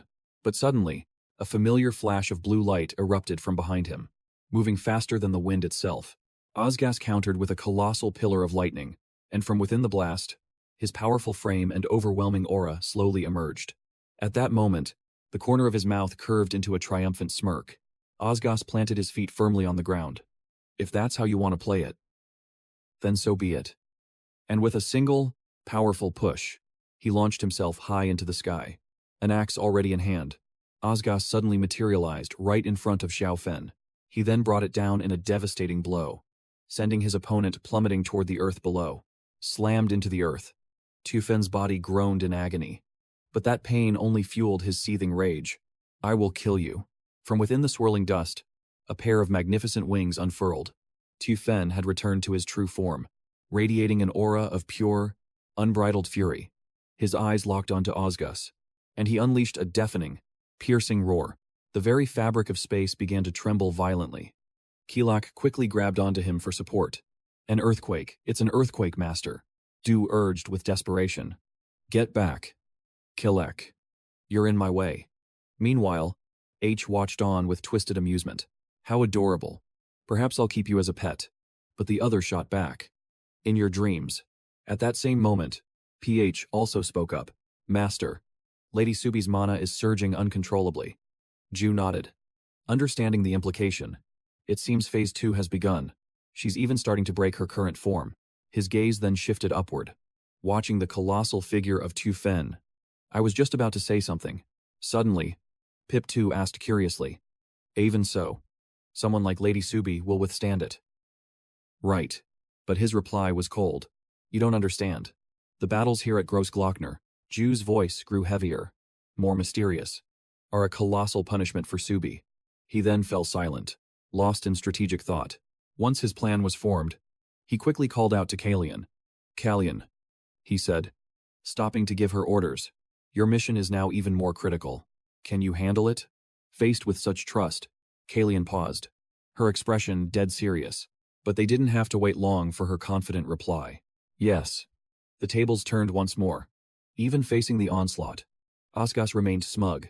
Tu Fen, on the other hand, had lost all composure, attacking with wild, unfocused rage. And yet, his sharp instincts screamed, warning him of imminent danger. Tu Fen's eyes darted over to find Osgas with his axe already raised, ready to strike. The villain's taunting voice echoed.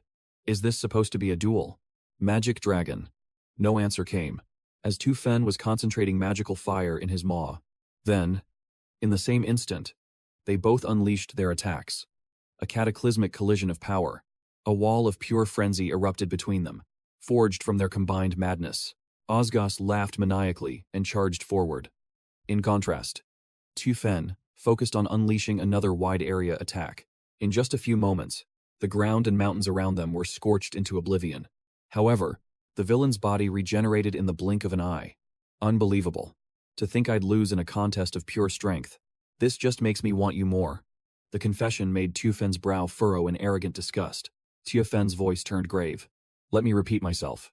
I'm telling you, even if the world were to crumble, it would mean nothing. You and I could achieve 10 times more together. But this only strengthened Osgas's resolve. I have no other choice then. He began pouring even more magical energy into the weapon in his hands. Switching tactics. Osgas didn't hesitate, swinging his arm to unleash a torrent of lightning. The blast shot forward instantly, striking the other side of the mountain in a flash. High in the air, the desperate clash between Osgas and Tu Fen raged on, with no clear winner. As the attack tore across the mountain, Osgas's signature blue aura began to flood the entire cavern. In the distance, a glimmer of light flashed through the darkness, followed by a colossal explosion that tore the earth asunder. Caught completely off guard, Tu Fen took the full force of the blow and crashed to the ground. Seeing this, the villain erupted in laughter. How absolutely pathetic. It seemed as though Tu Fen had fallen at the beast's hands. Could it be? Was he defeated so easily? Slowly, the colossal figure vanished into a thick veil of smoke and dust. Forced to revert to his human form, Tu Fen was covered in grievous injuries. At that very moment, the brute slammed his axe handle into the earth with immense force. Then, Otis spoke with a chilling calm. I know the real reason you are chained to this desolate land. The nearby crater still smolders from your grand attack. Though I must admit, I haven't a clue what this place truly is. But just then, Tu Fen slowly pushed himself up from the rubble.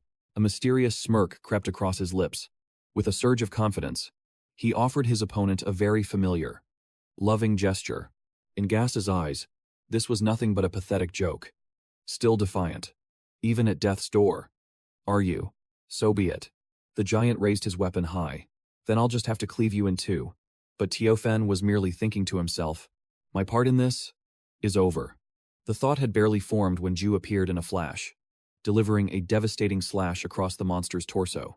At the same time, Ju declared with cold fury, it's my turn now. You filth. The attack was impossibly fast. The behemoth could only turn his head in shock. But before he could even react, blood erupted violently from the massive gash. As for Tiofen, he'd seen Ju's silhouette approaching. A smirk formed as he playfully cursed his comrade under his breath. You damn punk. Ju finally stood before them. You're late. Ju's first words were a condescending taunt. What's with that pathetic state you're in, Tiofen? Annoyed. Snapped back. Just shut your mouth. As his companion helped him to his feet, he couldn't help but let out a cold huff. Then, Tiofen offered a grave warning. Don't you dare let your guard down. Osgas was now seething with rage. Where is that human leech? Mycalian, hearing this. Ju simply glanced to the side. Here, you ask. Without another moment's hesitation, Ju took a deep breath, and with all his might, he called out her name. Callian, as his voice echoed. A soft, ethereal light began to materialize in midair. Father, from within the light, Callian's flowing white hair emerged. Her entire presence had transformed, surrounded by a powerful, pulsating magic circle. She then spoke, her voice laced with ice. Have you nothing to say to me? The one she addressed. Guz stared back with a troubled frown. But, in an instant, his expression shifted to one of triumph. My daughter Callian, you've finally mastered the true name ritual. Osgas boomed with pride. Now, use that immense power and eliminate these pests for me. But Ju cut him off sharply. What do you think you're doing? He jabbed a finger towards the beast, his voice filled with annoyance. Are you just going to let him keep running his mouth? Do you want to get expelled on your very first day? He then added, with deliberate, heavy emphasis. That man is the one, the sworn enemy who murdered your father. Otas glanced over, his face a mask of utter shock. What? Did you just say? He then let out a laugh, as if hearing the world's greatest joke. What utter nonsense is this human spouting? Otas tried to defend himself further. Chimus and I, we were drinking partners, and yet, the forced expression on his face grew more obvious by the second. Why on earth would I kill him? Suddenly, a memory from the past flooded Otis's mind. No. You killed Chimus. But why are you using Chimus's daughter? Callian.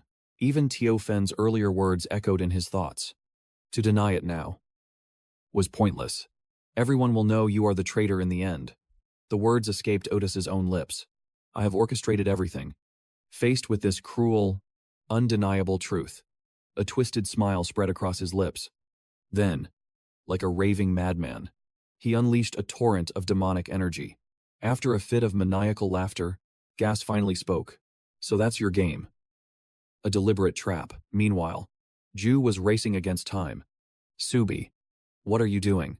We have to bind him before he goes completely berserk. Thrown into a panic by his urgency, she snapped back. Don't rush me. Just then, thorny vines erupted from the earth below. Obeying Xiaofen's command, the vines rapidly coiled around the demon's limbs, binding him tight. But that wasn't all. A powerful magic formation, conjured by Callian herself, blazed to life around him. Despite this, the demon's reaction was pure exhilaration. How amusing. Quite impressive. Come at me, you pathetic insects. High above, Callian gripped the colossal blade with all her might, as a massive seal expanded over the demon's head. At the perfect moment, she uttered a single, devastating command. Vanish. With that roar, the blade plunged downward with divine fury. A pillar of light consumed Osgas, turning his own immense power against him, incinerating him from within. Yet in his final moments, a look of profound satisfaction spread across his face. The technique unleashed a blinding explosion, nearly annihilating the entire region.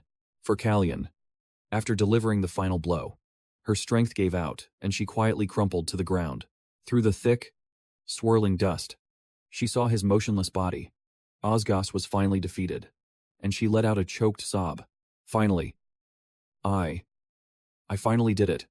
The memory of her father, of a happy moment together, flashed before her eyes.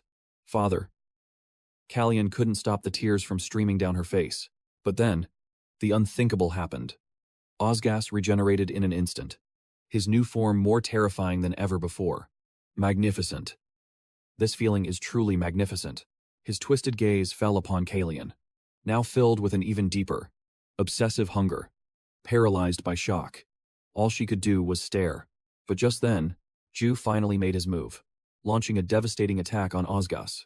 Enough. This is more than enough. Recognizing his assailant, the demon roared in fury. You persistent human pest. But in the next moment, Osgas flinched, stunned by a sharp pain radiating from his shoulder. To his horror, he realized the wound wasn't regenerating. Ju, on the other hand, expertly spun the severed horn in his hand and raised it high. Protector of humanity. Secret art number 8. Ascending to the perfect altitude, Ju stopped and gripped the horn with immense power. In the next second, he brought it crashing down onto his opponent's head with staggering force. And as he struck, Ju revealed the secret. To defeat an immortal, you must use a part of the immortal himself. With that single, definitive strike, the demon's head was utterly obliterated. A system window flashed into existence. You have defeated the Demon King, Osgas. But that was just the beginning. Rewards began to flood in. Item acquired, Scythe of Osgas, Horn of Osgas, and Cloak of Osgas. He also gained new powers. S-rank skill proficiency for Summon Undead has increased. Summoned vampires have been upgraded to Daywalkers. Furthermore, you can now summon more powerful undead beings.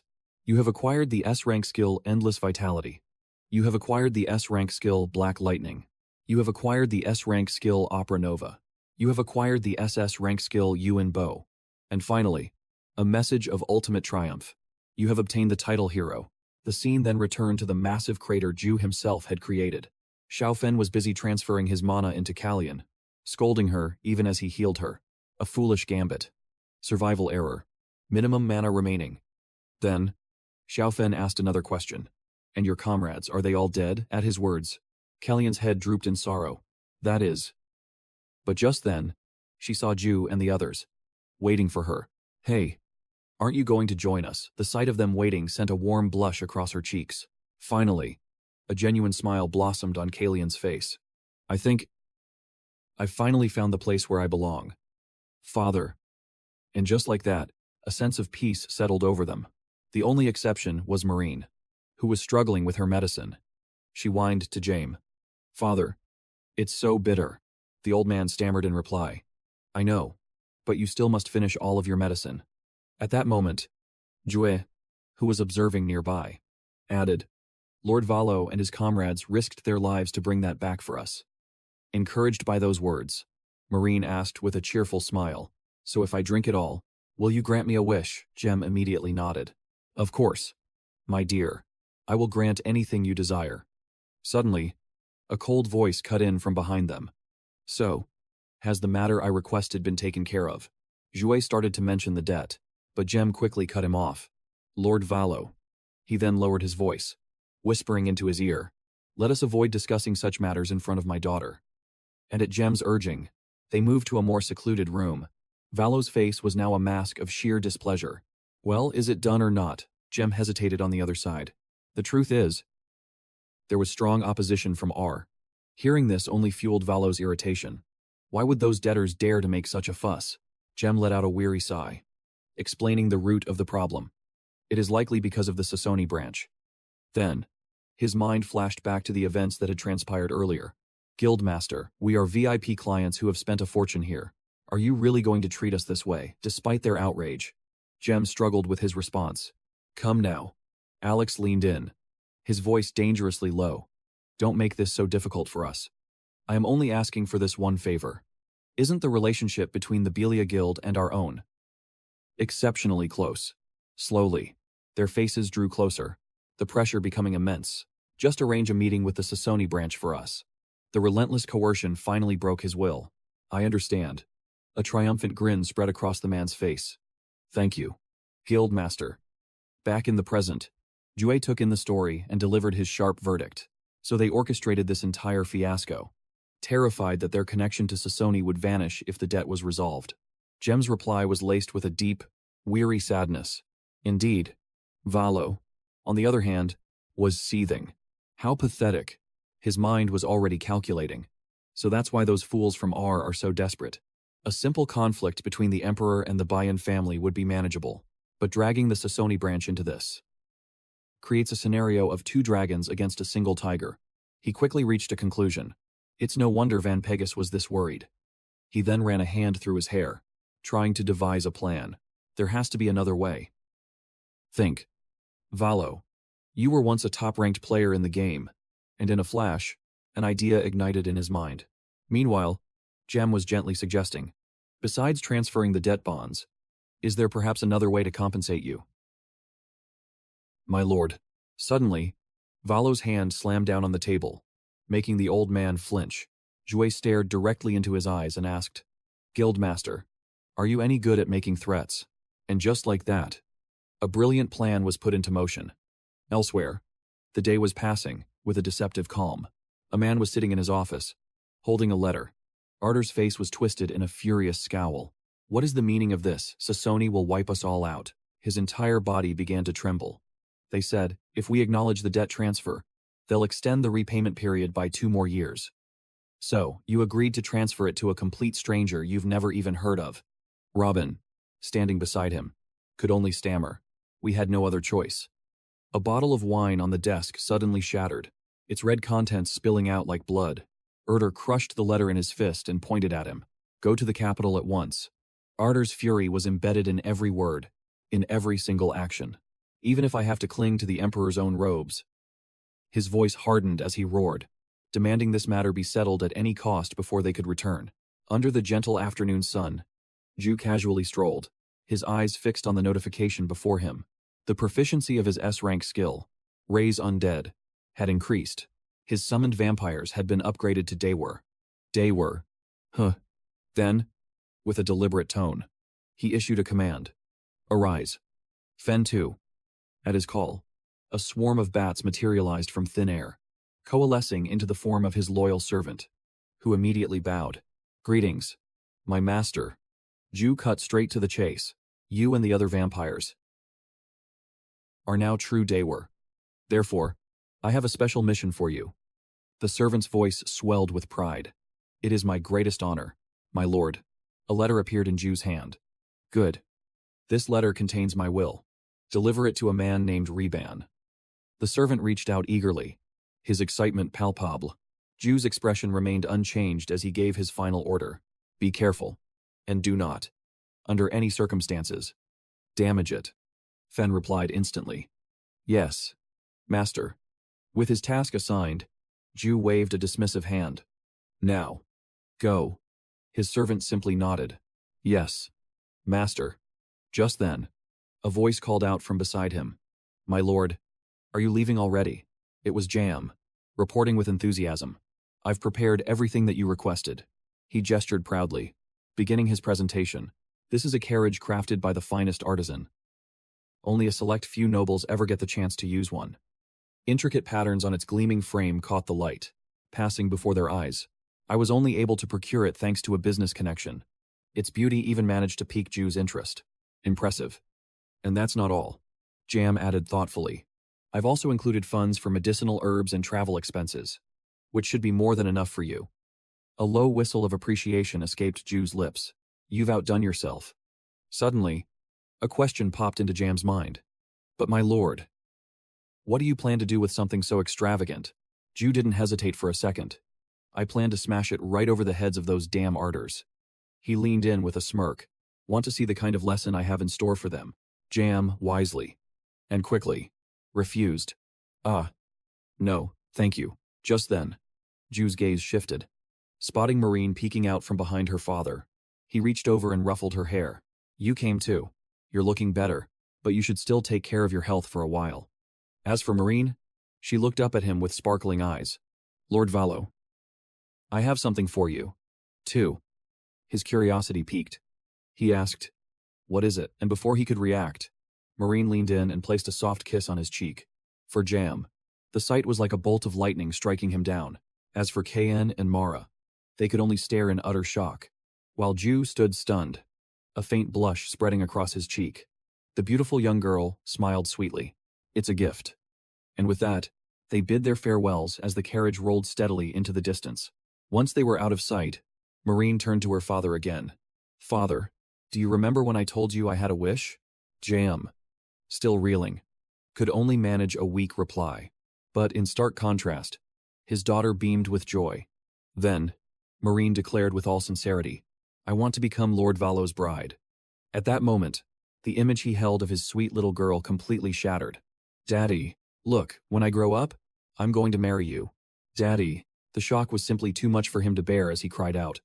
No, meanwhile, time pressed onward. The carriage continued its journey down the dusty road. Inside, Kalian remarked with amusement. That girl. I can see her becoming a great warrior one day. It was unbelievable that the young lady would so boldly declare her intent to claim a partner, but his presence left her slightly flustered. Putting that aside, are you truly that fond of money? Master Ju immediately erupted into laughter. For you to say that? You truly don't understand a thing. This entire world is moved by the power of money. But his words were met with nothing but skeptical glares. Hey now, don't give me those looks. You all just end up copying me anyway. Just then, the ring on his finger chimed to life. The cheerful voice of Cuban instantly echoed from it. Ju, I heard you were on your way back from Grossglockner. So, you actually made it back alive. Ju's reply was perfectly calm. Yes. Yes. I've returned safely. Lord Cuban. But Cuban was sharp, noticing the tone. Always so prickly, aren't you? Ju coldly brushed the comment aside. That's irrelevant. He quickly changed the subject. Anyway, have those wretched ardors left yet? Cuban's response was immediate. I've already checked with my flock of crows. But the real reason I called is because I've just received some interesting news. Ju was intrigued by his unexpected speed. That was fast. So, what's the situation? At that moment, a black crow landed silently on the roof tiles. Just as Ju had predicted, its sharp eyes were locked onto its target. They departed for the capital this morning. But what in the world did you do to them? They seemed absolutely furious. Below, the ardors were roaring in frustration. Hurry up, Jua. However, explained calmly. Yes, my lord, I merely provoked them a little.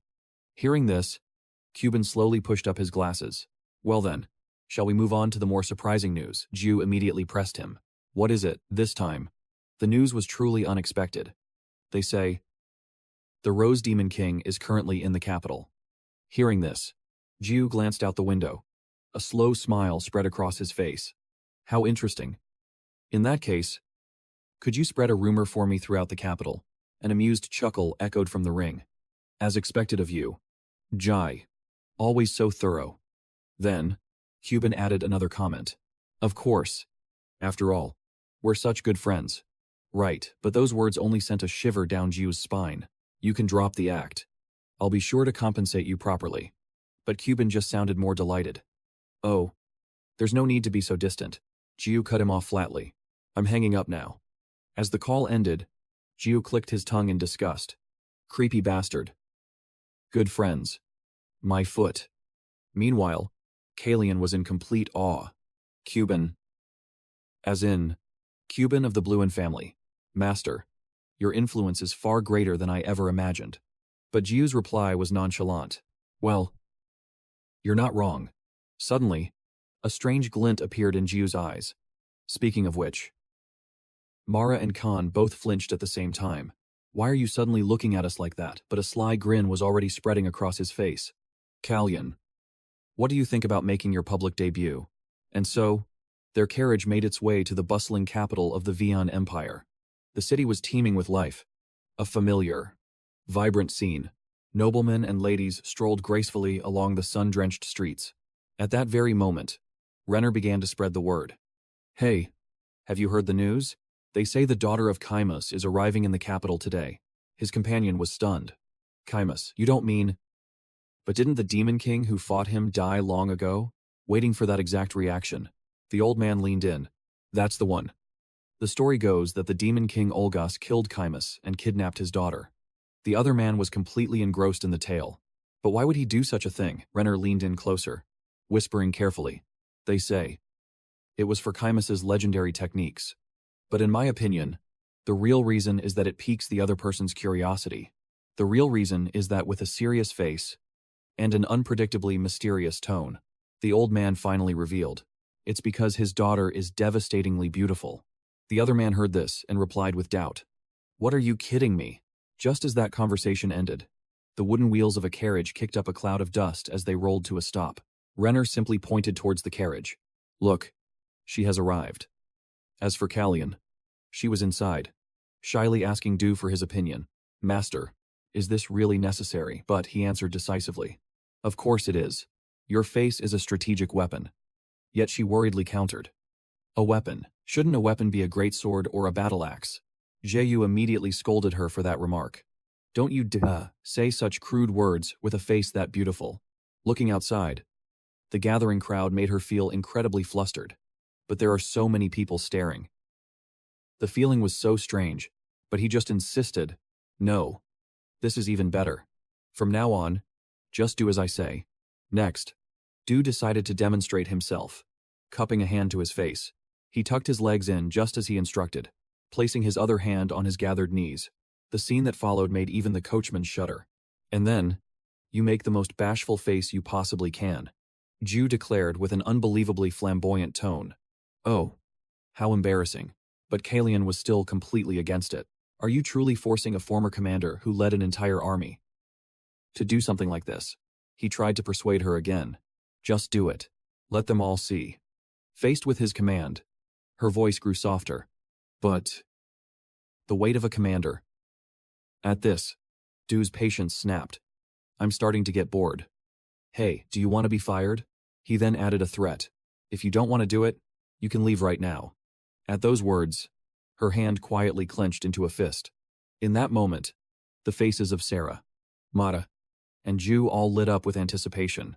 As for Callion, she slowly began to follow his instructions, bringing a hand to her face, her slender legs tucked in neatly beneath her. She placed her other hand on her knee, her eyes quickly glancing over the crowd before she put on a shy expression. And finally, Cal whispered sweetly, how embarrassing. For a moment, every person on the street was either stunned into silence or gaping in absolute shock. Their reaction made her worry. Did I do it right? But a second later, a thunderous roar of cheers erupted throughout the capital. The sudden explosion of sound was so unexpected it made Callion's face go pale with fright. Even so, the cheering didn't stop, bringing tears to her eyes. Is this truly what you wanted? At that very moment, inside a magnificent mansion, all the servants of the estate were gathered together. Roland gently delivered the announcement. Everyone, today we will be welcoming an incredibly important guest. Her hand gracefully slid across the railing. I deeply regret that this is not the Rose Palace. To me, this person is more important than the Emperor. And more important than any demon king. Then, her voice turned stern as she continued. Therefore, I have a request for all of you. Each person's mission was immediately assigned. To the chefs, prepare the most magnificent feast you have ever created. Her orders quickly shifted to the maids and servants. Make this place more splendid than the Rose Palace itself. Lauren carefully approached and informed her. My lady, they are about to arrive. Hearing this, Jin showed a hint of surprise. Is that so? Then, without any more delay, she gave her final words. Then everyone, give it your absolute all. Make today the most special day in that person's entire life. Suddenly, just for a moment, a shadow of sorrow passed over her face. For my master, Sir Cal, I am the Rose Demon King. Roland. Her beauty and voice could captivate any man's heart. She was the envy of the entire demon realm. But her true power revealed itself in a completely different arena. With masterful eloquence, she wielded diplomacy as a weapon. Through her brilliant administrative skills, she forged Stan into an undisputed powerhouse. And everyone came to know her as the bride of Zan. Roland.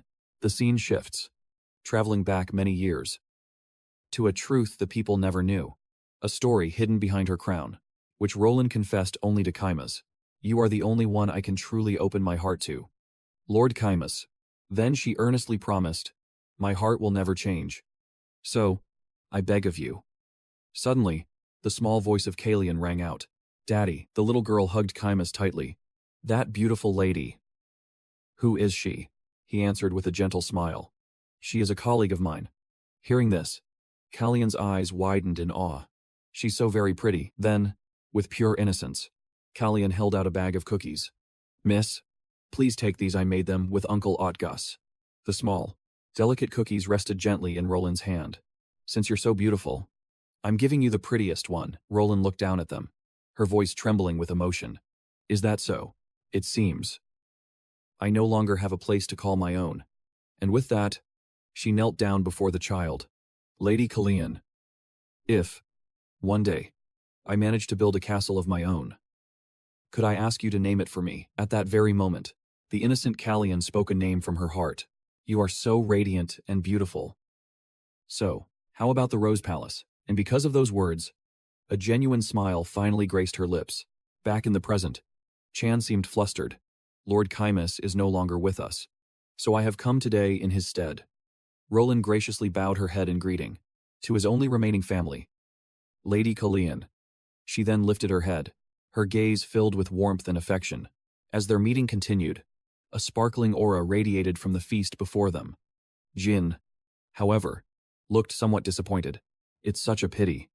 If we were at the Rose Palace, I could have prepared a much grander feast than this. But they exclaimed in delight at the lavish spread. This is more than enough. Your Grace. She then addressed Ju personally. I must also offer you my deepest gratitude. The feat you accomplished, bringing back the princess, whom we all believed was dead, is nothing short of a miracle. He replied politely. It was simply my duty. A cheerful smile bloomed on her face as she leaned on the table. I've heard a great deal about you from my dear friend, Count Niter Bayan. He says you always find a way to overcome challenges, in the most extraordinary ways. Her next words were even more curious, hinting at some hidden connection between them. At this, Ju's face turned completely red. Let's put that aside and continue our main discussion. Seeing this, Roland feigned a touch of sadness. What a shame. I rather enjoy hearing tales of romance. Despite this, they both shared a light laugh. Discussing business was just as entertaining. As the atmosphere shifted, Mara and Sarah stepped back. We shall take our leave now. Immediately after, Ju spoke up. The truth is, I came here today to relay a message from the Steel Viscount. Philip. It's for Lady Jin. Hearing the name, Roland gave a knowing nod. So, he is still alive, she mused, before making a request to Ju. Would it be possible for me to meet him in person? However, he was quick to refuse. Unfortunately, his current condition is not very good. That is precisely why I have come in his stead. Because now, Philip is nothing more than a corpse. At those words, a mysterious shift flickered across her features. Then, she intentionally let a sliver of interest show. In that case, let's cut straight to the chase. Valte Valor Dieu, for his part, calmly recounted the events as they unfolded. His Highness Philip declared the following. And as Dieu spoke, he recalled his own part in the matter. Since I cannot currently act in the open, he remembered the ruthless pressure he'd applied to force Philip's hand. I will appoint Valte Valor as my sole representative. Those final words were torn from a man drowning in despair. Roland will assist him in reclaiming P in the near future. As his statement concluded, he deliberately set his teacup down. That's right. Even if it means weaving a web of lies, I must bring Jolin to my side, no matter the cost. His mind raced, calculating the next moves. He considered how Margareta is bound by the curse of his buried subordinate. Clearly, Pizam is also receiving support from a Grand Master. And, in an instant, the pieces of the puzzle began to connect. The implication was clear. Margareta alone is not enough. You cannot simply kill someone under the protection of a Grand Master. Dieu could already picture his enemy backed into a corner. Therefore, securing Jolin is an absolute necessity. I will pin every last sin on Pizam. Just as his train of thought reached its conclusion, his tea was refilled. That is the entirety of His Highness's message. After hearing it all, Roland let out a cold hum, lost in deep contemplation. Slowly, her fingers began to trace the edge of the warm teacup on the table. After a long silence, she finally spoke softly. I have one condition. The atmosphere around Dieu instantly grew taut with tension. And what might that be? For her part, she answered while caressing the rim of the cup, I assume your side is fully aware of my current situation. He understood immediately. The economic blockade. Meanwhile, Jolin added with pointed intent, if you truly are the prince's representative, then even the emperor himself cannot ignore his highness's will. Correct. For a moment, he feigned surprise. If that is all, it's of no concern. A second later, Diu let his cunning nature show through. Every piece was already on the board, exactly where he wanted it, at that very moment. Within the capital of the Wind Empire, the royal palace had a drastically different air. Robin was desperately trying to persuade the emperor. Your Majesty, what can you possibly mean by that? You promised you would aid our cause. In response, the old monarch simply replied with a placid tone. Regarding that matter, I am truly sorry. Frank IV, the emperor of the empire, feigned a sorrowful tone.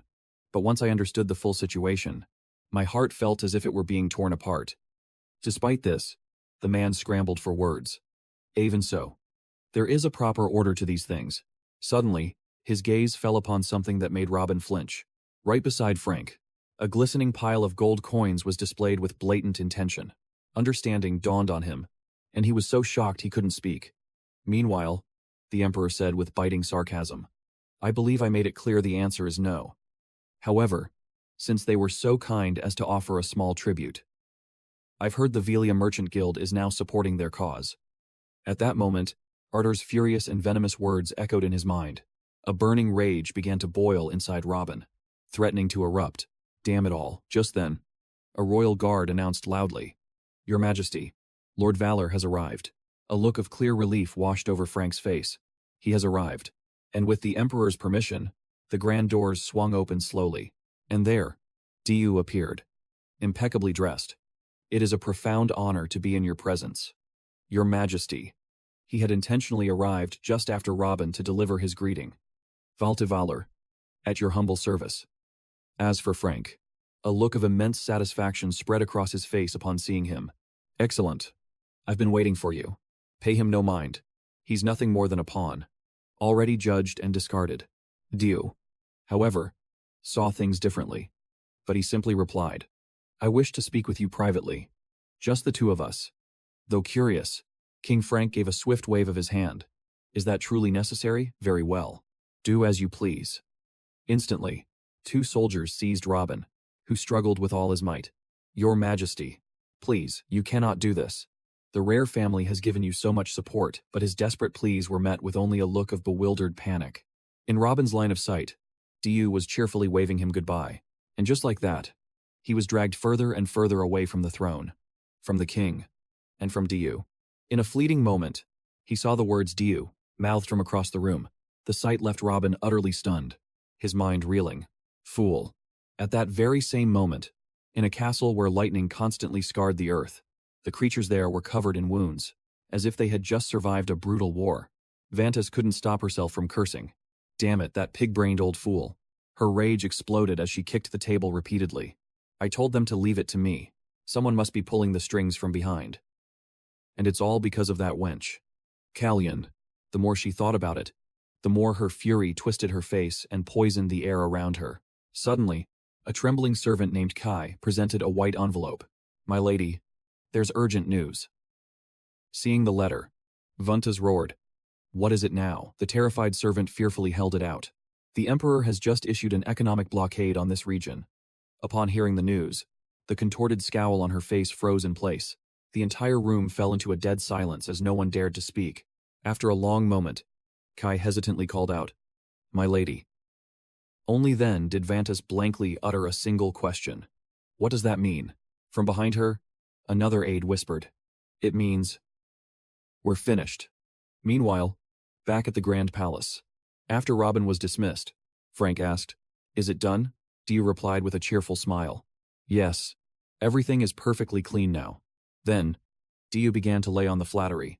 Before we begin, Your Majesty, just look at this prosperous capital. I cannot help but be in awe of your magnificent achievements. I feel unworthy just to set foot in this place. But the king coldly brushed his words aside. Enough. Spare the pleasantries. In his mind, however, Frank had already judged him, a sly weasel. Every single move Du made was being meticulously watched by the old king. In the short time since he entered the political arena, the king sharply recalled his strategies. He used the daughter of Ka to quell the demon worshippers in key territories. Because of this, Frank now saw him with extreme caution. He even turned them into his allies. And that wasn't all. The king waited patiently. Certain of one thing, he came here for a reason. And a smug thought crossed Frank's mind. But no matter what, he's just a drunken mouse, dancing foolishly in front of a cat. Go ahead, say whatever is on your mind. But Du had already seen through it all, so that's what he's thinking. Is it? A deep sense of satisfaction filled him. It seems he understands the situation. Then I just need to handle this delicately. In the end, you'll be the one who gets devoured. With that, Frank finally broke the silence. You seem to be in a very good mood. So, tell me, what is it you wish to say? This was the moment Du was waiting for. He knelt on one knee upon the red carpet, placing a hand on his hip and bowing his head respectfully. Your Majesty, he then declared with unwavering confidence, I humbly request that the economic blockade on Zon be transferred to the domain of the Demon King Gat. Frank cut straight to the point. And what do we stand to gain from this arrangement? The young man had his answer ready. A treaty of friendship with the Rose Demon King. Your Majesty. However, the Emperor simply scoffed. How utterly ridiculous. Do you truly believe that thousand-year-old widow would submit to me? For me, there is no compromise. Ju remained unfazed, presenting the official documents. She will act precisely as your Majesty wishes. He offered the papers with both hands, a formal gesture that took the Emperor by surprise. What is this? Even Frank was so incredulous that he fell into a moment of deep thought. But his shock only deepened after reading the agreement. Are you certain of this? Roland herself has agreed to pay us 10,000 florins every year. Ju's response was firm. Yes. But Frank's expression hardened once more. And what proof is there that this document is genuine? This, too, was within his calculations. A faint smile touched Ju's lips.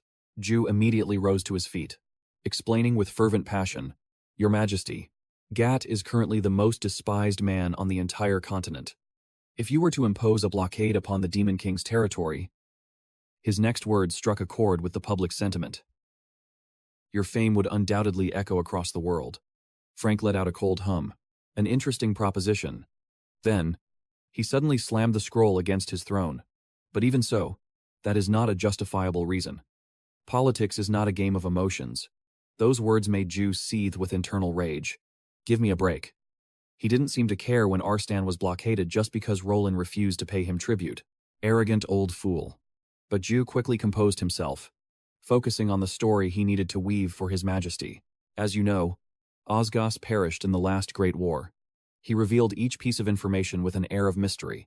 However, his followers are now preparing to declare war on the Dragon Demon.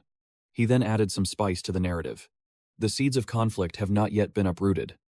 Your Majesty, the people of the Empire are living every day in terror. Finally, Ju delivered the decisive blow. The time has come to make a decision. Your Majesty. Slowly, the Emperor's hand rose to his chin, stroking his beard in thought. Soon, he delivered his assessment. Valostalo. You truly possess a silver tongue. With such a clever mouth, you could probably produce 10 million florins in the blink of an eye. Ju remained perfectly calm on the surface.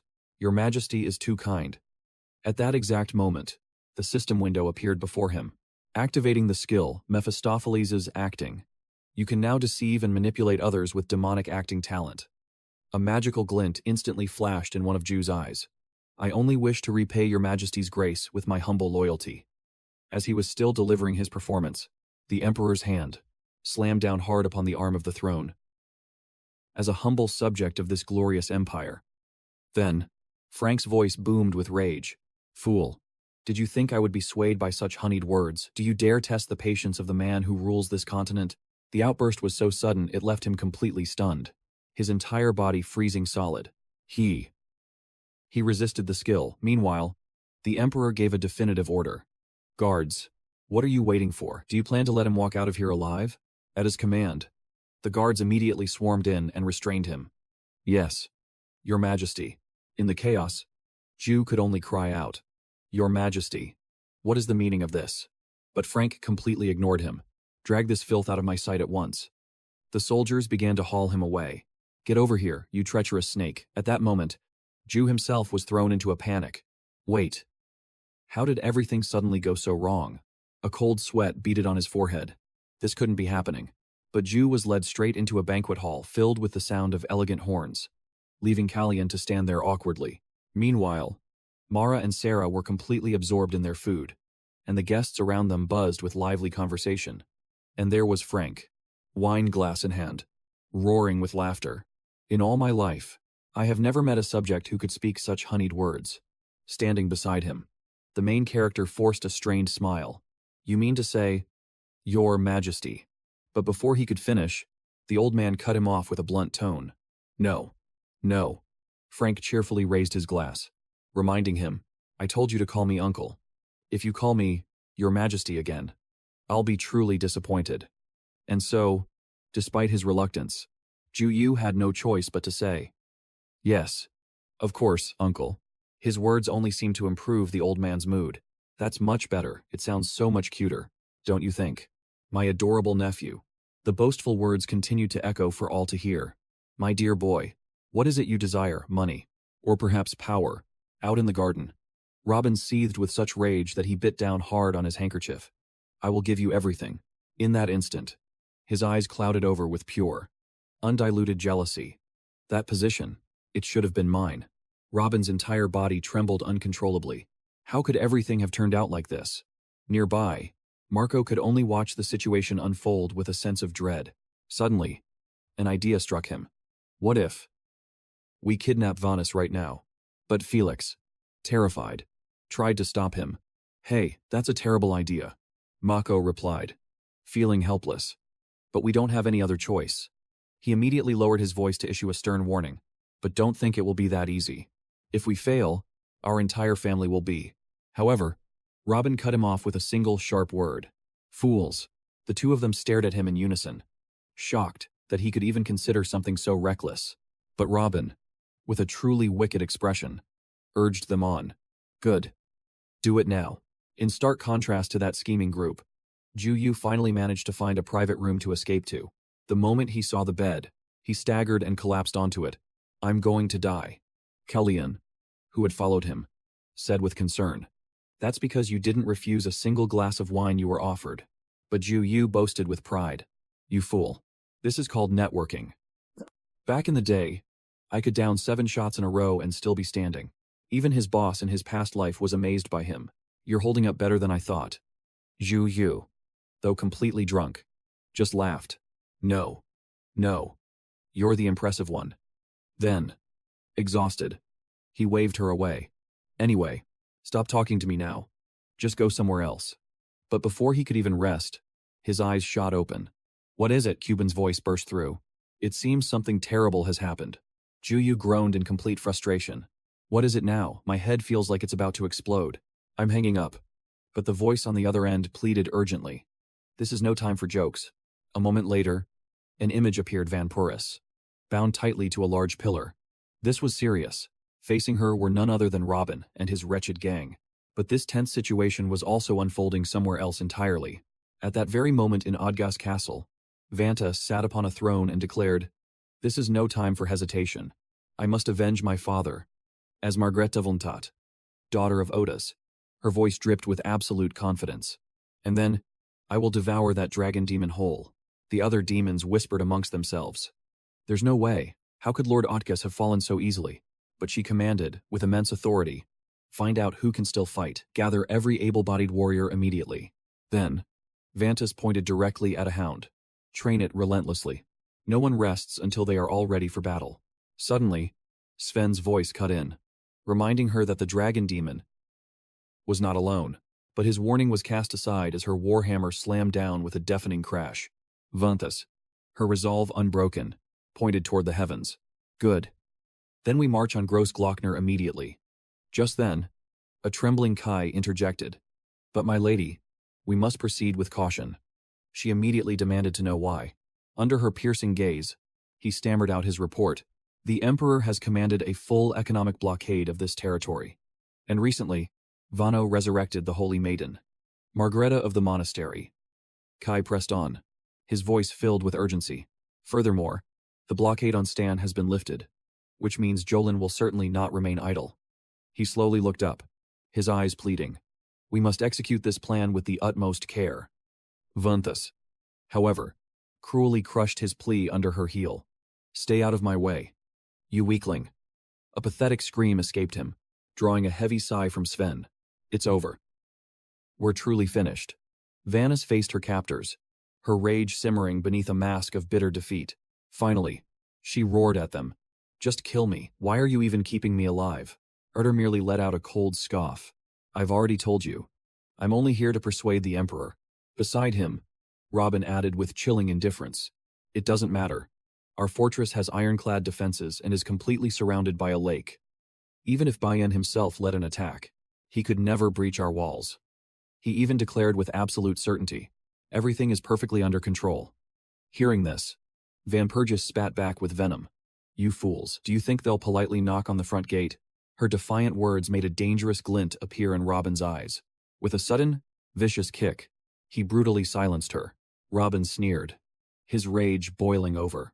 You're too loud. You pathetic nun. You're close with that bastard Valo, aren't you?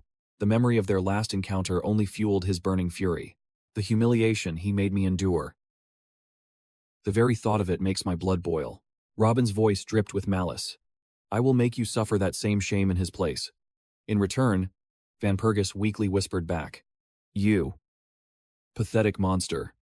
Her words only seemed to amuse him as he delivered another cruel taunt. Yes, I am pathetic. And what can you possibly do about it? Absolutely nothing. He leaned in close, his voice a venomous whisper. You have no one left. Do you?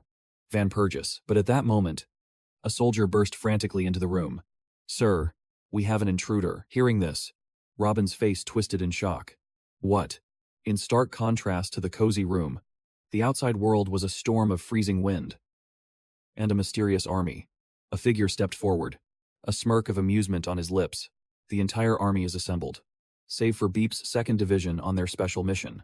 We are ready to attack on your command. Nearby, a flustered C piped up. Master, do I have to participate in this too? Yao simply replied, we are comrades now. Of course, you're coming with us. That answer made the man cry out in terror, but he was immediately silenced. Quiet. With that, Ju turned his gaze toward the looming fortress.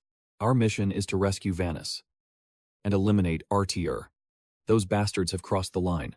As he spoke, divine power crackled around him, materializing his sword in his hand. I was prepared to ignore them if they had stayed quiet. But it seems that is no longer an option. Yao tightened his grip on the blade, his voice echoing cold as steel. Let the hunt begin. With that single command, their army surged forward, with Ha leading the vanguard. Once the assault was fully underway, Ju broke away from the main force. Heya, I'm leaving this area to you. With a playful glint in her eye, she winked at him. Yes, master. Seeing this, Kulak scrambled to follow. Wait, let me come with you, but H stopped him, binding him on the spot. You're staying with me. Kulak immediately struggled against his bonds. No. However, Ju gave a direct order Kulak was to stay and help H clean up the area. The command left him in utter shock. Understood. Ju then rushed off, leaving Kulak behind in a state of panic. No. I don't want to, I said. I don't want to be here. Elsewhere, Jeyu had his eyes locked on the door straight ahead. Damn it. I have no time to waste on these weaklings. I must hurry. Meanwhile, their every move was already being reported through a recording device. Robin's rage boiled over, reaching its absolute peak. That despicable face. I will never forget it. Fueled by this hatred, he brutally snatched a sword from a nearby soldier. Give me that. With the weapon now in his hand, Robin muttered to himself like a madman. That's right. I'll use this to slit his throat. Just imagining that bastard's sweet screams is already getting me excited. He then stormed out of the room. Just you wait. Valor Stallo, the soldier, meanwhile, was completely bewildered. My sword. All Ritter could do was gasp out a single word. Hey, but it was far too late. He gave the command with a frustrated sigh. Quickly. Follow him. The other man nodded sharply. Yes, my lord. In that very same place, Van Pergus was stunned and worried. He's coming to save me. Suddenly, old memories flooded her mind. He's always done this. Always for me. With each passing memory, her voice grew thick with emotion. From the very beginning, he has always been by my side. Back in the present, Van Pergus clenched her teeth, a new resolve forming in her heart. But now, I'm just angry at my own powerlessness. Abruptly, countless cracks appeared on the pillar that held her captive. Lost in thought, Ritter didn't even notice. Everything was going so smoothly. If I'd known this would happen, I would have gone to the capital myself. But a sudden movement beside him snapped him out of his thoughts with a jolt. At that very moment, Van Pergus had broken free and was slowly walking towards him. Gripped by shock, Ritter hastily grabbed his sword. You monstrous witch, how did you escape? It doesn't matter. You don't even have a weapon. He then lunged forward to attack her. Die. However, Van Pergus was one step ahead. Her body instantly swayed to the side with impossible grace. In the next second, with a single barefooted kick, she shattered the steel blade. Watching the fragments rain down, Ritter was so stunned he froze in place. Despite the shock, he still managed to shout arrogantly, "Do you really think you can escape?" And the price for his arrogance was a powerful fist from Van Pergus. The impact was so immense that Ritter's world exploded into a dizzying blur. Teeth flew from his mouth as his body crashed heavily and helplessly to the ground. Standing over him, she finally spoke, her voice filled with newfound strength. I can't keep depending on others forever. I will end this myself. Lord Ritter. Now. Ritter began to plead desperately. Wait. He clutched his bleeding mouth, scrambling to make excuses. I never intended to kidnap you. This was all my foolish son's doing. But Van Pergus was already preparing another devastating blow. Do you think I care? Her punch slammed into the wall behind him, causing it to explode into rubble. The sight of the utter devastation behind him turned Ritter's face pale with terror. Monster. Van Pergus, however, remained perfectly calm. Calling a lady a monster, how incredibly rude. But suddenly, her warrior's instinct sent a sharp warning through her senses. From beyond the wall she had just destroyed, a mysterious figure was slowly emerging from the dust. Ritter's eyes lit up with glee. So, you're finally awake. Indeed, it takes a monster to fight a monster. As he spoke, all eyes turned toward a swirling cloud of dust. Now, it's your turn. From within emerged Igo, his presence radiating pure, aggressive power. Meanwhile, Ju was blazing through the fortress at breakneck speed. While scanning his surroundings, he opened a line to Kuban. Are you absolutely certain this is the right way? The reply was instantaneous, and Kuban added a critical warning. I am observing through my spirit beasts. And someone named Ego has just appeared on the other side. A flicker of curiosity entered Ju's voice. Igo. In response, the explanation came. Correct. A human weapon under development by RER. He is the one who caused that horrifying massacre at Ardiar's castle. A truly savage creature. After hearing the report, Ju muttered to himself. This wasn't in the original story. Not at all. Suddenly, a voice called out from behind, forcing him to halt and assess the new threat. But first, he quickly gave his report. Lord Kuban. Thank you for the information. I'm signing off. Kuban cheerfully replied. Understood. Good luck. Ju's gaze then snapped towards the crazed figure of Robin, utterly unfazed. He snapped his fingers. A clear provocation. Hey! Over here. Robin froze in his tracks, bellowing with rage. You disgusting piece of trash. As a surge of mana erupted from the ground, Robin was too blinded by his hatred for Ju to notice the shadow beneath him. How dare you humiliate me like that? Before he could finish the sentence, a fist crashed into his head, stunning him completely. He collapsed without any further resistance, a sight that only annoyed Ju. What was that about? With the nuisance handled, he immediately dashed onward. Damn it. Whatever. What a complete waste of time. Elsewhere, the atmosphere grew heavy, thick with the overwhelming power radiating from Igo. Facing him, Van Pergus remained impossibly calm. When he smashed his fist into the ground, she launched into a graceful backflip, evading the blow.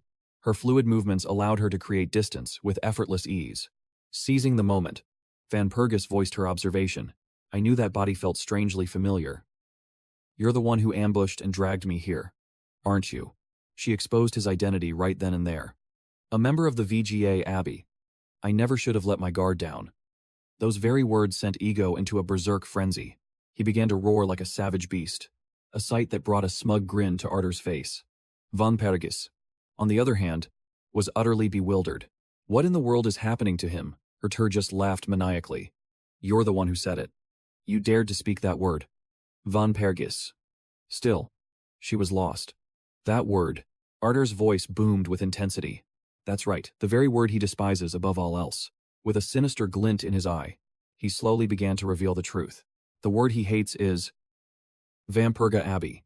At that exact moment, Ego lunged forward, his fist a deadly blur. In that critical instant, a look of pure shock washed over Van Pergis's face. A moment later, her astonished voice echoed throughout the entire fortress. But why? In stark contrast to the fierce battle, a table was set with a simple meal. Vantus couldn't help but roar. What is this? Why is all this food so pathetic and meager? Kai, standing nearby, explained hesitantly. Our budget is in a terrible state, so we must be frugal. My Lady Vantus. Her words only fueled Vantus's fury. What did you say? Aren't we supposed to be incredibly wealthy? It was then that Kai decided to remind Vantus of a few things. Please, my lady, lower your voice. We still have to sell the castle because of the economic blockade. But her expression was one of complete apathy. Is that so? Vantus then brutally stabbed her fork into the plate. Whatever. What's the status of the army's preparations? Faced with her question, Kai scrambled to deliver his report. Yes. We've received part of the payment. So the soldiers' treatments are complete. But she cut him off with a harsh tone. Not treatment. Training. Training them, he repeated weakly. But they still need to recover properly. Hearing this, she just let out a cold snort and leaned back. A diet of meat will heal any wound. Suddenly, Sven dared to interject. To be honest, when Sir Og was here, things were much better than this. However, Vantus simply roared her command. Eat. Then gather everyone for me. The two could only obey, their hearts filled with dread. Yes, my lady, we are finished. And with that, the scene fades into a memory from the past. There, Ula and Iris were staring in utter disbelief. Standing before them was a young Io. You want to join the Vanga monastery? The question barely left his lips before the boy nodded with firm resolve. In response, Ula simply flexed his enormous muscles. We prove our faith through overwhelming strength. But look at you. You probably can't even lift 100 kilograms, let alone the 500 kilograms for our 3 main exercises. Your piety is commendable. Truly. But you lack the power. Then, she delivered a blunt judgment that wounded his spirit. And unfortunately, this is a monastery of strength. Had it been for any other reason, you would always be welcome. The memory dissolves, returning to the fierce heat of battle. A punch from Igor was blocked by Van Pergis at the last second. But before she could counter, he unleashed a vicious backhand. The blow sent Van Pergis hurtling into the wall without a shred of mercy. Tear. Witnessing this, couldn't help but boast. No one can withstand the fury of Igor. When he's like this, he wouldn't even recognize his own father standing before him. But he never imagined that the enraged beast would turn on him next. With his frail body, Erder was blasted from the fortress, plummeting to the ground below. Meanwhile, Van Pergis had just managed to find her footing. I don't know what fuels this rage. But I know one thing. To face you now is to face pure madness itself. Igor, your fists. They carry such sorrow. With those words, Van Pergis stomped her foot, anchoring herself to the ground. Her palm clenched into a fist, now cloaked in divine power. Then, the two titans clashed head-on in an explosion of force. But this time, Igor recoiled as a searing pain shot through his entire arm. Yet, the inferno of rage in his eyes only burned hotter. Driven by this pain, Igor let out a primal roar and resumed his mindless assault. His mind was thrown back to the harsh memories of his past. We prove our faith through overwhelming strength. But look at you. You probably can't even lift 100 kilograms, let alone the 500 kilograms for our 3 main exercises. As time went on, those words of scorn became the fuel for his transformation. Your piety is commendable, truly. But you lack the power. Then, one random day, Igor looked in the mirror to behold the fruits of his labor. To his shock, clumps of his hair suddenly began to fall out, a testament to his grueling ordeal. Lost in these memories, Igor's body froze for a critical second. His focus shattered. Valpurgis seized the opening, unleashing a devastating combo on his vital points. To end this fight, she poured every last ounce of her strength into her fist, then delivered a final, decisive blow straight to her opponent's face. Because of that tremendous shock, massive cracks began to spiderweb across Tranya's body. Valpurgis, meanwhile, was gasping for breath, standing over the unconscious form. Until the day you no longer hesitate to throw a punch, I will be waiting to fight you again. But just as the thought finished, the very floor began to tremble violently. A wave of panic washed over her. Had she gone too far? The entire fortress felt like it was coming apart. Outside, Ju had already heard the commotion, and he stopped instantly to gauge the chaos. What is this? An earthquake? Suddenly a heavy mass of rock and debris plummeted straight towards him from above. In that critical moment, Ju instantly summoned his sword, Rublania. With a single, two-fleet motion, he sliced through the debris that threatened him, but the shattered fragments rained down, creating a chaotic and impassable mess on the ground. Seeing the path blocked, Ju's urgency intensified. There was no more time. Just then, a voice echoed in his mind. It was Kuban. Yo, are you all right? Ju centered himself and replied calmly. I'm fine. What about Valpurgis? Kuban's tone was frantic. She's safe. But the fortress is about to collapse completely. Then, he added, I've already sent a spirit beast to you. Find her, and get out of there now. As he spoke, a small bat materialized before Ju. Ju's resolve hardened. I will guarantee her safety. Perfect timing. Thank you. As for Valpurgis, she was still reeling from the chaos erupting around her, but she quickly steeled herself, certain that Ju was on his way. I have to get to him. Fast. She spoke the words she couldn't say before, though only in the quiet of her own heart. Lost in her thoughts, she failed to notice the new danger from above. By the time she looked up, a colossal boulder was about to crush her. But it never made contact. A razor-sharp sword light flashed, and Ju landed gracefully as the rock split cleanly in two. The moment she saw him, pure joy illuminated Valpurgis's face. She cried out his name in relief, and he answered with hers. But then, Ju's gaze fell upon Igor's unconscious form. Who's that? Valpurgis quickly explained. His name is Igor. It's not important. We have to leave. Now. Kuban's spirit beast echoed her urgency. She's right, we have to go. Their frantic energy flustered him slightly. Right. I understand. This way. They immediately took off. Much to Valpurgis's surprise, she never imagined that giant oaf would fit inside a glove. Ju suddenly spoke, his voice a calm anchor in the storm. Just a little further. She nodded immediately in understanding. Right. Touched by his concern, a warm smile blossomed on her lips. A moment later, she blurted out, There's something I need to tell you. But Ju was focused solely on their escape. I have a lot to say to you, too. Let's talk after we get out of here. Okay. But Valpurgis insisted, her voice firm. This is important. Finally, he relented. All right. Seizing the chance. She took a deep breath. The truth is, Valpurgis is a fake name. My real name is something else. Yo. Still looking ahead, answered distractedly. I heard you. Let's just get outside first. But then, Valpurgis suddenly raised her voice, shouting her true name for him to hear. The sound of it made Ju stop in his tracks. A strained smile appeared on his face. Is that so? It's a beautiful name. But his eyes simultaneously shot upwards with a look of stunned surprise. A name. In the next second, everything began to crumble, and the color drained from his face. Ju could only manage a single, desperate warning. Look out. Watch your back. But it was too late. He was already trapped by a wall of rubble.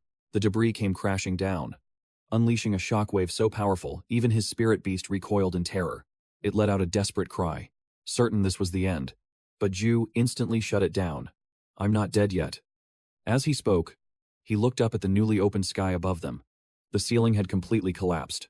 From behind, Charty's frantic voice called out, Sir Velo, are you all right? Standing amidst the ruins, Ju answered calmly, I'm fine. She quickly replied in kind, I'm okay. Just then, Hecate appeared from the shadows. What a wonderful atmosphere.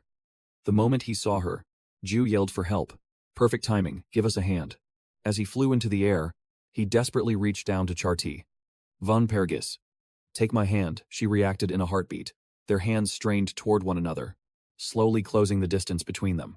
Meanwhile, Hecate watched the unfolding drama with a fascinated smile. She then delivered a cheerful announcement that sent ice through their veins. The fortress will collapse in 5 seconds. With only moments to spare, Ju's voice grew desperate. Hurry. Charti leaned forward with every ounce of her strength. Their efforts paid off. Their fingertips were just about to touch. But at that exact moment, the fortress gave way, imploding into absolute chaos as thick dust and smoke consumed everything. Visibility instantly dropped to 0. Yet, from within that apocalyptic wreckage, something shot out from the devastation. The 3 of them had made it out, flying safely away from the ruins as Ju looked down at Charti with a gentle gaze. System notification. You have learned Van Pergis's true name, Charti. As for Charti, she was so overwhelmed with emotion that tears began to well up in her eyes. System notification. Van Pergis's affinity for you has increased dramatically. Once the danger passed, Charti finally spoke. That was too close. Sir Valo. We were almost crushed to death under all that rubble. He nodded in relief. Just then, Hecate chimed in with a playful reminder. Master, it seems someone is calling for you. Ju glanced at his ring. The call was from Cuban, answering as he always did. He spoke calmly. Hello, Lord Cuban. But the voice that replied was a frantic, blood-curdling scream. Ju instantly recognized it. It was Margareta. She was roaring with absolute fury.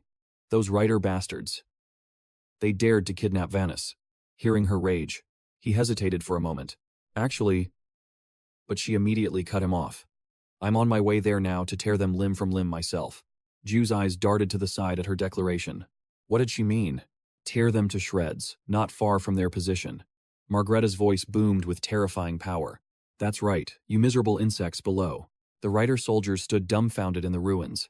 Behold the secret art of the headmistress of the Vampurga monastery. The great Margareta hovering above the wreckage. She conjured a colossal sphere of destructive energy. A look of pure, manic excitement spread across her face. Supernova. The poor souls caught in her sights could only gape in utter disbelief. A second later, the magical energy slammed into the earth, erupting into a world-ending explosion. Having unleashed her ultimate attack, Margareta's glee only intensified. She gloated to the heavens. Margareta is invincible. Ju, on the other hand, wore an expression of pure dread. He thought to himself, I should probably try to stay on her good side for a while. And so, time passed. A new dawn broke over the administrative center of Nirbay and Landshood.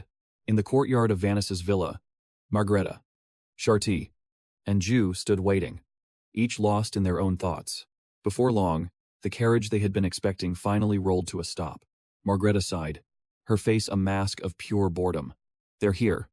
And of course, she muttered, another ridiculously flashy entrance. Ju, on the other hand, was stunned. What is this? Their armor looked even heavier than the Emperor's elite royal guard. Meanwhile, a majestic red carpet unfurled from the carriage. The honored guest placed a deliberate foot upon it and began his descent. Following him was the dashingly handsome Prince Maximilian. Upon seeing them, he offered a polite greeting. Uncle, I trust you are well. But his voice choked with emotion as he called out to Van Pergis. Caught completely off guard, she was pulled into Maximilian's gentle embrace. He then began to fuss over her. Are you hurt anywhere? Do you have any idea how worried I was? Have you been eating properly? Why are you so thin? Overwhelmed by his intensity, she could only stammer a reply. I'm fine, Uncle. But his entire demeanor shifted the moment she mentioned Ju. It was all thanks to Sir Val. With undisguised killing intent, Maximilian glared at the man. You Val. Vapel. Whatever your name is. Get lost. Vanish. Just like your name implies. Ju could only inwardly scoff at the sheer audacity. Such a sudden change in attitude. But Margareta angrily reprimanded the fool. If it weren't for Val, something terrible would have happened. The only reason Van Pergis returned safely is because he arrived so quickly.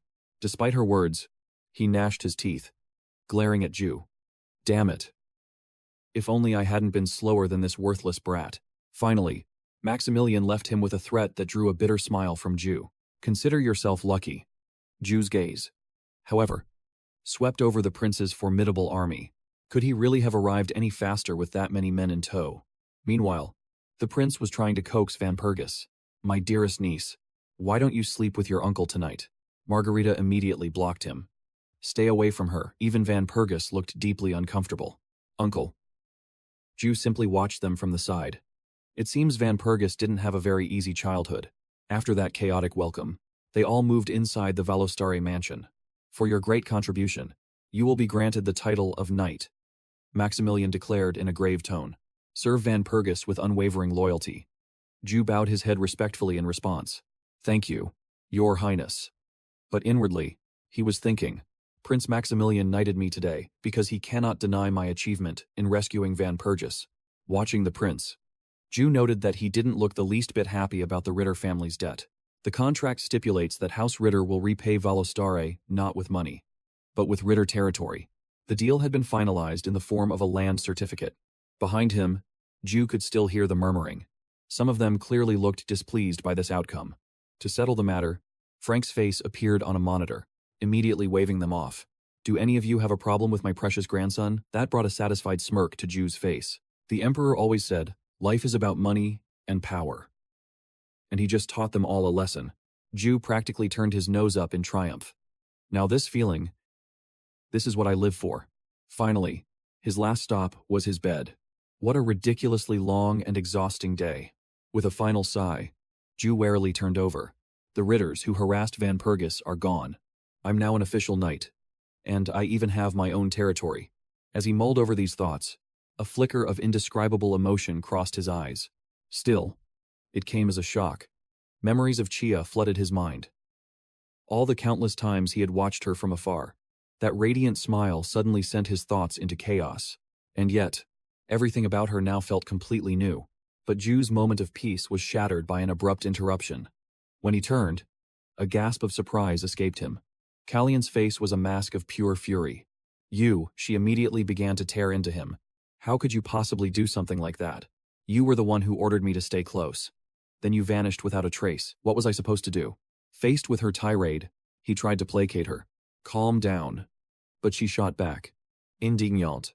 How can you expect me to be calm just then?" A gentle hand came to rest on Callian's shoulder. "Princess Callian." Roland's serene smile instantly met her heated gaze.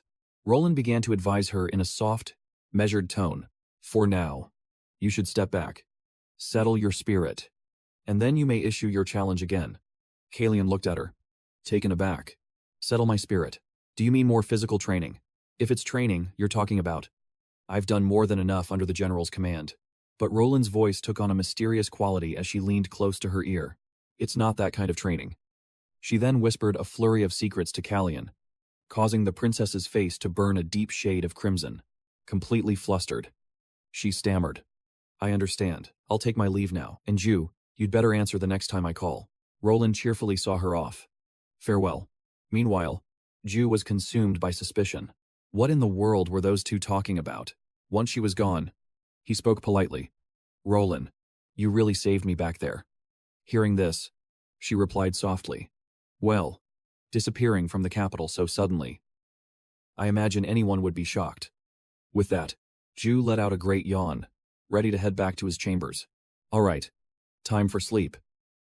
But just then, another figure approached him. This time, it was Chia, dressed in her everyday attire, yet looking utterly beautiful. With a captivating shyness, she offered a request. "Would you be willing to take a walk with me for a moment?" Unable to refuse her, Ju eagerly replied, "Of course, let's go right now." And so, they began to stroll together under the full moon. It's certainly been a chaotic day, hasn't it? Beside her, Ju let out an awkward laugh. Right after that brief exchange, a difficult silence fell between them, but he quickly found a new topic to break the tension. "By the way, Vangis is that name?" A fake Chia responded to his question with a slight nod. She then elaborated. "To be more precise, it is my baptismal name. The festival that honors the goddess Vanga is called Vangis." Hearing this, Ju murmured in realization. So that's why. It sounded so similar to the name of the goddess of mercy. At the same time, his old knowledge of this world began to surface. A world with countless different gods. Ruben, the god of justice. Then, the image of Vanga appeared clearly in his mind. Vanga, the goddess of mercy. Beside her stood another figure, still cloaked in shadow. Obiana, the goddess of nature and life. The next name also belonged to a mysterious silhouette. Maga, the god of light. His thoughts faltered for a moment as he recalled the final name. The one who governed space and time. Aquila. But Ju quickly returned to the present, remembering that she served in the monastery of Vanga. Kia. That name is beautiful. His praise brought a bright smile to her face. Really. He remained lost in his thoughts. And it suits you perfectly. Then, she began shyly. You can call me by that name. When it's just the two of us. Understanding the feeling behind her words, he readily agreed. In that case, when we're alone, I will call you by that name. A growing sense of excitement began to stir within Ju himself. Things were progressing perfectly. At this pace, they might even arrive ahead of schedule. But the moment that thought surfaced, something slammed down violently right beside them. The faces of Du and Chartier froze in shock, unable to process what was happening. As for Tufen, he appeared in a desperate hurry, looking only to flee. His demand made the hero let out a long sigh. What a cruel twist of fate. At that very same moment, on Vanta's front, she stood before her demonic army, roaring for them to assemble. Every single one of her subordinates bowed their heads in silent, perfect obedience. Seeing this, however, a question suddenly crossed her mind. Why is every one of you only wearing underwear? One of them quickly piped up. Because we don't have any money. Hearing that, Vanta started grumbling in frustration. But we sold the entire castle. Didn't we? Her subordinate shrugged and explained. The payment has been delayed due to an economic blockade. Despite that, she stubbornly gave the order. Enough of this, just deal with it. Sven then stepped forward, attempting to persuade her. That is simply impossible. Setting that issue aside, Vantas pointed forward with absolute resolve. With her unshakable confidence, she announced their next destination, the lair of the demonic dragon. Rose Glocker. Following the direction of her pointing hand, Vantas let out a mighty roar, a rallying cry to confront all fear and consume everything in their path. Finally, she thrust her hand to the heavens and declared with all her might, the demonic dragon will belong to me model.